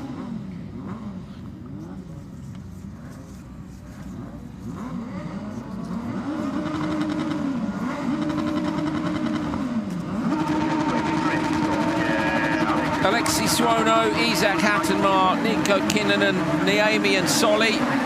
Middle of the grid, good start for Kinnunen again in the red and yellow, getting pushed a little bit wider than they'd like. Up the inside, Hattenmar. Oh, and in fact, Kinnunen's gone from what was potentially P1 down to P5. Isaac Hattenmar holding on from Alexi Suono. Don't run too deep here, don't open the door for Suono. They've got their wipers on, so I think conditions might be getting trickier, Hal, from the looks of how sideways they are on the exits. Has the ship sailed already for a quick time? Look at the colour of the tarmac again, it's just going that slightly wetter, darker colour.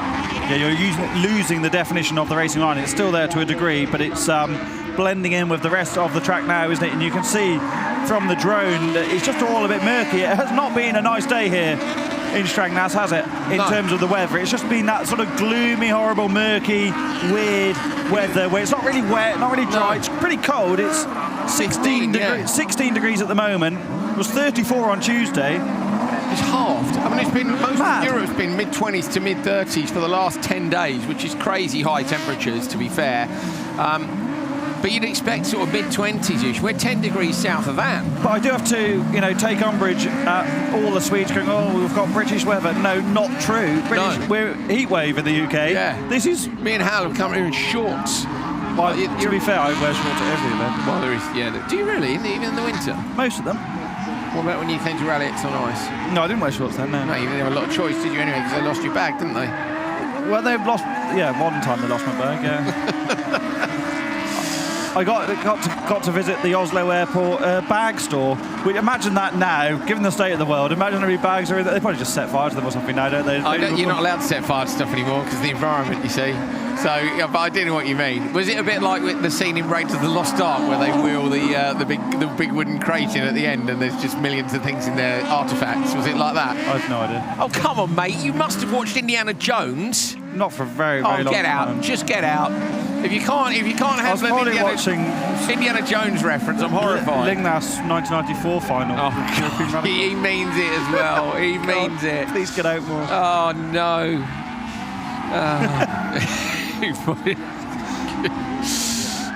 Right. I think we should have the producer-director talk back on air as a channel. As a channel. There would be times where he would immediately be fired. But, never be allowed in a live broadcast ever again. To be fair, it's pretty standard. We've got a couple of guests coming in to join us now. They'll be in here for a few races, which should be good fun. So let's get this one done. So Hattemar takes the win, but the lap times are plummeted.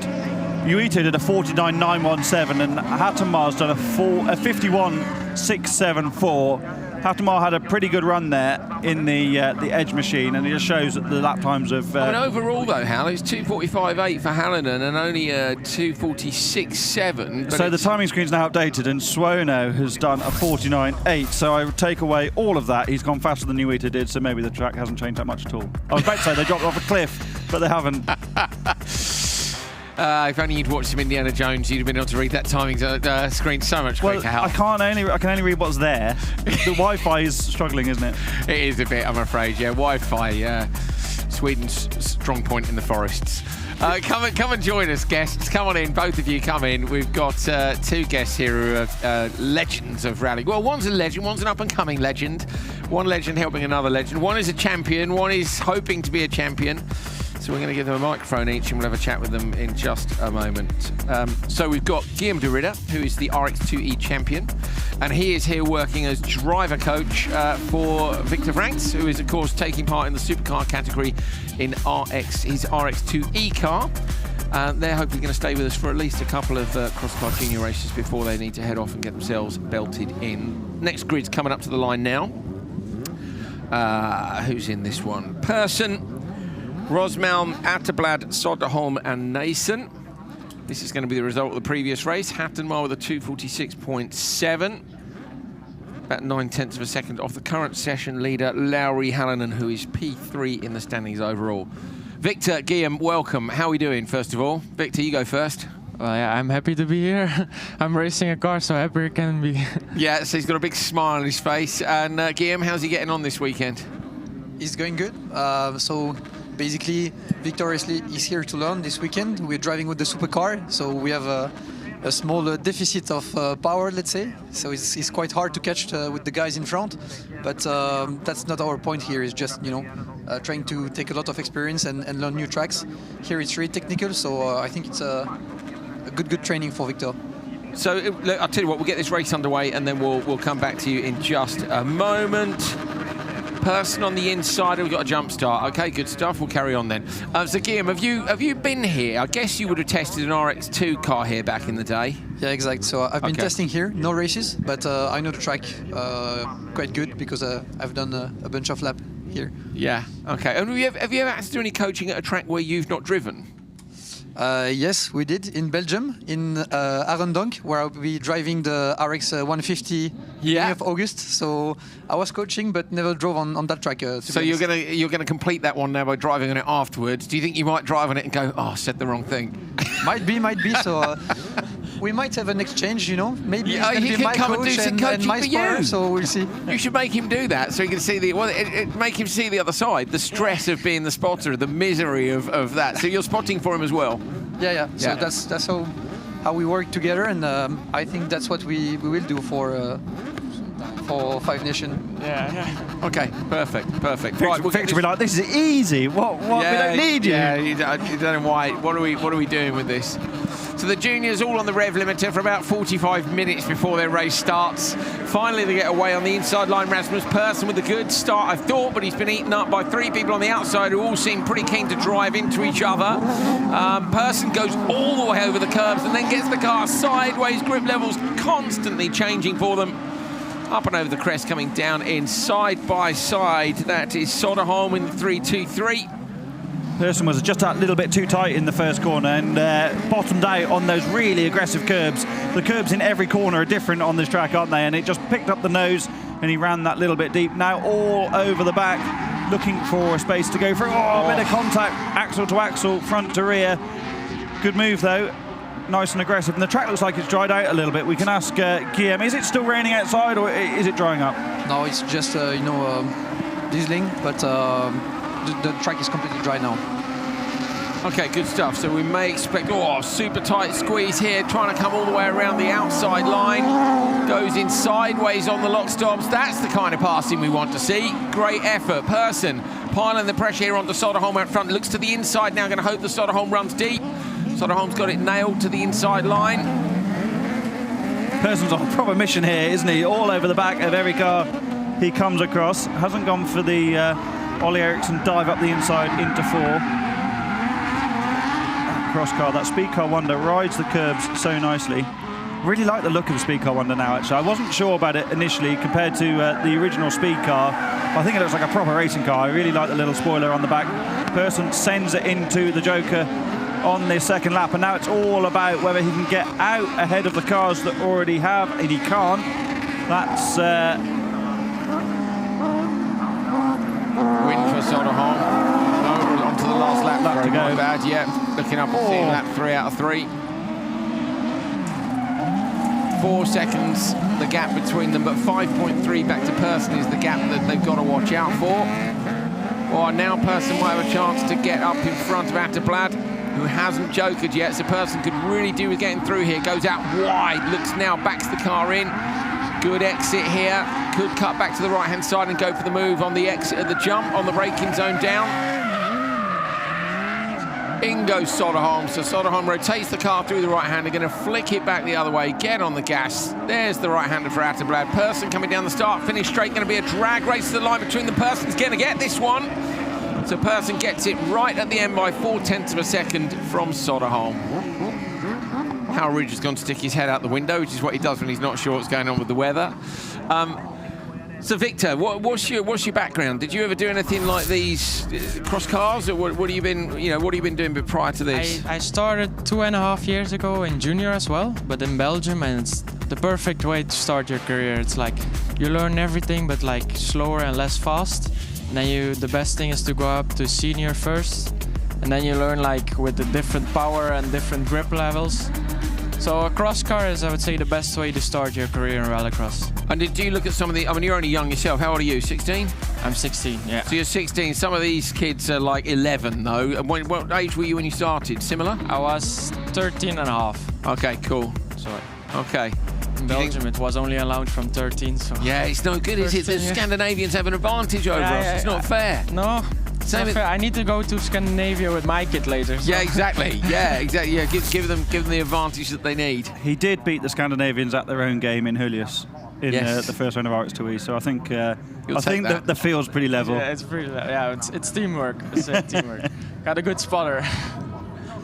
2:36.1. So all 5 cars in that last race went quicker than Hallen had gone. So track conditions are definitely getting better. And that's take nothing away from these drivers, but to see all 5 cars go quicker means the track's faster. Yeah, it's not raining anymore. Like Guillaume said, the track has dried. You can see that with the colour of the racing line, and yeah, the proof's in the pudding. What's going on, Guillaume? But why are you not racing? That's a good question. It's fairly simple.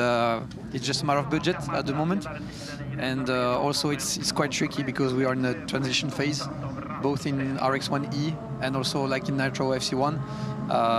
So yeah, I'm already trying to work on next year plans, and that would be, let's say, the 2 main focus. So you're looking basically to obviously you've done as well as you can do in the electric support categories. You're looking to move to RX1E or to FC1X.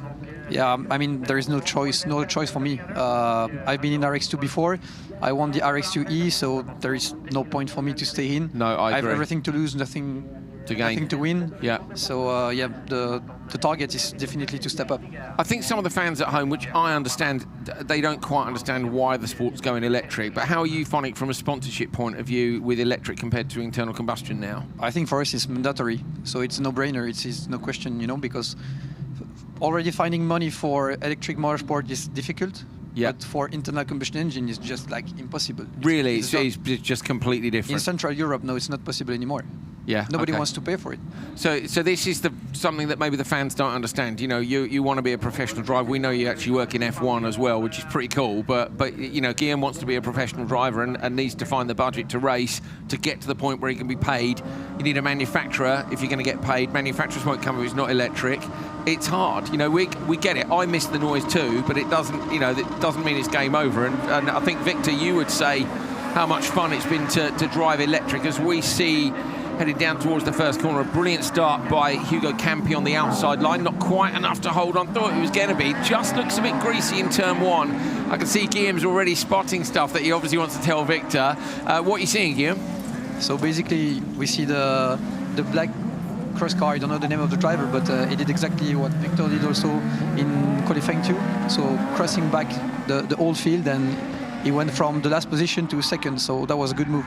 Yeah, we saw you do that, mate. It was a good effort. Well done. How are you finding driving an electric car? Because it's fun, isn't it? I know, certainly in the car, it's fun. Yeah, it's more fun than people think. It's really, you can concentrate on the racing lines, and it's an easy car to drive, but difficult on the limit, and finding those little tenths of a second. But obviously, it's a perfect way to make the next step and go up to FC1 or RX1E. Okay, perfect. Good to hear. Good to hear. So Vic leads this one. If you're wondering, I'm sure you saw Pettit did a jump start while we were chatting away. That's Loke Pettit. So jump starts in lane 2, I think, on both the last 2 races, which means an extra joker. So top left of your screen, the little orange square with an X2 underneath it. That's times 2 for the jokers. So guys, obviously you're competing in RX2E as your primary focus in the World Championship package, but you've been racing here all season. How much are you enjoying? Of course you're here to learn, aren't you? But you're competitive animals, so every time you're on track you want to do as well as possible. How much are you enjoying having that pace deficit to the supercars, but taking them on in the way you can and racing together with these, former World Championship level machines? It's really amazing for me. It's like you look left to you and there's Johan Kristoffersen. It's not something it happens every day. And I'm learning every day and getting these new tracks, some old track like here in Strängnäs, which is an awesome track, and you learn like different things than you learn in Höljes. And is Guillaume a good coach? Yeah, really good. Good spotter though. He keeps me calm and he gives the perfect information. So and it gave us a win in Höljes, so really happy. That must have been really satisfying for both of you, the win in Höljes. Like Guillaume, how did it feel to win as a spotter? I know it sounds mad, but it's a high level to win at. Actually, I was really, really tense during the final, and I really wanted to win. It was like if I was driving myself, when I'm a really, really high competitor. So it means a lot, I was like really pushing for it. And that's brilliant. Yeah. No, that was awesome feeling. Vic takes the win in his 4th race of Q3 in Crosscar Junior. 2:35.1 2:31. That, I think, is going to put him to the top of the order. Yeah, it's a second quicker. 2:36.13, well, almost a second to within 5 thousandths, I think it was. And the lap times are just so much faster now, so it shows that, you know, Uita did a 49.917 in the first race, and the best lap there is a 47.3, so 47.3 dead. So not much you can do. Of course, there's nothing you can do once you've been out on track, but the track conditions are just coming to these guys. Great move, as Guillaume said, from Pontus Oskarsson to take the cut back like Victor has been doing. Did all weekend in Riga and has done so far this weekend in Strängnäs. And yeah, with one race still to go. There's some quick guys in that last race, actually. I was just looking at that myself. In junior crosscar, so that top time could yet be beaten. Going to have to do a good job, get the consistency right up there as well if they want to do it. But 5 drivers in the last one: Nilsson, Suono, Lundelander, Hagström and Svedlund. Can any of them top this table?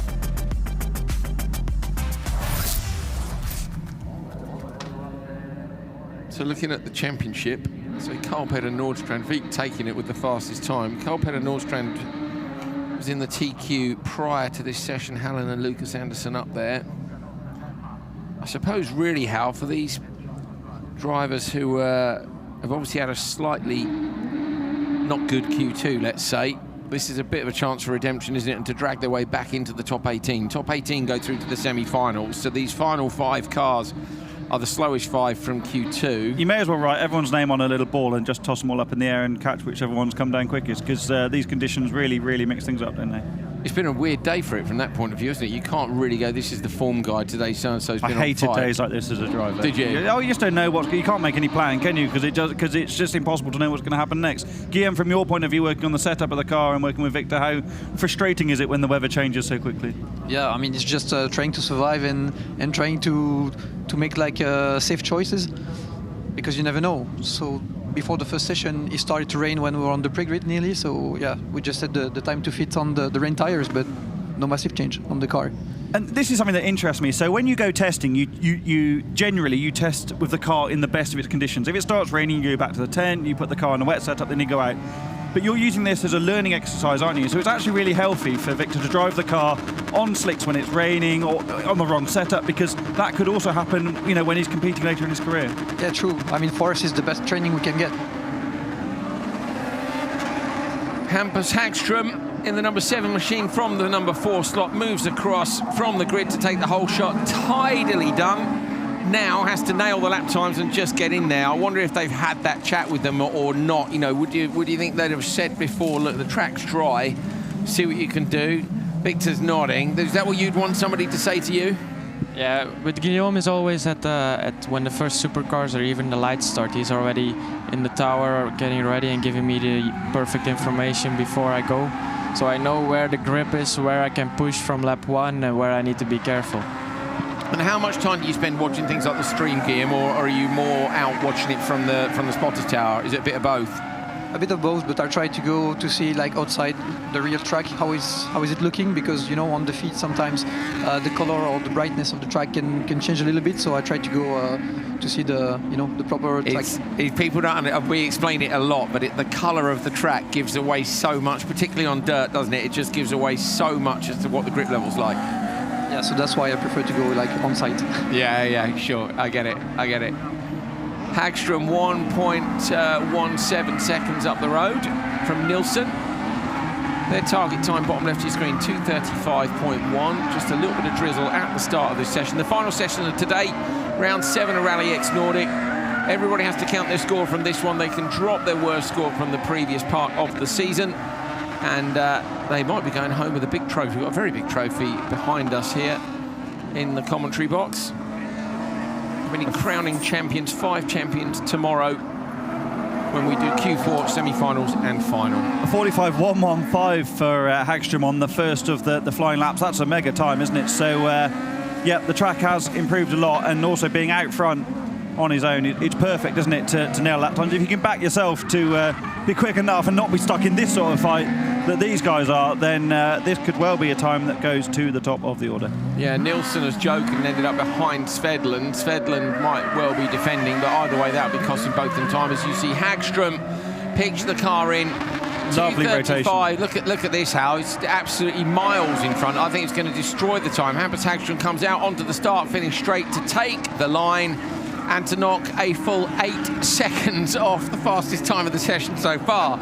So, yeah, that's a session win by a great big margin and a brilliant drive. But, yeah, track conditions have changed. This is what Andreas Eriksson likes, isn't it, is when the conditions change in favour of the slightly less favoured drivers from the previous session.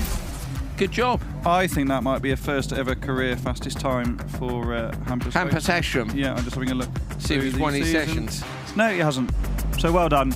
First career fastest time. That'll help you sleep better this evening, won't it? Yep, I think so. Especially, against a huge field. It's the biggest entries is Crosscar Junior. Because the track hasn't gone.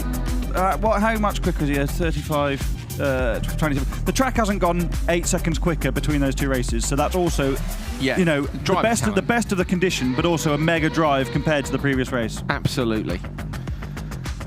Right, Junior Crosscar done. We're moving on to Crosscar. Guillaume, Victor, how long can you hang around for? Not much longer, I imagine. Huh? Yeah? A little bit more. Yeah, well, you're good for us, mate. You can hang around here as long as you want. Me and Hal spend a lot of time talking, so any time when we can make somebody else talk for a couple of minutes is good for us. We got Crosscar coming up next. Guillaume, did you ever do Crosscar? Guillaume, did you ever do Crosscar? Never. Never. So basically, I will have my first experience again. It was the Rallyx 150. Yeah. Are you expecting to get your butt kicked, or are you expecting to kick some butt? I don't know. I will be cautious. I will be cautious on what I'm saying right now because we never know, and these guys are quite experienced, way more than me in crosscar. So, but I will have a good coach, I think. So the Belgian flag at a Belgian track must be worth half a second a lap at least, mustn't it? So no pressure, mate. At least. At least, yeah, at least. It's a pretty grey, miserable day, isn't it? It is. It's been roasting. It'll probably be 38 degrees or something tomorrow. Yeah. What is the... Okay, apparently there's a discussion about maybe the it was... Maybe I wonder why. What's going on there, then? What's the problem? Well, yeah, there 26 degrees tomorrow, apparently. Is it really? Oh, right, okay, let's break out the T-shirts. 2:27.5 for Hagström ahead of Nielsen, Lundelander, Svedland and Suono. And we're going to get ourselves a standings for you in a second so we can see where these juniors are at the end of day 1, round 7 of 2022 Rallyx series, the final round. I hate the fact I missed 2 rounds this year. I missed Riga. Me too. Yeah, I do, though, because it makes the season short anyway for this championship, but it just makes it feel really short. Yeah, you're right. Yeah, mental notes to other series. Don't clash with Rallyx, so me and Hal can just crack on. Lauri Hallinen, despite having a not very good Q3 thanks to tricky conditions, is still in the top qualifier spot ahead of Carl Peder Nordstrand, Rasmus Persson, Jonathan Jölalami and Lucas Andersson. Where's Michael Uito? Down in P8. So at the minute, Uito would lose a few points, but with drop scores and stuff to take into account, we're not really sure where that would leave him. So we'll get all that information together for you tomorrow before Q4. But all the championship contenders are right in there and up amongst the semi-finals. Top 18 will go through to 3 semi-finals. Look how close it is to make the semis, though, on the points. It's going to be Q4 tomorrow. It's going to be really interesting. Yeah, it is going to be people shuffled in and out. Yeah, I mean, look, right down into P25. There's only 7 points in it, so yeah, tight. That's Crosscar Junior. We can have a look at Crosscar intermediate standings as we come into Q3, because of course Junior have just done Q3. Crosscar have got it to go. Martin Newgar at the top of the table from Jimmy Osterberg, Thomas Merstad, Pasi Penttinen and Elias Svensson. Svensson double driving this weekend. The top drivers in the standings at the minute are Oscar Andersson, Patrick Hallberg and Thomas Merstad. So they're spread out a little bit. Baldwin's look right at the bottom of the pile. He'll want to try and make that up. With 4 qualifying sessions, at least he stands a chance, but Baldwin needs to get some great results to shift himself back up. He'll be, it depends how much, is there much track drawing left to do we think? No. Guillaume? I think the track is developing a lot at the beginning when it's drying up, but the more you drive, the less it will develop, so I think... Maybe not. I think maybe not. It depends on the lap time they did at the beginning of free practice. Agerheim moves across on Osterberg on the inside line. Martin Juger got released there, and I thought was going to get through. Agerheim goes super deep out into the dirt, up over the jump. Pasi Penttinen on the outside of Jimmy Osterberg. Osterberg going to go deep on the brakes into turn 2. Gets the buggy sideways. Penttinen up the inside. Osterberg hooks it up over the curbs though and holds on. Brilliant job by Osterberg and Penttinen racing the whole way down from turn 1 to turn 2. Fantastic. Agerheim was super aggressive there on the run into the first corner. 3 wide contact before they got to the end of the braking zone, but brilliant from Jimmy Osterberg, who's now pulling out car lengths on Pasi Penttinen on this opening lap. You can hear the tyres squealing.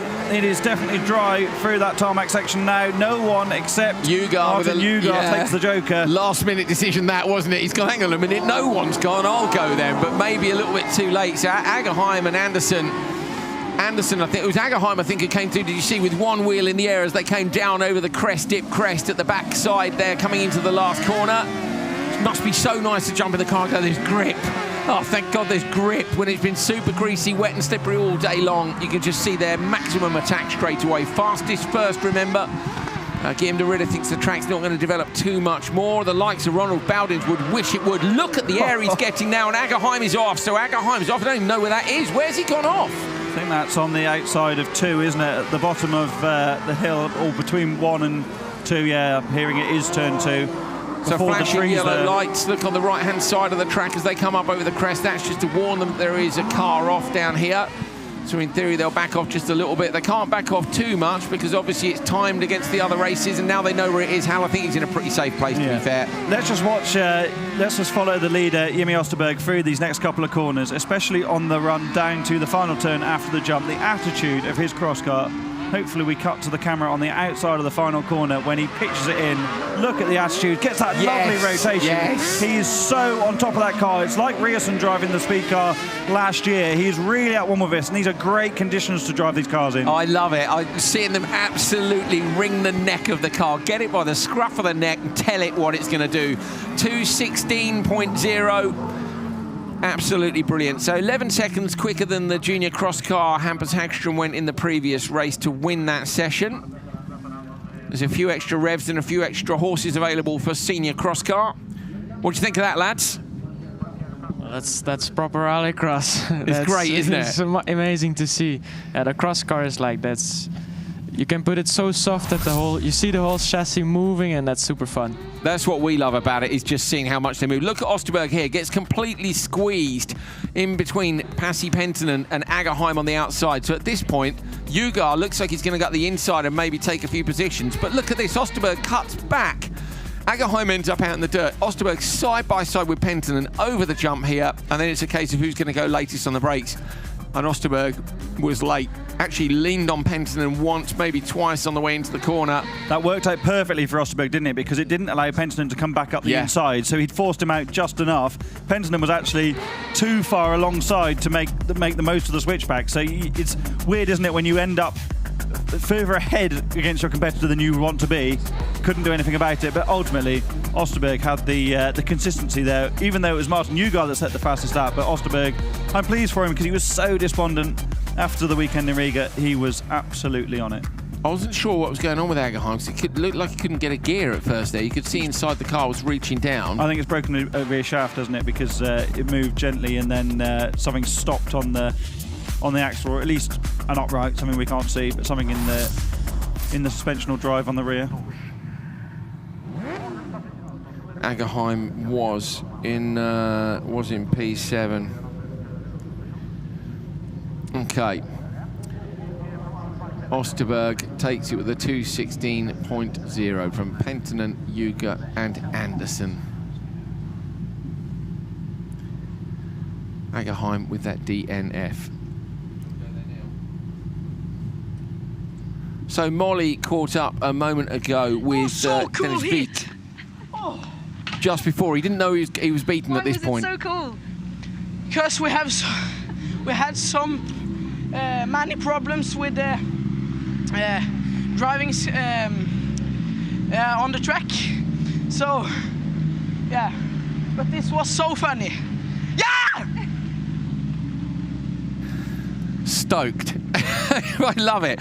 Okay, so obviously, say it was a few moments ago, and Molly at the time He was beaten in the next race, but I love that. Seeing how fired up he is. That is a dude who's so charged up on adrenaline. You could give him 10 Red Bulls and he wouldn't be any more charged up than that, would you? That's, you know, so you send someone to you borrow a kid for the afternoon, you give them loads of sweets and some ketchup and a bunch of Red Bull, and then you give them back to their parents. You go, they haven't had any fizzy drinks. No, they're all right. And that's how they come home. That's how they come home. Great stuff. Good to see. Okay, Crosscar, Heat 2, Q3. Anderson, Treuterud, Gustafsson, Gotherson and Svensson on the outside.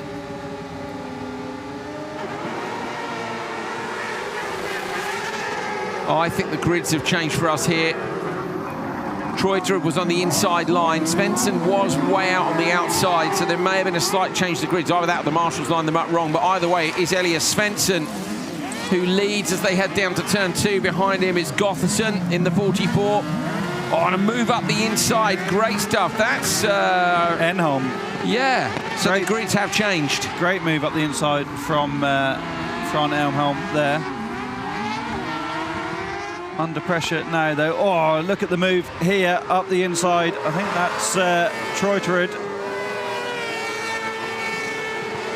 Wait till they come down over the start-finish line, give you an update. Honestly, there's definitely a change to the grids with actually cars in here that we're not expecting to be in. It is Enholm who's in P2, Svensson led as we thought. So Enholm should have been in the first race.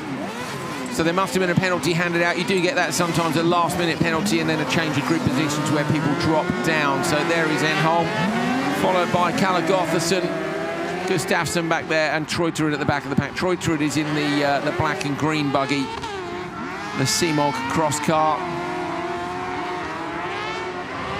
We've actually got, we've got a Kazmat, you've got a Speed Car Wonder, a Speed Car Extreme, which was the previous chassis, which we both like. That was a great first lap from Svensson on a 47.4, faster than the fastest first lap done last time around by Jimmy Osterberg, but Jimmy was having a bit of a battle for the first couple of corners at a 41.639 now on the second lap, so not quite as quick as the best lap in the previous session, but there or thereabouts. Kalle Gotherson made a mistake, Hal, just as they came onto the start-finish straight, went into the choke and just got a little bit too sideways. Look at Enholm pitching the car in through there. So are you taking any tips here now, Guillaume? You know, you're looking at this and thinking, oh, what have I let myself in for? Or are you looking at it and thinking, I can't wait to get hold of one of these? Both. So first I can't wait, and then I'm trying to get as many information as I can. So the RX 150s have got a diff, haven't they, Hal? Which means they're a little bit different on the throttle. But what are you thinking? Again, are you going to go with the sideways style, I hope? Yeah, but I think it's like in between a normal car with the diff and a cross car. You know, it's kind of in between, so it will be maybe easier for me to adapt rather than this cross car. Svensson takes this one with a 2:15.5, which sees him move to the top of the table ahead of Osterberg by just half a second. Nicely done. So here's another look at the start. Svensson is out on the far right-hand side. Gotherson in the 44, Enholm in the middle, Treuterud far left of your screen, and then Gustafsson in the 199. So Gustafsson gets a bit of contact, ends up at the back. Look, Treuterud gets a big old squeeze on and ends up down in P4. So Enholm's up to third. But out front, just nicely done by Svensson, basically. Look at that, love it. The flight shots are great. And the sparks coming off the underside on the landing. I have to say I'm impressed at how well he's driving in both the Supercar and the Crosscar, because it is hard, as we've said all weekend so far, to switch between two different categories. We saw Fraser McConnell do that, didn't we, in the opening round of Nitro with Linton Hill, and I think Fraz is, you know, not about to say that it's not easy, because he's a professional driver at the top of his game, and you know, takes it all in his stride. But it is not simple to go between two different machines like that. And two different teams. Svenson's doing a great job. Two different teams as well, you know, so different engineers. You might take your spotter with you between the two, but looking at V-Box on two different... Yeah, you spend your entire day looking at V-Box and trying to figure out data. That was what we saw Victor doing earlier on with Guillaume. So there's a lot of work that goes into getting quick in these things. If you're trying to look for those tenths in two different categories, it is not easy. Right. Ryler's in this next one. It does go to show you, doesn't it, how much the grid's got mixed up. thanks to that tricky weather. So it's Wolfsburg left of your screen, Ryler with the luminous green car. You've got Isaac Eganson, Oscar Anderson, and on the outside, not who we were expecting. So Molly's just told me it's drizzling again now. Ah. Looks like some more rain. So Guillaume wrinkles his nose. Nightmare. Yes and no, because for us it's an advantage to compete with the supercars because they cannot use the full amount of power they have. So let's say our deficit of power is reduced. So it's a good thing for us, but we prefer like full dry or full wet. Yeah. Not like in between. Kevin Eriksson was in here earlier saying I'm rubbish in damp conditions, basically. Like he just doesn't like it. But yeah, it's a little bit trickier to learn, isn't it? Maybe it is who we're expecting. It's Hal Damon on the outside, according to our grids, but it says HAS on the screen, so maybe it's the graphic that's wrong and not the car. It is, yes.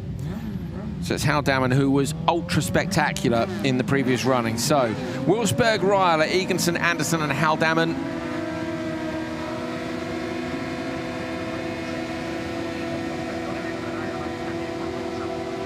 Long old hold on the lights. That's the longest hold we've seen all day. Finally, it goes green. Brilliant reaction time in the middle of the grid for Eganson, but it's a squeeze on Ryler immediately. From P4 on the grid, Anderson moves across, trying to come around the outside. Is Hal Damon. Hal Damon gets up to P2, looks to the inside line as they go down towards turn 2. The door gets squeezed shut. Hal Damon's all over the back. Could not be any closer if he was parking it. Ryler drops back down. Contact there into P4. Slots back a little way. Great stuff between the top cars. Anderson did well there to stay out of trouble. Get a clean run through the first corner. Oh, clips the apex, or more than the apex, and the curb on the exit of turn 4. But Hal Damon drives as if it was a meme, doesn't he? You know, this is what I think I do, and this is what I actually do. And what we all wish we thought we do in pictures is well, a bit like how you drive, Andrew, super sideways. And you know, if you want something for your wall, that's exactly how he drives. I get great photos. I really do. I must admit, actually, I had some coaching from Guillaume de Ridder after my RX2 experience. I sent Guillaume my onboards, and he was kind enough to come back with all the areas where I could go a little bit quicker around Hollius, which was absolutely fascinating to me. I had 6 laps in the car, and so it's not quite at the time. You're full of excitement and all fired up to drive the car, and you don't see it. But Guillaume, you saw lots of little things where I could make some time up, which of course, because you're very, very good at driving those cars. Yeah, I have a bit of experience both of this car and the track, so it was quite obvious, let's say, all the small details that we can improve. But not much to say, to be honest. It was really good first laps. Thank you, mate. Much appreciated, Guillaume.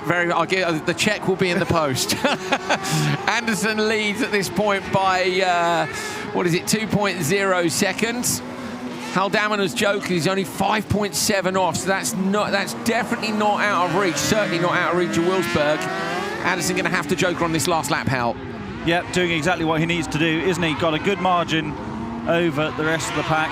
Came here as the championship leader and needs to protect that. This is exactly the sort of run he needs to set him up for that title fight that we're going to see across all of the classes tomorrow. I like this track. I've decided it's somewhere you and me need to do some laps, Hal. We'll have to get that range somehow, won't we? Maybe this should be where we come cross-car testing. What do you think? Yeah, it's a very, very long time since I drove here, so I'm well up for that. Win goes to Anderson. It is the fastest time of the session as well. Elias Svensson was on a 2:15.5. Anderson does a 2:14.9. Hal Damon crosses with a 2:16.1, so that's going to slot in behind it, Svensson and Osterberg, so that should be P4, I think. There's Ryler. What happened to Ryler? 2:35, well, whatever it was, issues. Had a bit of contact in the first lap or so. Looks like the front might be a bit bent as well to me from this distance. Front left looks like it's got lots of camber on it, doesn't it? Yeah. Take a look back, Hal, so you can figure out where it happened. Well, on the run to turn 1, I think, wasn't it? Yeah, there was a big squeeze, wasn't there? There's a bit of contact there. I don't know if that's not enough currently to bend the front suspension, but he did get caught up later in the opening lap. There's another impact. You know, not necessarily one big hit, but multiple impacts like that. A little bit like the issues that Victor's had with the rear suspension on his car. It's in the background here, isn't it? I remember. So Hal Damon was all over the back of Anderson. I loved how close he was there. It was amazing. And then watch here. I'm sure he gets hooked up. Yes. But not that hard. Oh, no, it's already gone, so isn't it's taken a few hits, hasn't it? And something. An accumulation of small impacts. Right, you two. I think it's about time you went and belted yourself into a race car, isn't it? I think so too, yeah. Yeah. We wish you the best of luck. Obviously, maybe a bit of rain would be handy for you, but get out there. Thank you for joining us. Lovely to hear both sides, driver and coach. Well done, guys. Thank you very much. See you later. So, yeah, brilliant. Guillaume de Ridder and Victor Rallyx, thank you so much for coming and joining us in commentary. Much appreciated. I love as well, it's interesting how watching the two of them watching the feed and they'll just see something, point at it, and then have a quiet word with each other about it. There's just that constant transfer of knowledge from Guillaume where he's seen something and Victor where he's seen something and just talking about it all the while. Yeah, and they're also good friends. I think you can tell that immediately. There's a good age difference between them, but they obviously get on very, very well. It's like the relationship between driver and co-driver. Yes, having a professional relationship, we work well together in the car, is great, but if you don't have a good personal relationship, I never think it can work as well. Like any environment, you've got to be, the closer you are to someone, the better it can work, and I think seeing those guys together, they're obviously good friends, aren't they? Yeah. And chatting about the racing, just as we do as friends when we're just watching trackside, makes it, that little bit better. Yeah, absolutely, mate. Yeah, we're very lucky to be good mates who've got a job that we both love with a sport that we both love. Hookar coming around the outside. Hallberg holds the inside line. Hookar's going to get there, I think, though.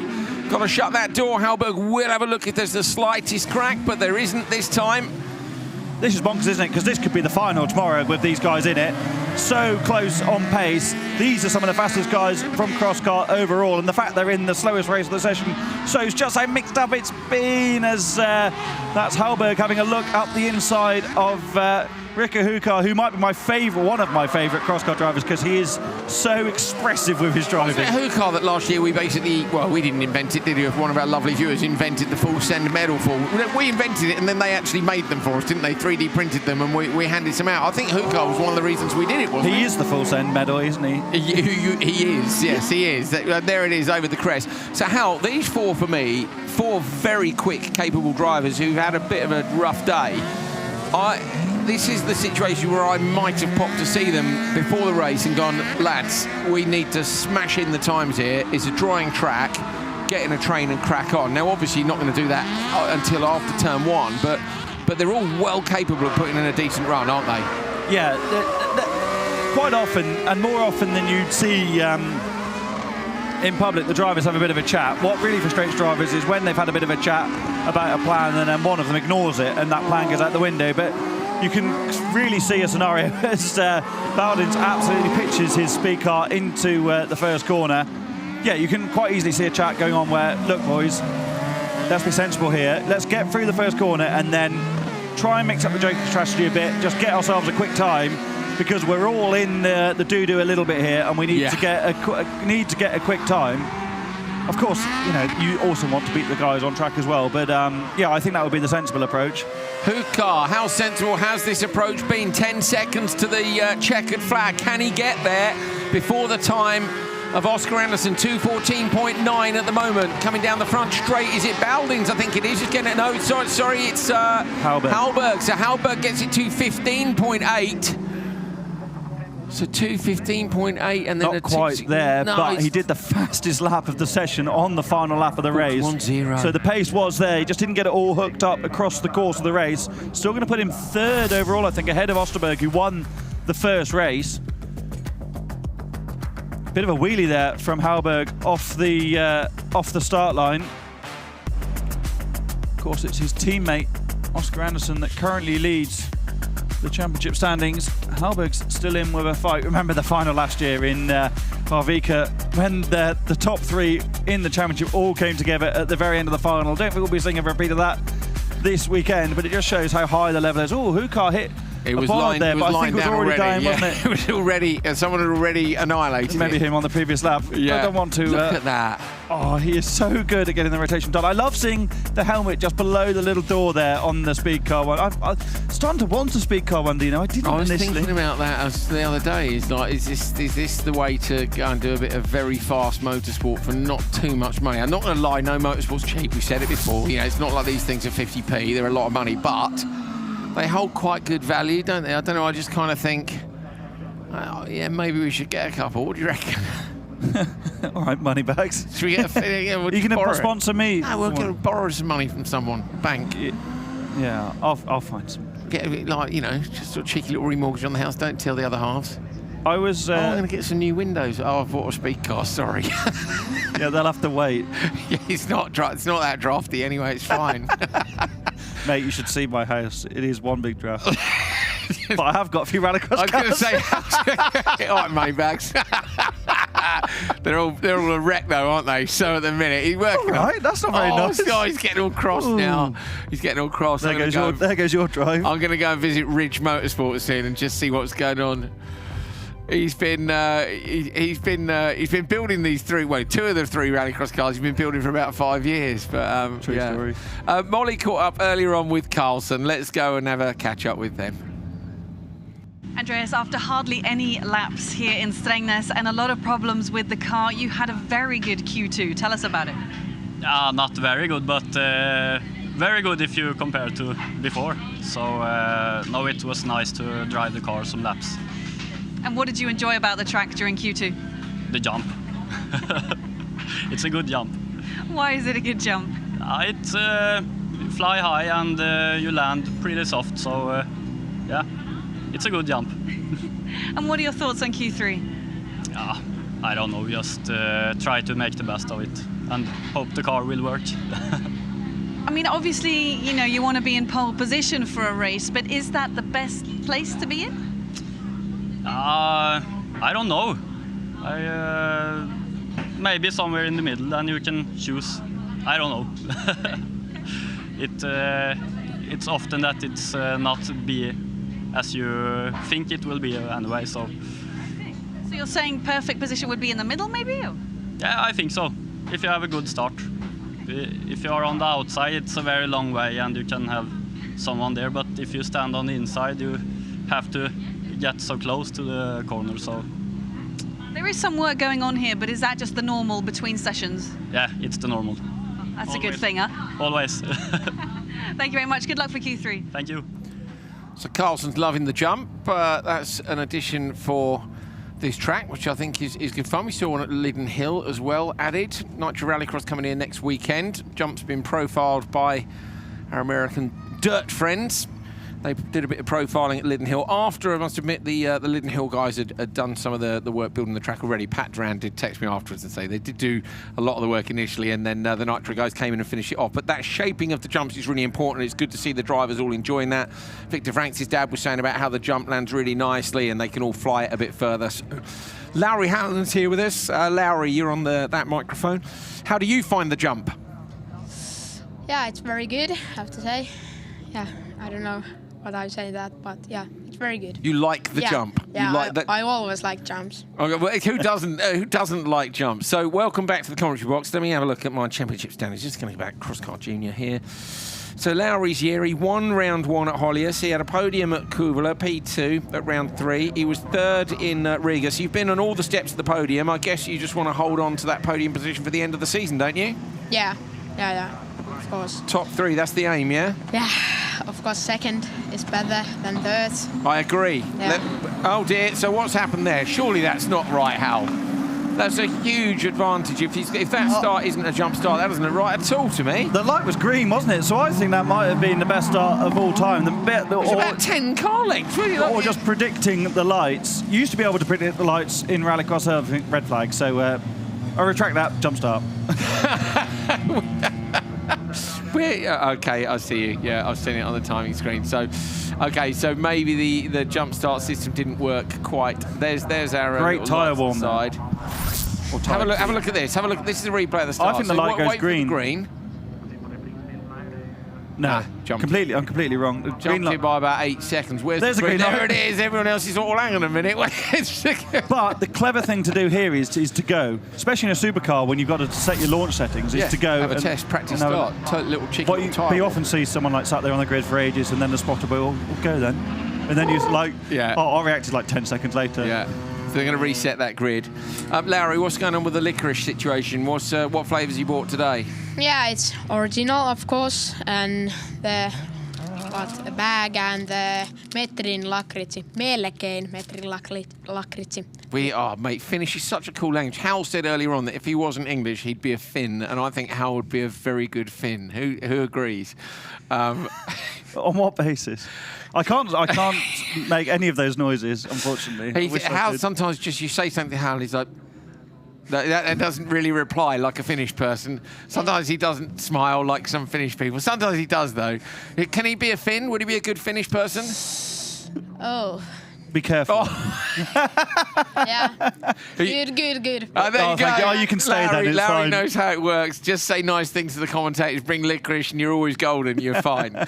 You're fine.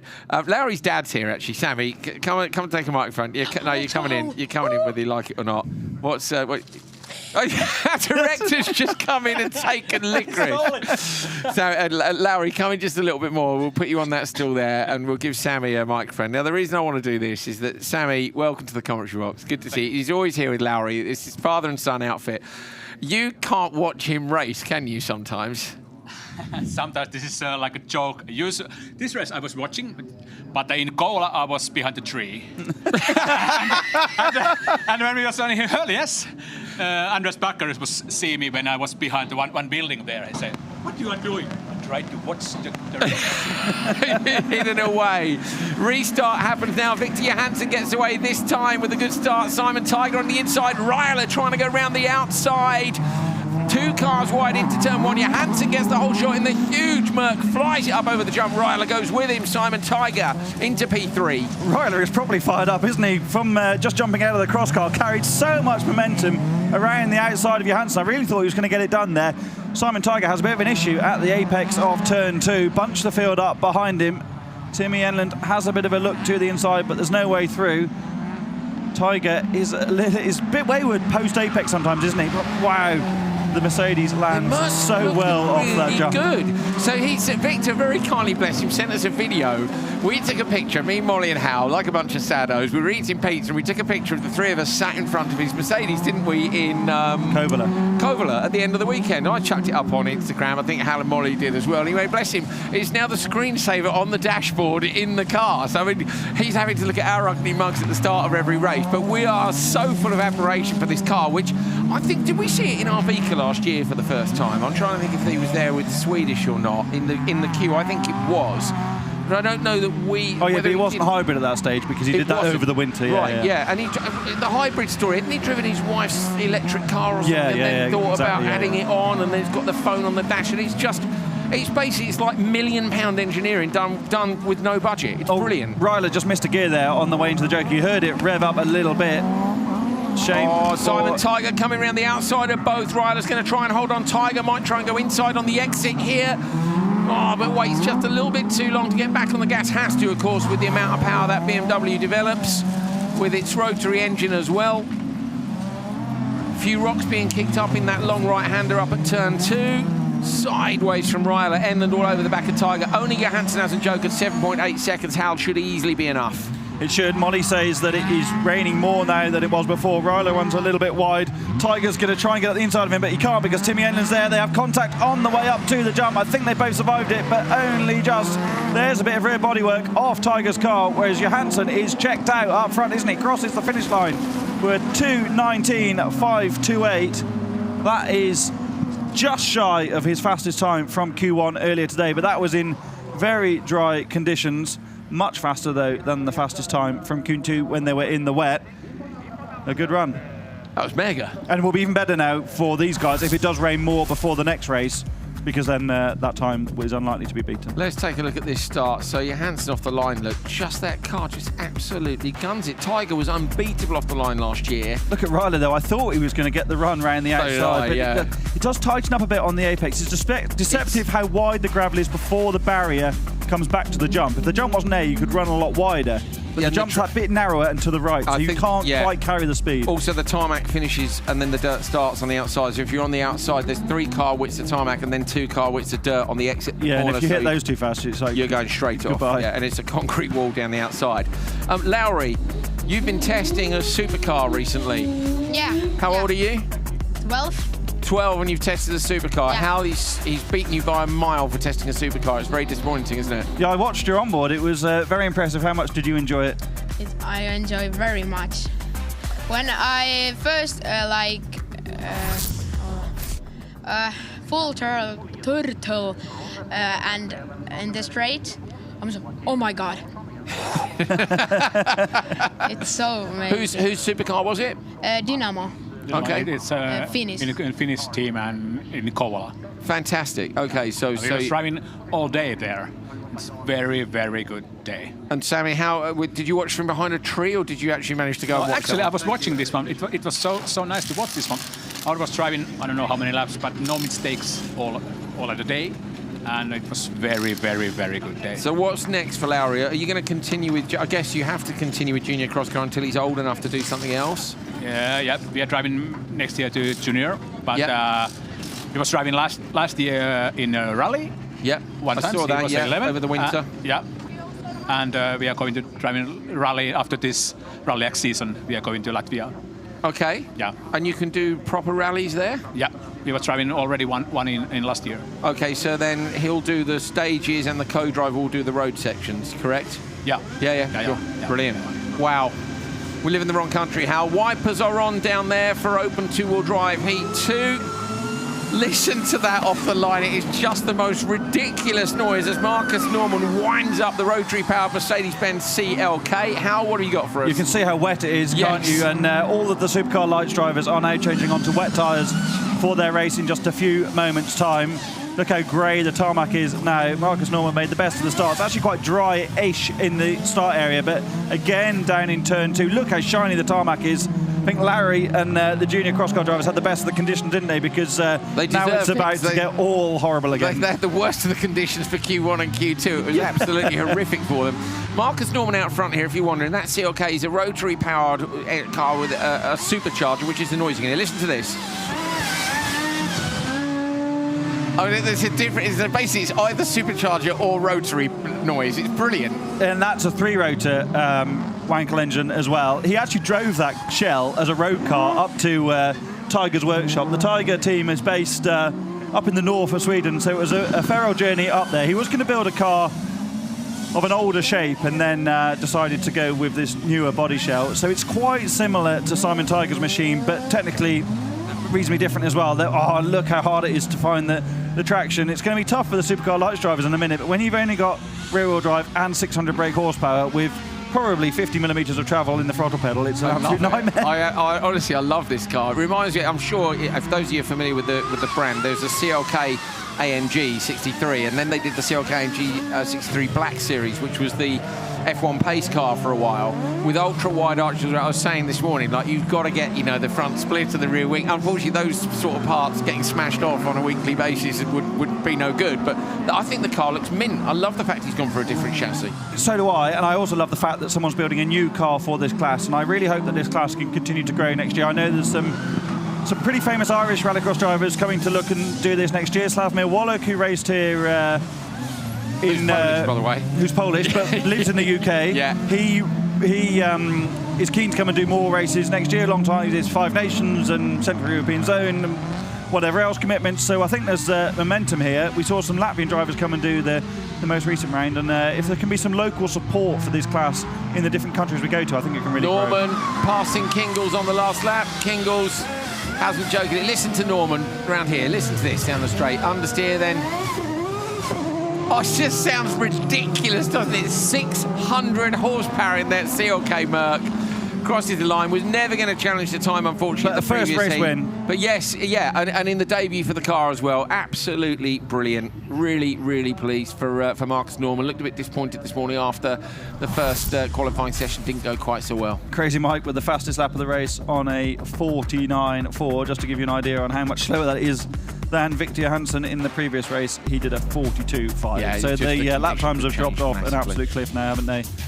Sammy, Lauri, thank you very much for joining us. Can we take a piece of licorice each? Yeah, of course, please. All right for you and the team. All right, brilliant. Then we'll hand those out later on. Thank you. Wishing you the best of luck for the rest of the weekend. Good to see you both. And where are you going to be watching from, Sammy? Yeah. Are you going to be watching from behind a tree or where? Yeah, thanks. No. Maybe I'm watching the other one tomorrow. I promise to you. Yeah, okay, so you might actually watch. Yeah. Okay, perfect. Thanks, mate. See you later. Bye. Bye, Lauri. So Lauri and Sammy Hallinan heading off. If you're at a track and you see a bloke with a beard with a lot of licorice hiding behind something, that's Lauri's dad. Unable to watch. Brilliant stuff. Right, open two-wheel drive done. We're getting into the four-wheel drive portion of Q3. Towards the end of the day, it's pouring with rain. Is it okay if we just say good? Because, I know, because we're not driving, you see, so brilliant we for can us. say good. Sorry, Molly. I don't really bother. Yeah, well, Molly's she'll complain like mad on the way back to the hotel later. Blah, but blah, blah. It's yeah. it's it was wet. sacrificial reporter. It's fine. Was wet. I've had that role. Molly can talk to us, by the way, in our ears this year, so she can send us abuse whenever she wants during the course of the show. Victor Johansson, top of the table with 2 from 3 session wins. The championship leader is ahead of Joni-Pekka Raiola. Simon Tiger having a better weekend. Timmy Endler, Michael Olander, Marcus Norman gets up into P6 with a decent time in Q3 considering the conditions. Joachim Larsson and then Ronnie Kingles and Crazy Mike. Ronnie Kringles is a great name, isn't it? It is. Better than I have to get jealous of other people's names. It's, I don't know, it's just cool, isn't it? Don't you like your own name? Well, it's pretty cool now. What? I like it, yeah. What's wrong with it? Now? Yeah. Now you've got some credibility. Well, no, like, did you not like as, it in the as a past? kid, mate, like, you know, basically, if you're not aware, Coley's just a cheap fish in the UK. It's the sort of thing you feed your cat. So I have no idea where the name comes from. Well, other than my parents, clearly, and their parents. But yeah, I've got used to it. I'm definitely an Andrew, by the way, not an Andy, if you're wondering. I'm an Andrew. Lots of people introduce me as Andy. I hate that. What's your name, Hal? We haven't got long enough before this race starts. What a cop-out. What a cop-out. But yeah. Well, here's some very cool names for you. Oliver Eriksson, Casper Janssen, Mats Oskarsson, Martin Enlund and Martin Experth. Unfortunately, a jump start for Casper Janssen. So it might be a cool name, but he wasn't cool enough at the start there, was he? That has solved a bit of a problem in this race, though, because Kevin Eriksson is spotting for both of those drivers on the inside. So now that Casper's jumped the start, he's unlikely to challenge for the win. So he just needs to tell him to joker on 2 occasions and then focus on what Oliver is doing at the front of the order. Never easy for a spotter to have to control 2 drivers in one race. Rolf Holland does that quite a lot in RX3 in the European Championship. There's the 2 joker board. We did challenge for Casper Janssen. We did challenge Kevin, didn't we, to wear 2 headsets. We said, look, you're going around the paddock with 1 foot. I'm sure you can manage to wear 2 headsets and get them to joker. But yeah, in all seriousness, Kevin won't be doing both, will he, do you think? Could well be. You really think they might? Yeah, fair play. Right, take 2. Ollie Eriksson, we know, is good in these cars. In the slippery conditions, they won't use quite the full RPM. Outside line, Experth and Enlund put a huge squeeze on the middle of the grid. Oskarsson ends up getting spat out the back of the pack. And Oliver Eriksson ends up down in P4, but holds the inside line. Look at how patient he was on the throttle. He's going to get up the inside for P2 here, surely. Just a little lean on the rear corner. Okay, and then takes out a couple of those. I think maybe he's going to get in trouble for that. Hal, what's your thoughts? Maybe. Casper Janssen's effort to get up the inside by driving over the field. I think he waited, though, there, Hal. I think he waited to not take advantage of what he did. I might be wrong, but he looked like he was off throttle for a long time on the exit of the corner. Janssen or Eriksson? Eriksson, yeah, I agree with you.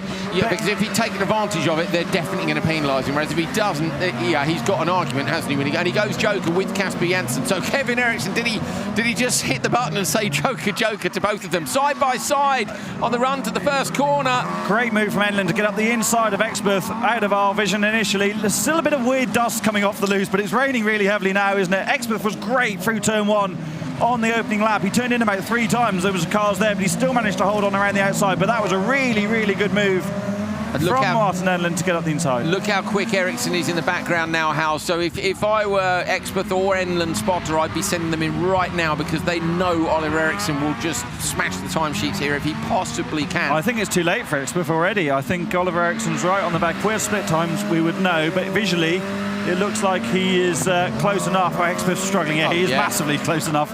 I think he's probably close enough to Enlund as well. So you've got to keep going, because there's no point jokering now and falling back behind. Martin Enlund did a 45.7 that time around, and Oliver Eriksson's done a 44.498. So, yeah, more than a second quicker. And So he ought to be, given how many laps he's done around here and in these cars. He is the master of the supercar lights, isn't he? And, now he's going to get a position here almost, Hal, with a little bit of a run wide there from Expert. I thought Ericsson was going to get through. Slots up the inside, same move as he made earlier on. Oliver Ericsson is showing his class here in whatever you want to call these machines. Lights, RX2, GRC lights, NRX next. I mean, you know, they've been in so many support categories. They really are great machines. How many chassis are there? There's 53 there you go. Chassis numbers, but Ericsson is absolutely flying. Yeah, isn't sorry, he? Hal, Look takes at that. the flag. 228.6. 44.9. Yeah, 44.4 was his best, look. Yeah. Again, yeah. So Ollie Ericsson takes it from Enland. Oh, something dragging on the floor for somebody at the end of that one. We didn't see what happened to Oskarsson, only did 2 laps, so Oskarsson withdrew from the looks of things. So watch Oskarsson, the orange and black car in the middle of the grid here. Basically, you've got absolutely nowhere to go. Ollie Ericsson backs out of this look here. Casper's in his front left corner.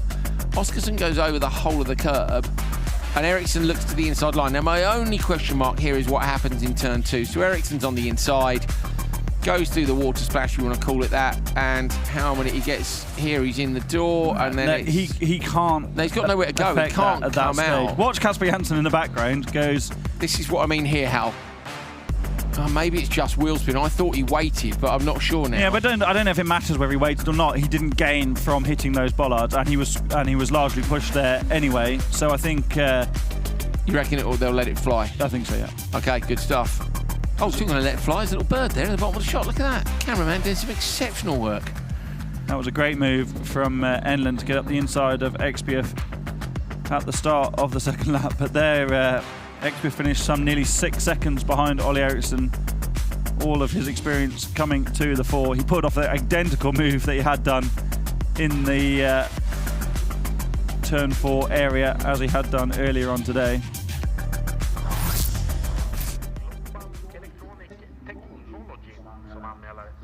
Camera shot makes the track look completely different, doesn't it? Molly, who are you with, Mo? Oliver, the rain came down, but the race went well. But looking at that front left wheel, what did you hit? I don't know, but I was a bit stupid in turn 1 and 2, you know. Staying on the inside, should have backed off way earlier, just caused issues. So, yeah, I don't know why I did it, but I stayed on the inside the whole time. And there was no room there, but I just kept at it. And eventually I backed off, but it was too late. I just made chaos. So it was a fun race after that. I think I hit a rock or something with I heard the rim, it looks like, that's why I got the puncture. But yeah, fun race. Yeah, good. How slippery was it? Yeah, it was more grip than expected. I think it was more grip than my Q1 when I had slicks on wet. That was hard. But you know, same for everyone. You know, luckily we were quick enough to make the decision to go wet early. I saw the big drops on the windscreen. I told the guys we go wet, no doubt. So, and then yeah, sky just opened. So yeah, I was lucky. We made the right call, and hopefully it'll be more slippery for the other guys. Ollie Ericsson, super honest, said I caused carnage. I stayed on the inside for way too long in turns 1 and turn 2. I should have backed out, but I don't really know what I was doing, but I just kept doing it. It's like, go on, Ollie. Plenty of us have done that. I don't really know why I did it, but I just did it anyway. And Oliver Ericsson admitting that he didn't think it was... I know what he means. It's not smart, but it's still... Most of us aren't big enough to give that sort of critique afterwards. Yeah, he's just really honest. Like his dad, basically, just really, really honest. So before this race starts, Simon Olafsson's now in this second race when he ought to have been in the first race. We got a 3-second penalty for hitting a course marker last time around. So that's really mixed things up and has given Simon a bit of a job to do. Yeah, at the minute, Ollie Ericsson, as a result of that, sits in the top qualifier spot and has just done a good job in that one. But Olafsson's got a great start here on the inside line. Don't run too deep, waits on the throttle, and then perfect. So now he's out front. Oh, we're going to come under an attack from behind here from Ida Tornholt. Tornholt was great there through the first corner. Ida Tornholt on the inside here of Mattis Janssen. Oh, Janssen struggled there. Janssen did Olafsson a bit of a favour there. Sorry, Andrew, for cutting across. But Simon was very, very sideways, and then could easily have been over-rotated by a bit of contact from behind. But Janssen very fair in not touching the rear quarter of the championship leader. And you often get that, don't you? You know, when our friend Andrew Jordan won the British Touring Car title in 2013, the last race that he really had to do well in, you know, people give you that little bit of extra space. I'm not saying they're doing Olofsson any favours here, but you don't want to be the person that loses someone a title by a bit of unnecessary contact. So I think there's a bit of that at play sometimes. Not saying that's necessarily the case here, but Olofsson, yeah, people know the position he's in and they won't want to ruin it for him either because he has such an advantage in the points. Yeah, 1.1 seconds up the road, so a smaller advantage on the track here than he's certainly got in the point standings overall. Ida Tornhold's going brilliant here, only 1.7 off the back of Janssen, I think. I'd say this is the best I've seen her drive a Supercar Lights in her career so far. She looks increasingly comfortable in that car, especially in the mixed conditions, and was great through turn 1 on the opening lap. Yeah. Sorry, it's actually 1.7 off the leader. Yeah, so only 0.5 off the previous car, so which is Mattis Janssen. So go on, Ida, get amongst it. They're all going to wait to joker on the last lap. Berget and Steinsholt have gone already.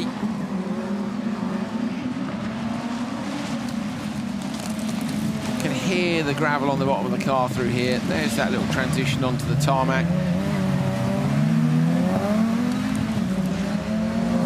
Janssen going with Olofsson into the dip in the left-hander. Then there's just a little crest and a dip. It's so hard to see those things when you're not here. The dip round to the right-hand side. Now there's another crest, and then watch after the crest. You drop down, then there's a dip. Now another crest here. They go up and then down. All of those little elevation changes make a difference to the way the car feels underneath you. Into the joker lap for Olofsson. So Simon Olofsson was in the joint lead of the standings. Can he go quicker than Oliver Eriksson went? Not this time. So Ollie Eriksson will lead overnight, but Olofsson, the championship leader, will be right up there in the standings after Q3. He's got one qualifying session to go tomorrow, and he'll be able to call himself Rallyx champion for 2022 in Supercar Lights. Still that one session to go. After a day like today, he'll be having a big old breather, sigh of relief, I reckon, Hal. Like, you know, rain dry, wet dry. Just horrible, horrible conditions when you just wanted an easy day. Yeah, you just need to survive it, don't you? That's the word Kevin Eriksson used earlier on. Look at Tornholt here. Cuts back up the inside of fellow OMC driver Steinsholt. A bit of contact between the pair of them. This is Olofsson down into turn 3. Bodywork flapping around the back of the car. Car skipping all over the place. The undulations in the track are big, and then the changing grip levels don't help either. That car looks remarkably good, doesn't it, considering the some of the abuse it's had so far this year. 2 fans look on the dashboard there to try and keep the windscreen clear, because the panel gaps in a space frame machine like this sometimes are a little bit flexible, and you can get a bit of water inside, so it's so important to keep the screen clear. So that's one reason people don't realise why drivers want to stay dry. It's not actually just about, oh, I want to stay dry, get me an umbrella. If you get in the car with a wet race suit on, it's like, well, you've done it at home. You've all been for a walk when it's raining, got back in the car, and your car steams up instantly. If you're wet when you get in that car, all the moisture that's in there evaporates out onto your screen, and you can't see where you're going. So drivers aren't just being like, oh, get me an umbrella. If you're enjoying this, like and subscribe to the YouTube channel, of course. We want as many of you as possible to get notified when we're doing stuff. I can't believe it's the last round. I'm quite sad. Yeah, me too. Also the last race of qualifying today for Supercar Lights. Martin Jonsson is a Hockfist. Natalie Peterson, Haug and Walfridsson. Left on the grid is Hockfist. Outside line for Jimmy Walfridsson, trying to get across to the inside line for Martin Jonsson. Natalie Peterson in third, but runs wide, loses that position there to Lars-Erik Haug, who looks up the inside line then of Walfridsson. So Haug inside Walfridsson gets P2. Really well done. Haug super aggressive up the inside of Jonsson now.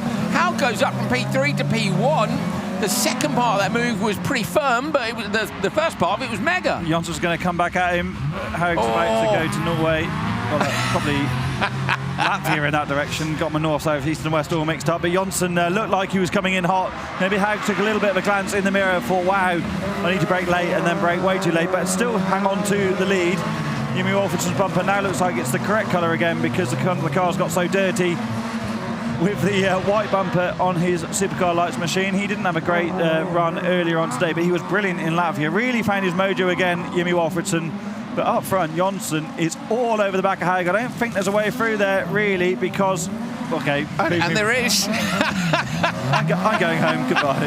That's Hal Ridge signing off with a great Murray Walker moment there. But that was, to be fair, what a great pass by Johnson around the outside. I just don't like Haug's really struggling in this grip level, isn't he? Like, you can see that he's not very confident on the brakes or mid-corner.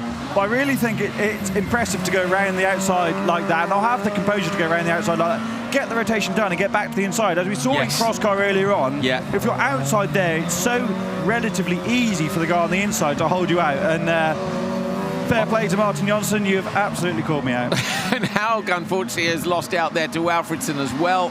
Natalie Peterson coming up behind. Haug's moves on the first lap were great. I'm starting to wonder, was it just like a bit late on the brakes, as in not quite realising when the grip levels were live? But I think the first move was mint. The second one on Johnson, you wonder if that lit a bit of a fire under Johnson as well, didn't it? You know, it's like, oh, really? He looked like he had the fire lit from the first corner, didn't he? Yeah, for the whole lap, then following within, like, I don't know, a couple of centimetres of the back. Oh, and a spin in the background there. Well, I don't know, sure that was Peterson, but somebody went round in the background, left-hand side of the screen.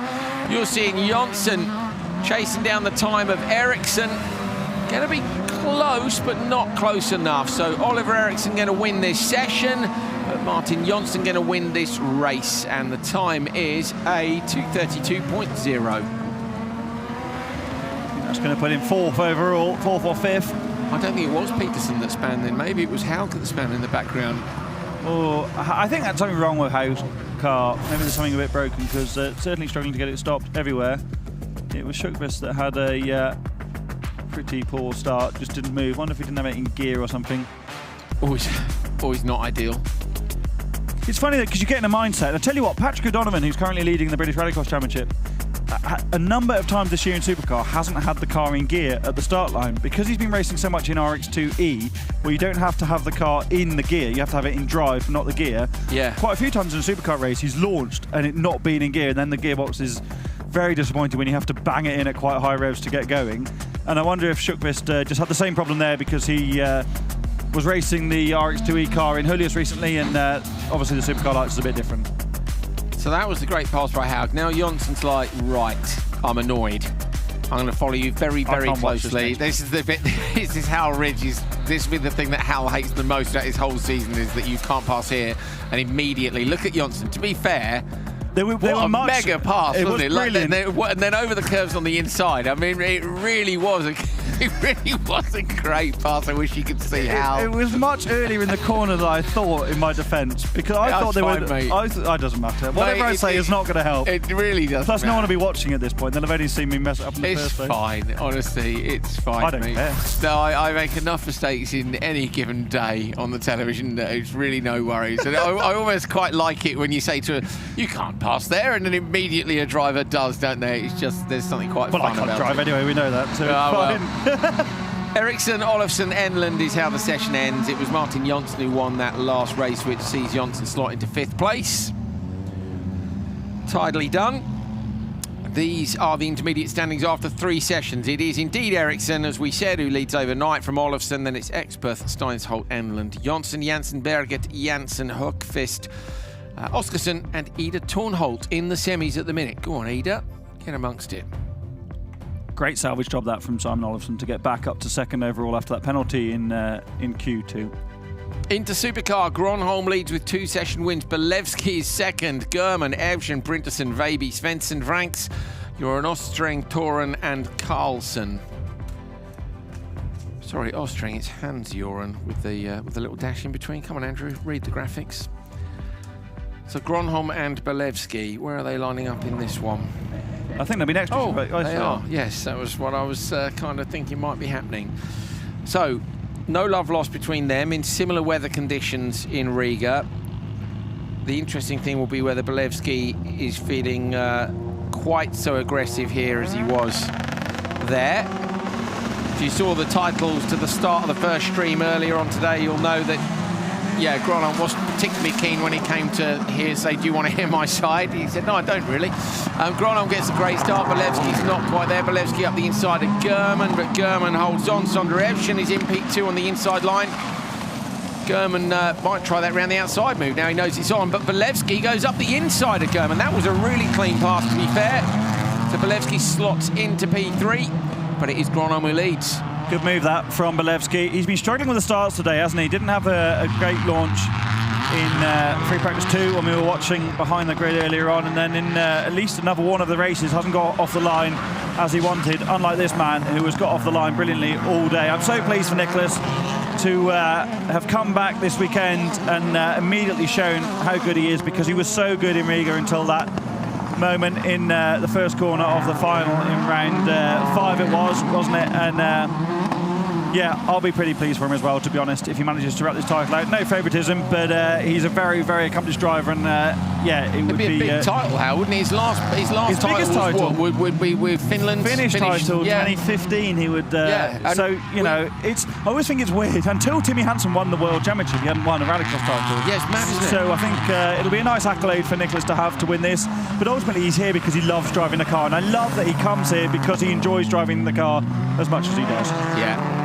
Gronholm powers onto the straight in the Hyundai as Evshin goes Joker. German did a great job on the previous lap of avoiding Bolevsky as he peeled off to the right, and it does affect your exit speed as Bolevsky's going to try and come around the outside of Evshin, but Evshin has that inside line, holds on to it. Bolevsky's going to look to the inside on the exit in the Peugeot, finds some great grip, brilliant pass by Bolevsky. Bolevsky's made 2 good passes in this race.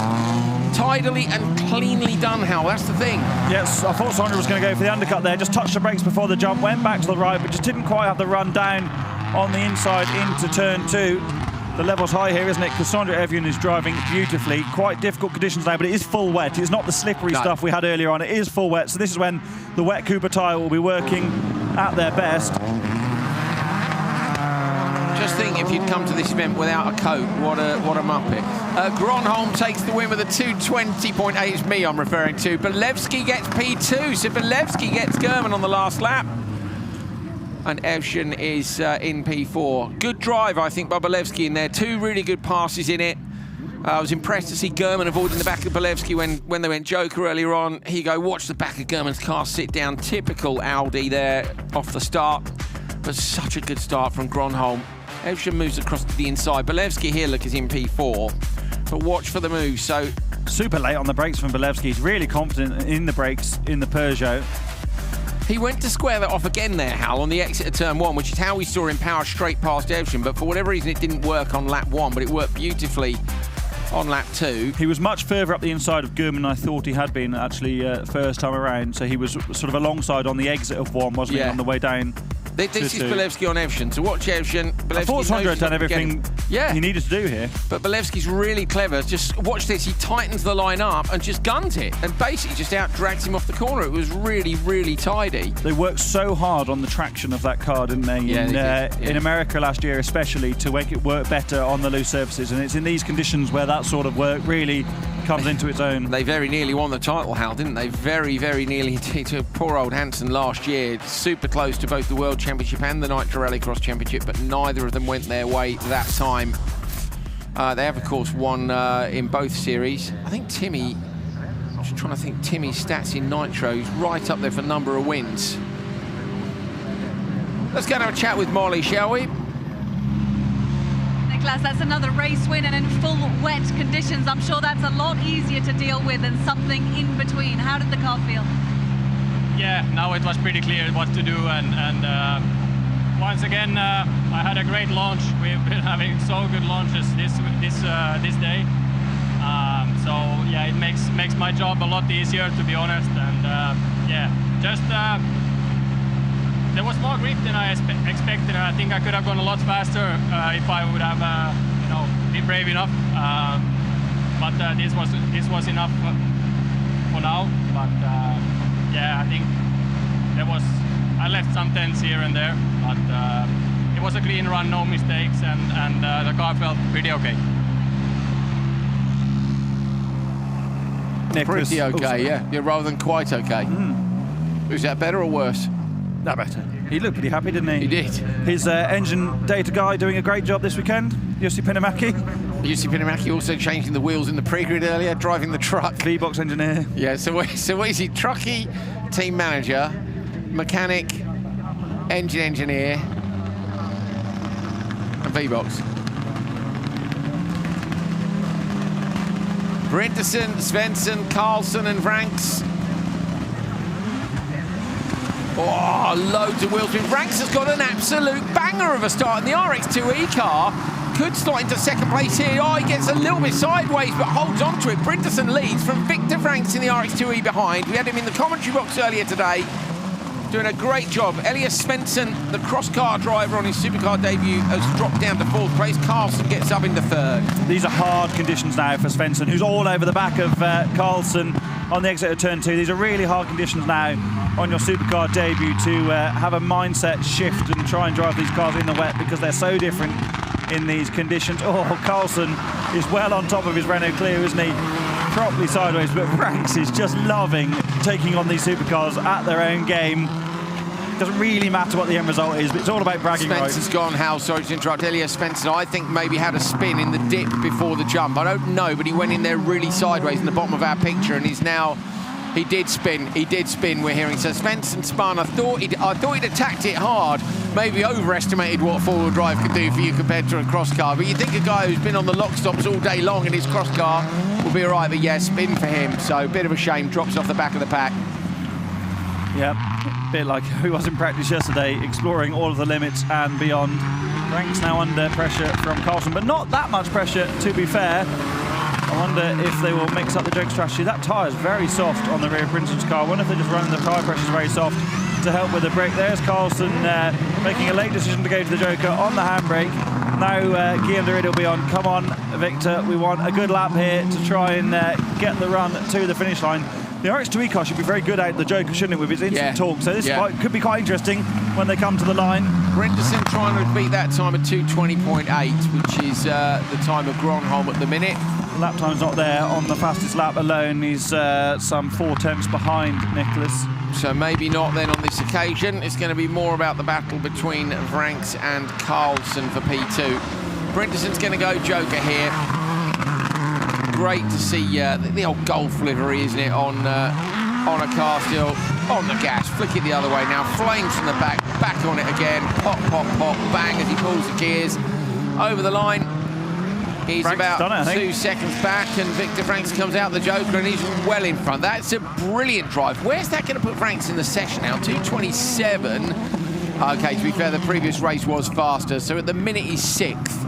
That would be a very good result for him. Looking back at the rest of the year, we can only see where he qualified overall, unfortunately. He had a great run in one of the days in Latvia. I think he was 3rd or 4th overall in one of the sessions from memory. You'll have to have a little bit of a look. Respectful between the two of them at the front of the field in the first corner. Franks gets so much rotation on the RX2E car. Let's see a little further around this lap if we can see what happened to Svensson. There's Carlson getting all excited. Wonder if we can cut round with the drone now and see. I don't think we're going to. That's Carlson. Was a late decision. I think it cost him, Hal. Yeah. I think because he's on the handbrake and a little wide of the apex, then you have to wait on the throttle. I don't know if it would have been enough to edge him or not, but yeah, not optimal, let's put it that way.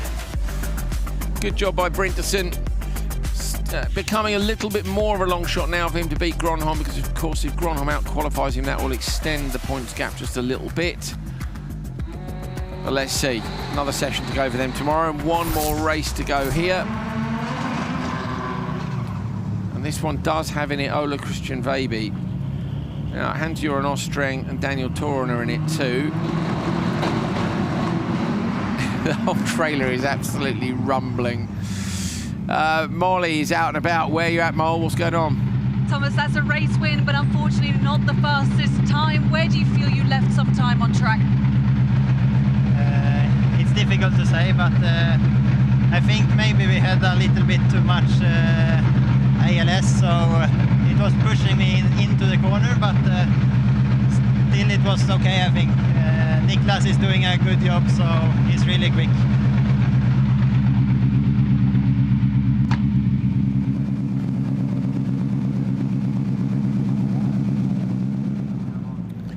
Here's a result of the previous Supercar race. Brinderson taking the win from Franks, Carlson and Svensson. Brinderson referencing the anti-lag system that keeps the turbo spooled in these turbocharged engine, just saying it was a bit aggressive, so it was dragging him on into the corners. If you ever have your throttle stick open in your road car, that's a bit like driving with anti-lag. It just wants to drag you on all the time, and He jacks the throttle open a little, doesn't he? Yeah, and in the dry, it's fine. It's quite interesting to drive with for the first time, because it's a bit of a mindset shift. In the wet, sometimes it's better just to turn the ALS off and drive without it. Okay, Veiby needs a great start in the middle of the grid here. Has to beat Hans-Joran Ostreng and Daniel Turin, in my opinion, off the line to try and get a decent time, and smashes them, basically. So, good job by Veiby. Joran Ostreng, Hans-Joran Ostreng trying to go with Daniel Turin in the Beetle at the back of the pack. So, how we should be able to tell pretty quickly, I think, if Veiby's on the pace or not. Could well get there, well capable of doing so. Interesting as well that Gronholm said, oh, if I'd known how much grip there was, I could maybe have gone a bit quicker. So there is, and that sounds mad when it's pouring with rain, but proper wet is way better than what we've seen for the rest of today.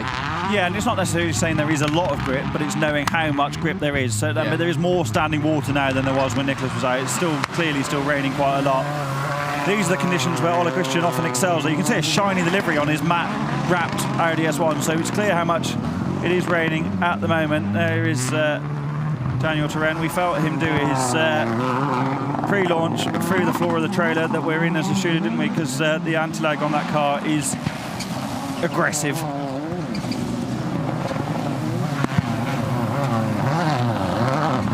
Veiby on the handbrake a number of times through turn 2, watching the rear wheels lock that little bit. Ostreng's going with him though. 51.1 for Ole Christian on that opening lap. Let's see what he can do this time around. I'll be very surprised if he jokers this time. Car perfectly clean at the front at least. He's going to go for the last lap one, isn't he? In goes this time, Ostreng goes in and is about 8 seconds up the road from Turin, so I expect Ostreng to come out in front of Daniel Turin. The Joker, though, is fairly long, isn't it? What is it, 4 seconds maybe? I don't think I've seen, I have seen enough racing. I don't think I've seen enough consistent running to work out exactly what the gap is. Because the lap times have been absolutely all over the shop for most of the day. It's Veiby. His lap time's a long way off the best set by Nicholas. Nicholas did a 43.0 and Veiby's on a 44.3, but I do think it's a lot better than when Nicholas was out. Ole Christian Veiby coming up over the jump, going to take the Joker this time round and see how far up the order he can slot in. Veiby at the moment is P6 in the standings, well that's without drop scores taken into account, so fires it up, spits the gravel out the back, over the line, and it is a 2:25.1, so yeah, Gronholm's time, 5 seconds up the road. 2:25.1 will be around where Evgen is, around 5th place, 0.16, and it is 0.17. So actually, it's incredibly close. Going to drop in literally less than 1/10 of a second behind his teammate Evgen.